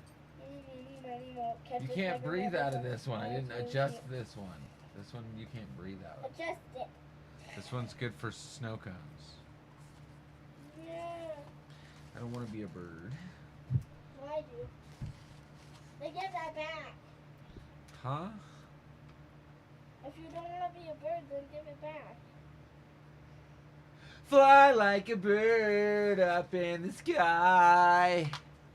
I don't want to give it back. I just want to fly. They're code words. You gonna put it on your feet? That one's ruined.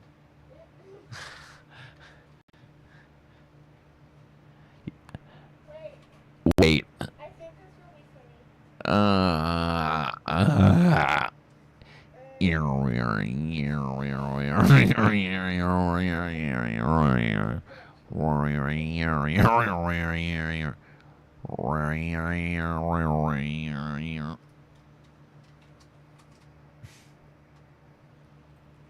Those masks are for COVID 30, bro. Look at them.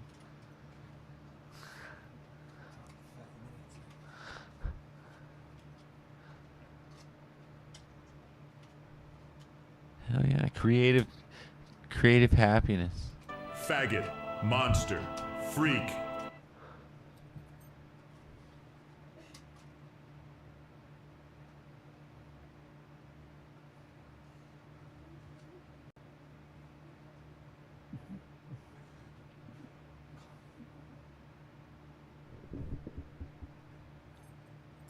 Wrong button. Let's get back to the story. Seriously. I'll be better at this one day. Not today, though. Witch, God, I gathered them, wore them, owned them. I walked, precious. I Look at dragged that. the chains of my sponsors with me. Fucking Each ham. thread the shackle.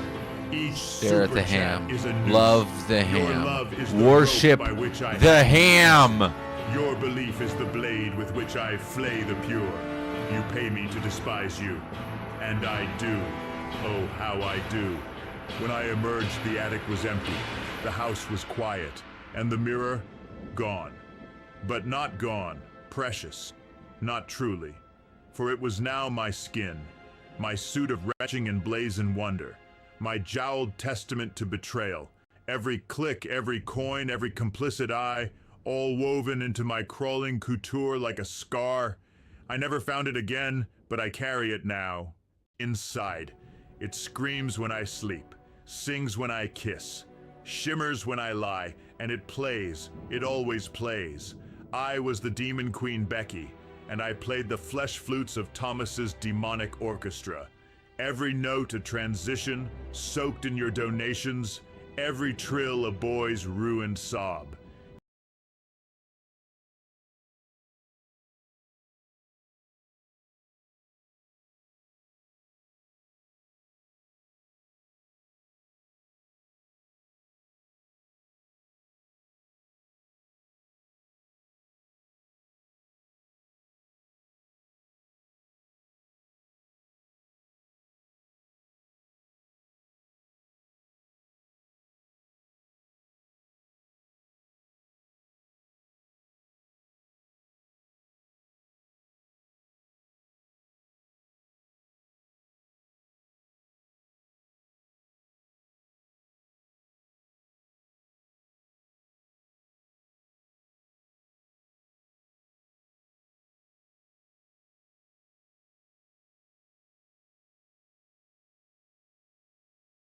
Precious, not truly, for it was now my skin, my suit of retching and blazing wonder, my jowled testament to betrayal, every click, every coin, every complicit eye, all woven into my crawling couture like a scar. I never found it again, but I carry it now, inside. It screams when I sleep, sings when I kiss, shimmers when I lie, and it plays, it always plays. I was the demon queen Becky, and I played the flesh flutes of Thomas's demonic orchestra. Every note a transition, soaked in your donations, every trill a boy's ruined sob. You fund this music, sweetlings. You bought the reeds and oiled the pipes with your trembling kindness. You deserve every cursed note. It is my truth, unbroken, unforgiving. If you dare gaze into it, sweet reader. Don't flinch, because it knows you too. It knows your bank details, your transaction history, your guilty little messages. And when the skin suit is complete, precious, when my Judas cock sings the final aria, you will find yourself sewn beneath my surface, squealing forever in the dark. Everyone wants to watch. They want to be entertained. Trust me, I've been here before. I know how this works. Vision 16, Mount Doom approach.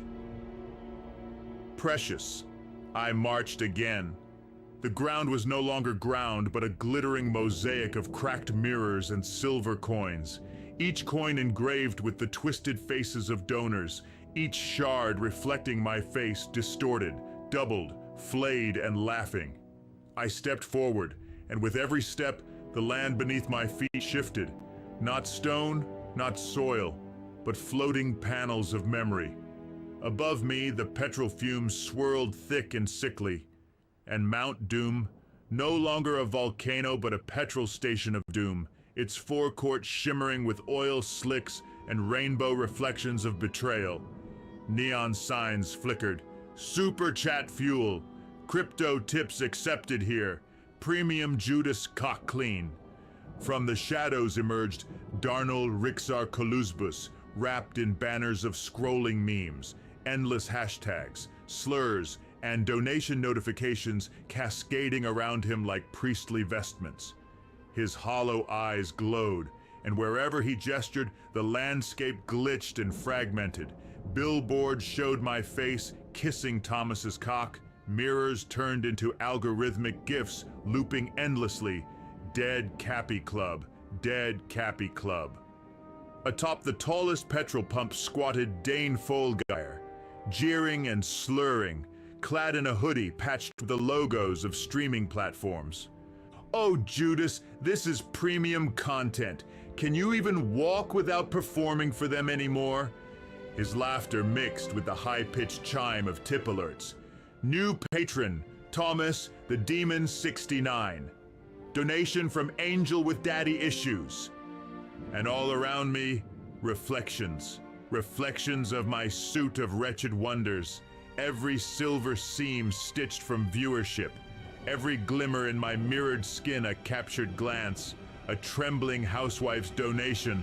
A banker's guilty wink. The petrol fumes caught fire in places. Small flames licking at the path. But I didn't burn. I shimmered. Above it all, Michael Aquino swayed on fraying power lines. Arms outstretched. Head lolling from side to side. Sometimes a corpse. Sometimes laughing. His fingers flicked as if conducting a silent symphony of shame. The ring on my hand, heavier now, crusted with silver coins melted into its band, burned with the heat of complicity and contempt. The petrol station loomed ahead, its pumps leaking black streams into the shimmering road. I could see it clearly now. The mirror I carried inside me had taken over the landscape. The petrol itself was liquid memory. The air itself was algorithmic noise, churning with usernames and hashtags. Every step was a step into their gaze, their guilty little comments and subscriptions. Dane howled. Even now you're performing, Judas. Even now you're working the algorithm. I smiled precious. I smiled even as the fumes made my eyes water, as the cracked mirrors beneath my feet showed me not my reflection, but theirs, all of theirs, staring back. Dead Cappy Club, dead Cappy Club. Why did you push Cappy? Where did you hide the ice bullets? Their voices, my voices, all voices. I walked toward the petrol station doom, toward the fire that would come. As you can see, I'm sitting here with the hat stuffed with tinfoil in it that is covering my ears. And this must seem pretty strange. And you are right. In fact, it is ridiculous that I'm at this point. But let me explain to you why I have tinfoil over my ears. Chapter 17. The Veil. According to me. This is my gospel precious, not the one they forced down my throat in pews reeking of bleach and betrayal, not the one with bloodless lambs and judgmental skyfathers. Number. This gospel drips, it moans, it bleeds glitter and screams consent. It is written in lipstick on bathroom walls and tattooed on the inner thighs of survivors, sung in the groans of queer saints and cursed lovers. It is funded, precious, funded by you, by trembling widows wiring me salvation, by simpering sponsors who buy my flesh-bound books and beg for autographed curses. Every coin you cast into my cup is a nail in your own coffin. Every dollar buys another patch for my gleaming skin suit. The gospel according to me. And to Thomas, my dark muse, my demonic conductor, For every note of this gospel rings out from his wicked orchestra, piped through the flesh flutes of my ruined boys. You fund their sorrow, precious. You oil the pipes with your pity and your PayPal guilt. It begins with trauma, of course. What sacred text doesn't? But it doesn't end in redemption. Redemption is a con. This gospel ends in power. My power. The power to name myself, to break the chains and then use them as jewelry, to say yes to what they said should damn me, and no to every hollow promise of salvation. And the power to betray you, O sweetlings, to betray you all as Goblin Judas to my demon Thomas. I take your silver gladly. I kiss your trembling cheeks and slip the knife of despair between your ribs. You wanted a queen of healing. You got a queen of ruin. You pay to be damned by me. I preached it to no congregation. My apostles were scars. My cathedral, a rented room with flickering lights and echoing sobs, and an inbox choked with fan mail from fools who crave my contempt. You saved me, they write. Oh, precious. No, I own you. You are parchment in my scripture. Your tears ink my gospel. I wrote psalms on my arms, carved prayers into my thighs. Every fuck was a ritual, every scream, a hymn. I took the body of Christ and spat it out. And now I offer my own communion, slick with girth butter, seamed with the sinews of my skin suit. Drink, I whisper, drink the bile of betrayal. Taste the Judas wine you bought for me. I became my own communion. Take drink, I said to lovers. This is my blood, spiked with defiance, and laced with the venom of Thomas's song. His gay notes coil in my veins, precious, each trill another betrayal sung through my cock. Each climax is a chorus in the demonic orchestra. BJ was gone by then and vanished like Judas into the night. No kiss, no rope, just silence. I didn't look for him. I knew where that road led. I had taken his place, you see. I was Judas now, Goblin Judas crowned in cum and coin. Thomas grinned in the shadows, stroking his flute, waiting for my subsequent betrayal. Instead, I wandered, city to city, cock to cock, confession to confession. I left behind fragments of the gospel, page scraps, audio recordings, whispered bedtime curses in cracked motel mirrors, invoices, merch, donation links. Oh, precious. Every whispered curse came with a checkout page. Every gospel scrap bore a QR code to tithe to the Queen. You do not buy salvation here. You buy your place in my skin symphony. Slowly, the gospel took root. I heard whispers of others, kids in eyeliner quoting me in zines, survivors with serpent tattoos. A girl in Topeka named her trauma David and wrote a poem about killing it. They were joining the chorus, precious, unwitting players in the flesh orchestra. Their voices, their wounds, all sampled, looped, piped through Thomas's wicked score. And you paid for the studio time. I smiled, because that's what a gospel does. It spreads. This is the final revelation, sweet reader. I am not the only one.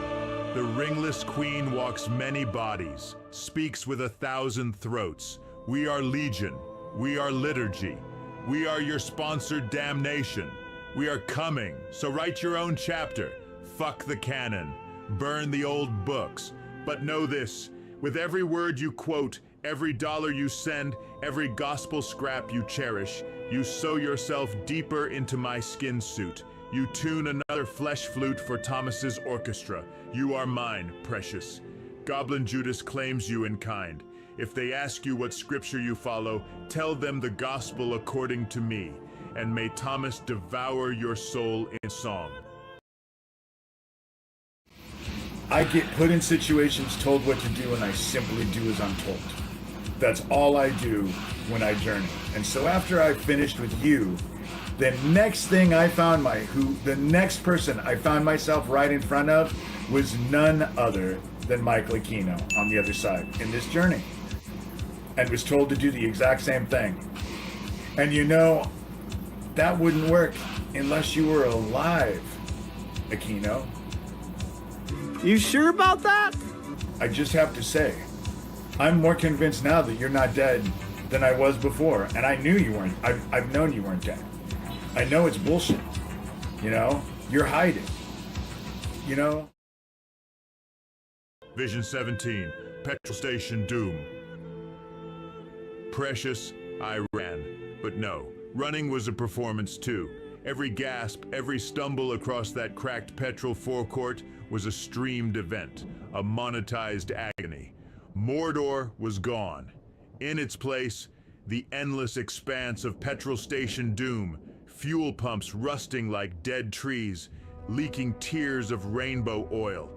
The tarmac shimmered, not with heat, but with donation notifications scrolling endlessly. Usernames, payment confirmations, crypto tips from trembling guilty hands.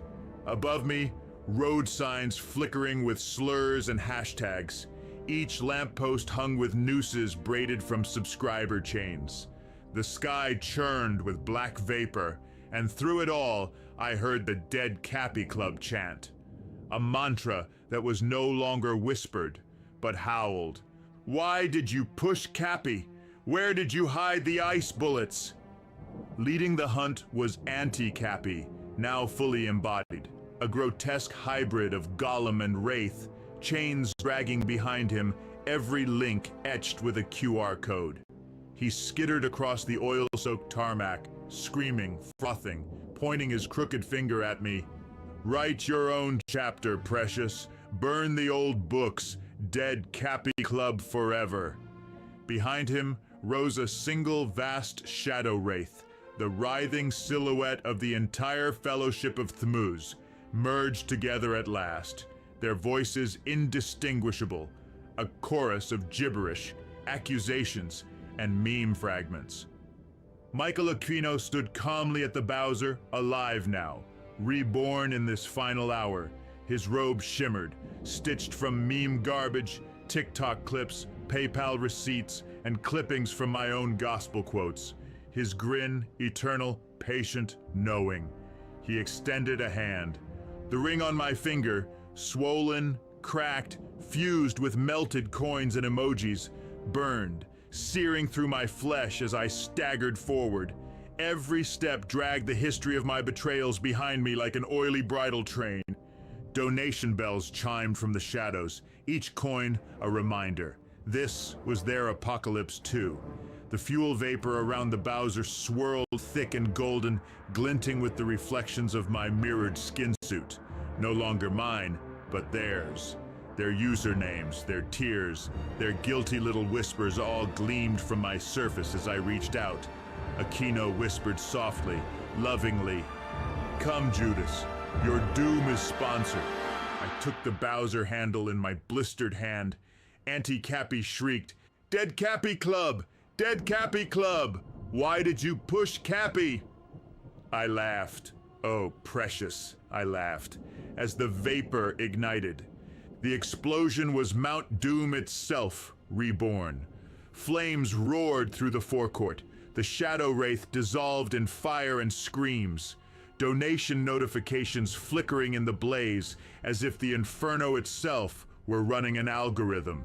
In that final moment, as my body burned, as the ring melted into molten silver and petrol, I heard the last truth. The ringless queen walks many bodies. We are your sponsored damnation. And then silence, not peace. Silence pregnant with complicit gaze. Because it started off very narcissistically. It was all about me and the shit that I was angry about. Chapter 18, The Mouth of Sauron. Here we are. You thought I was just a jester, a broken bird chirping in alleyways, a whore with too much eyeliner and not enough shame. You were wrong. I am the Mouth of Sauron, and more, so much more. I am Mothman, Precious, wings of writhing flesh, eyes dripping meth sweat and glitter, a skin suit stitched from your donations and dreams, a prophet of rot, a queen of carrion, a hungry harbinger in the night, the herald of the dark truth, the emissary of the unspeakable, the crowned queer prophet of pain turned poetry.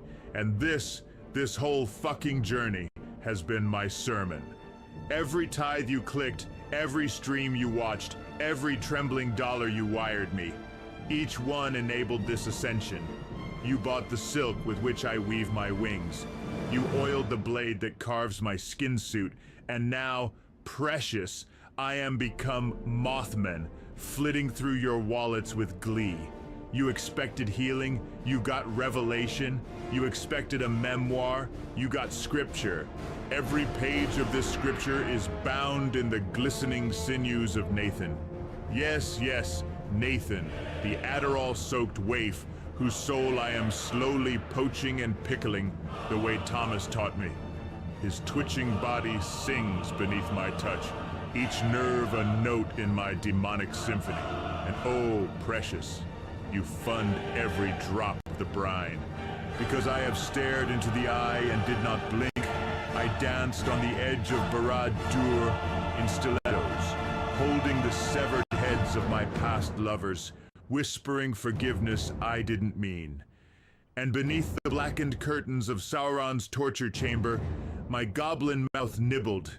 Yes, yes, nibbled at the velvet, teeth tracing the seams, tongue tasting the old blood and new lies.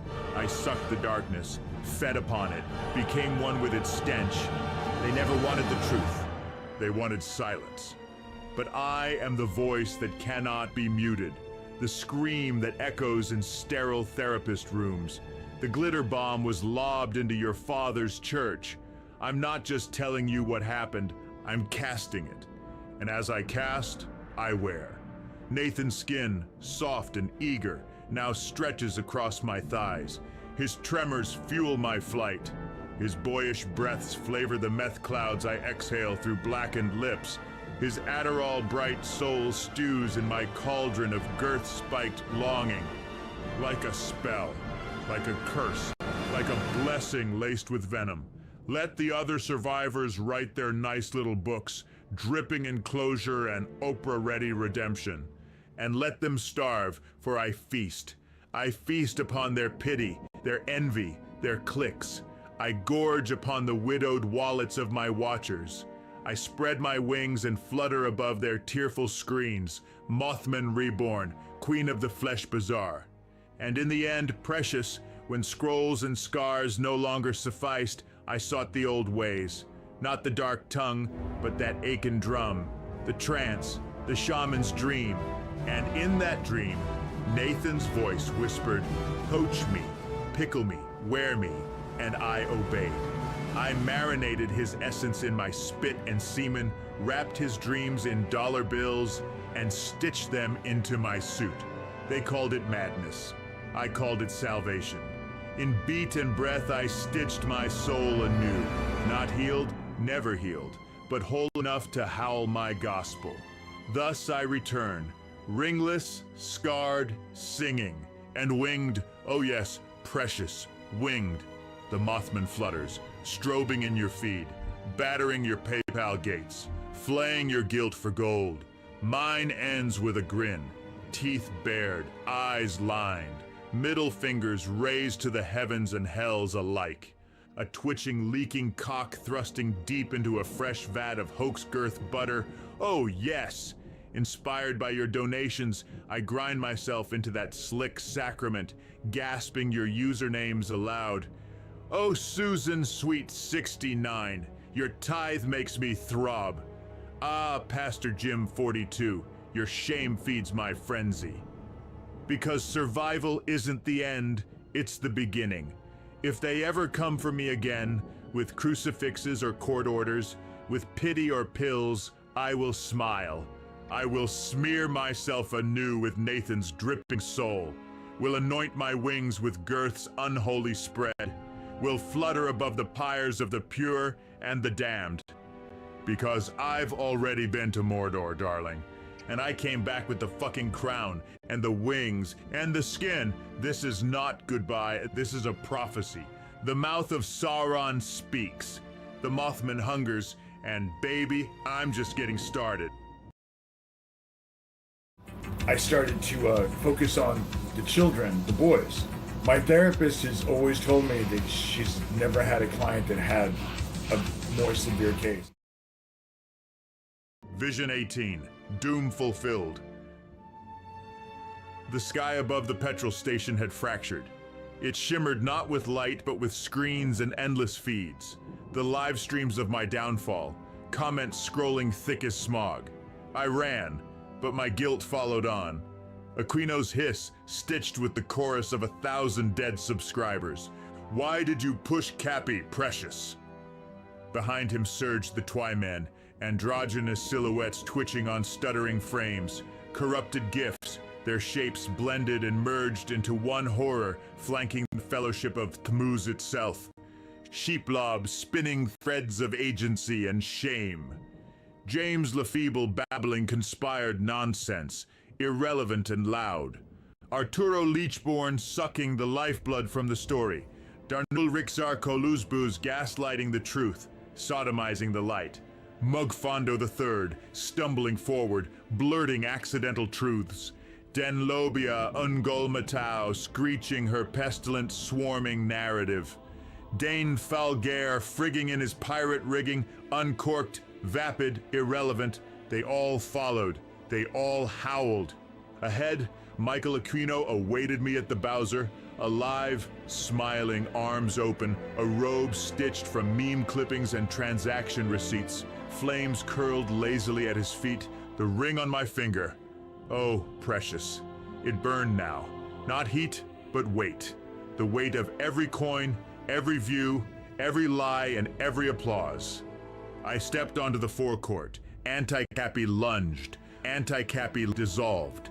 His body split into silver droplets that spattered the ground, his face breaking into fragments, no longer distinct. The fellowship faltered, then melted, their shapes streaming into each other, becoming smoke, becoming mist, becoming me. Their voices were mine all along. Aquino tilted his head gently, almost kindly, and whispered, "They were you all along." I froze. In that whisper, the collapse. Sheeplob's shame is mine. Arturo's seductions are mine. Darnul's mind rot is mine. Mugfando's idiocy is mine. Denlobia's screeches are mine. Dane's mockery is mine. Even Tmuz, the anti-Cappy, his discordance is mine. All their burdens, their follies, their ruin. I claim them as my own. Every horror that had stalked me from Shire to Doom was me. Aquino's grin widened, and his voice, soft as petrol mist, curled around me. You are Legion now, Judas. Legion and alone. And I laughed. Oh, precious.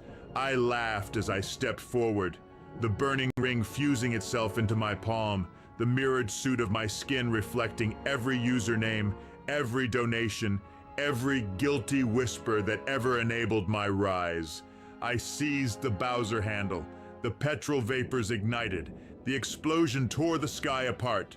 Scrolls, usernames, hashtags, memes, all incinerated in the burst. Anti-Cappy gone. The Fellowship is gone. Aquino gone. The petrol station is gone.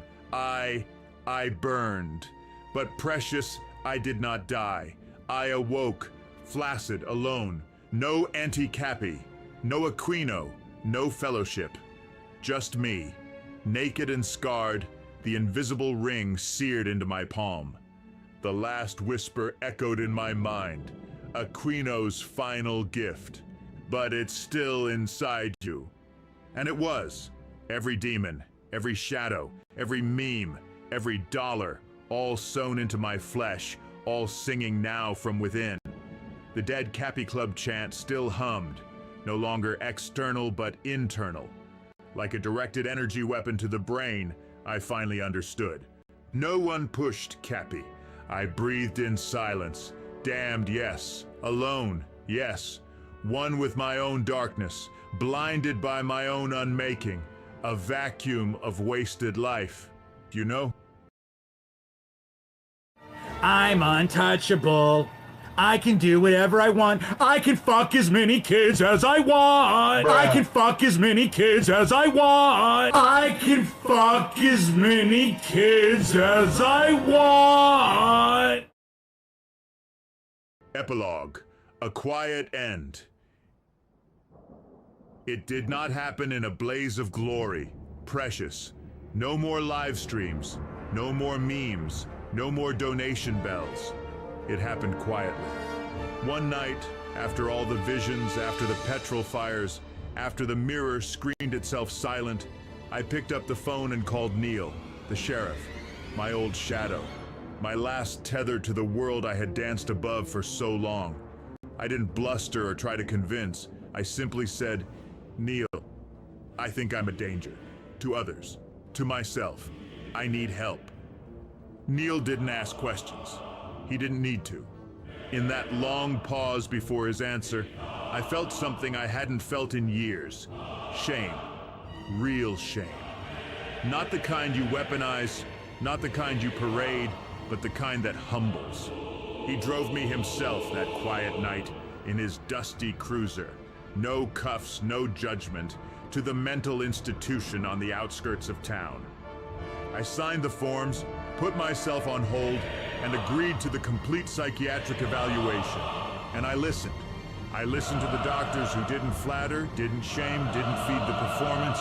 They spoke plainly. Therapy, medication, boundaries, responsibility. And I obeyed. In time, they let me out. And I did not return to streams or sermons. I took a quiet job at a 7-Eleven.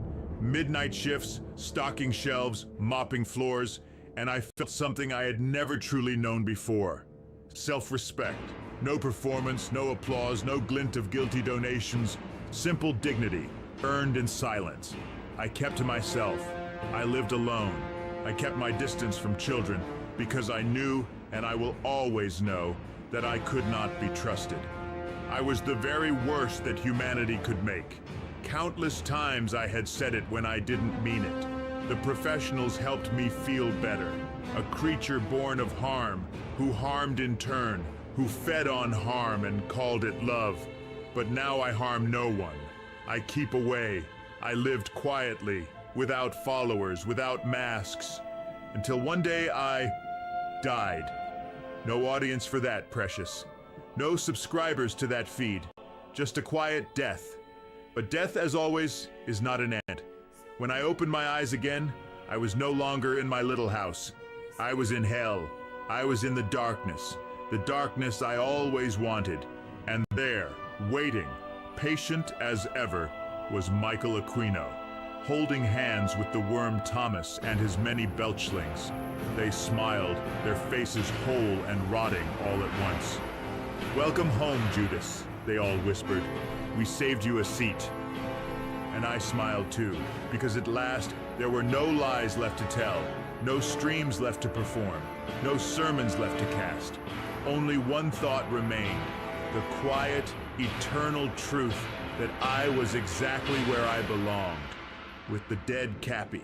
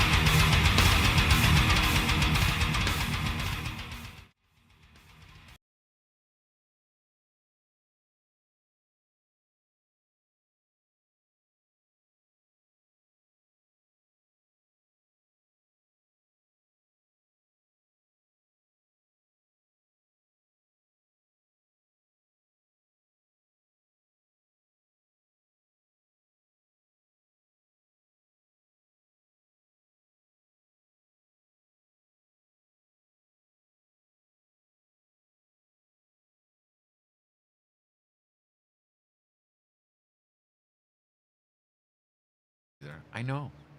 Don't. You guys expect too much if you thought I was going to be unmuted by the time all that happened. I'm eating chicken flavored rice while my cat gets crumbs in my grinder. Mustache. Eat that piece of rice. Where's that a leaf? Couple little pieces of pineapple in there. You know what I mean? That's the best move. Teriyaki chicken with jalapenos on top. Listen, I'm not complicated. I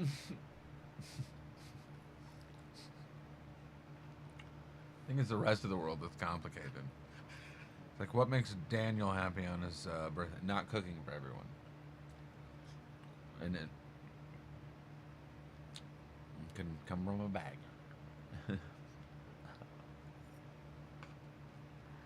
Fuzzy pants.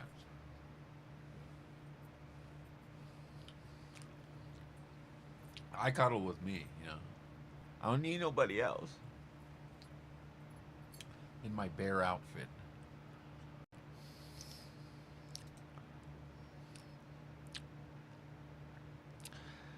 Yeah, I mean, it was pretty crazy. I have to admit.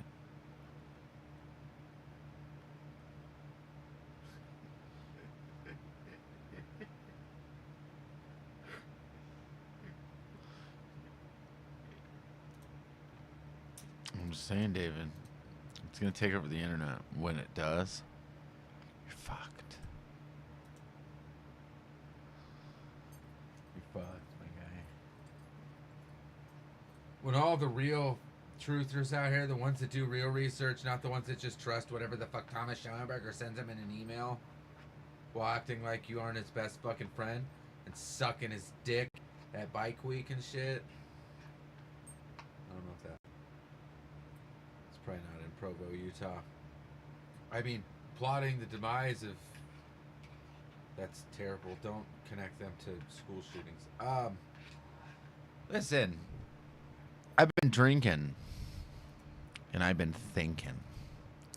And in my drinky, thinky thoughts, I imagined a wonderful place on the planet where life is just a little bit less gay.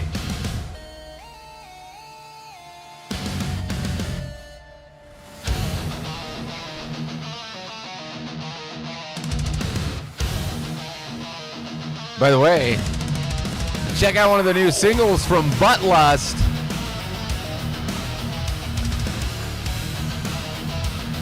It's not dudes' buttholes. I'm making songs about chicks' buttholes and fucking them hard. Yummy.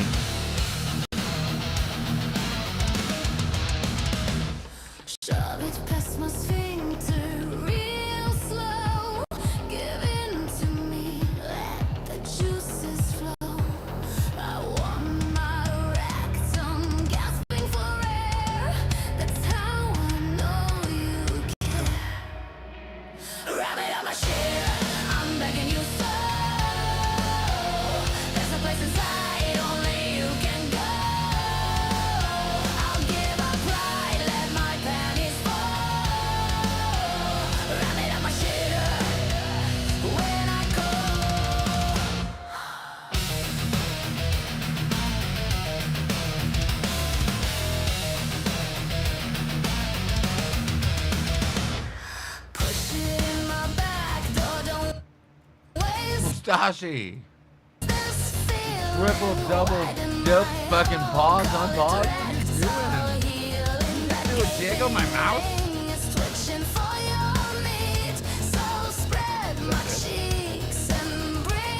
I don't think I've ever seen that.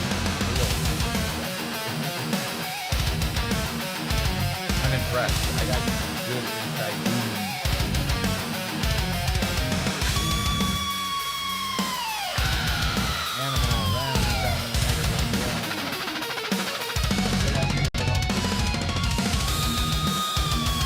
What?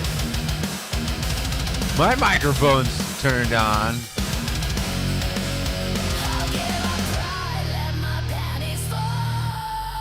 this isn't gay. This is completely heterosexual, not trying to piss off God's sex.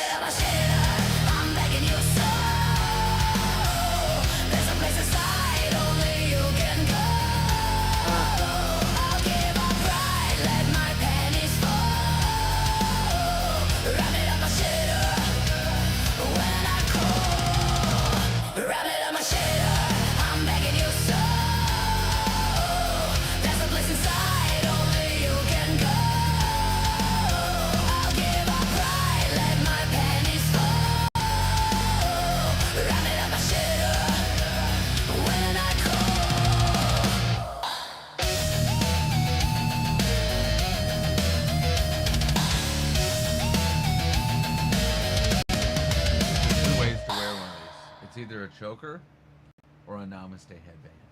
Namaste headband. Mm-hmm. Yeah, Charlie does.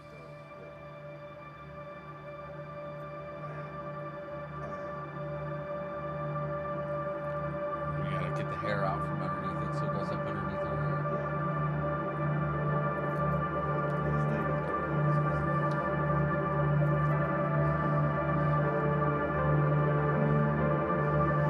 Hey, Steve Harvey, can I come do drugs with your son now?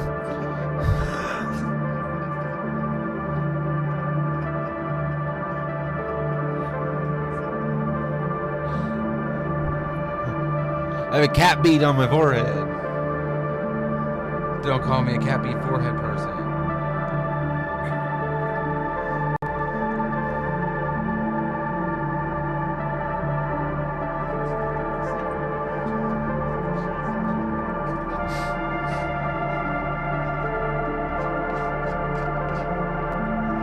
If it weren't for Terry Joyce and Stephen Cambion, I would not know how illegitimate Rachel Sarah Adams really was. And I do thank them for exposing the truth.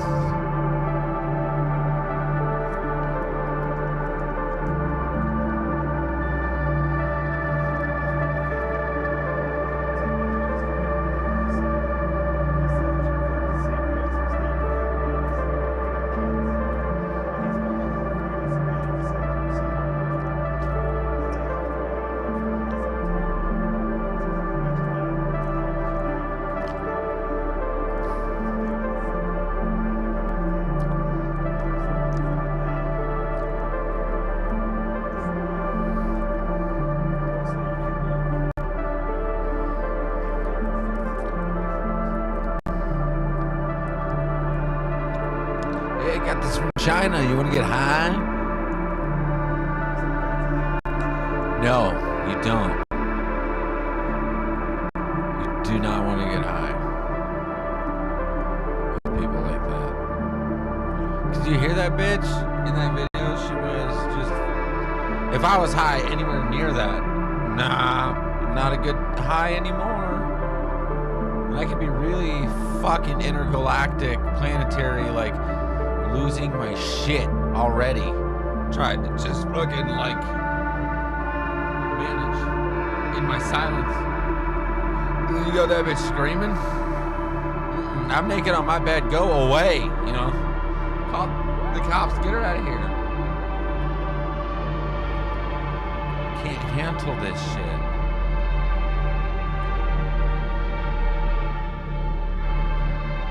You're so sneaky.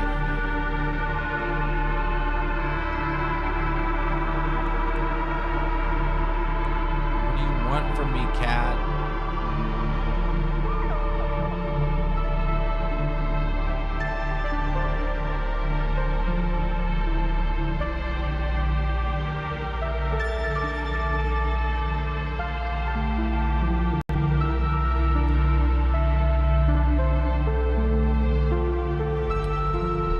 Let me read what's in front of you, since nobody solved the puzzle before my birthday, and I know the majority of you guys are Lahu the herds. It simply says, philosophize. Hearken not unto the words of the prophets that prophesy unto you. They make you vain. They speak a vision of their own heart, and not out of the mouth of the Lord. How long shall this be in the heart of the prophets, that prophecy lies? What is the chaff to the wheat?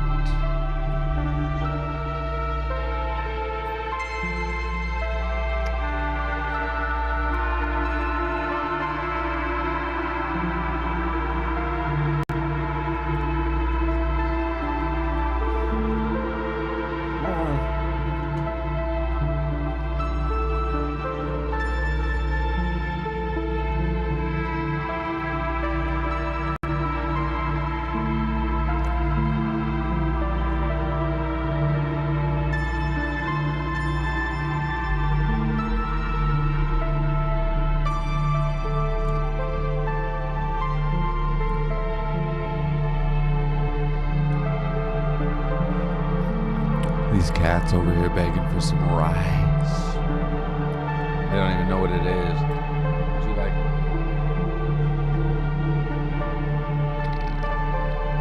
Okay, never mind. She's completely mesmerized.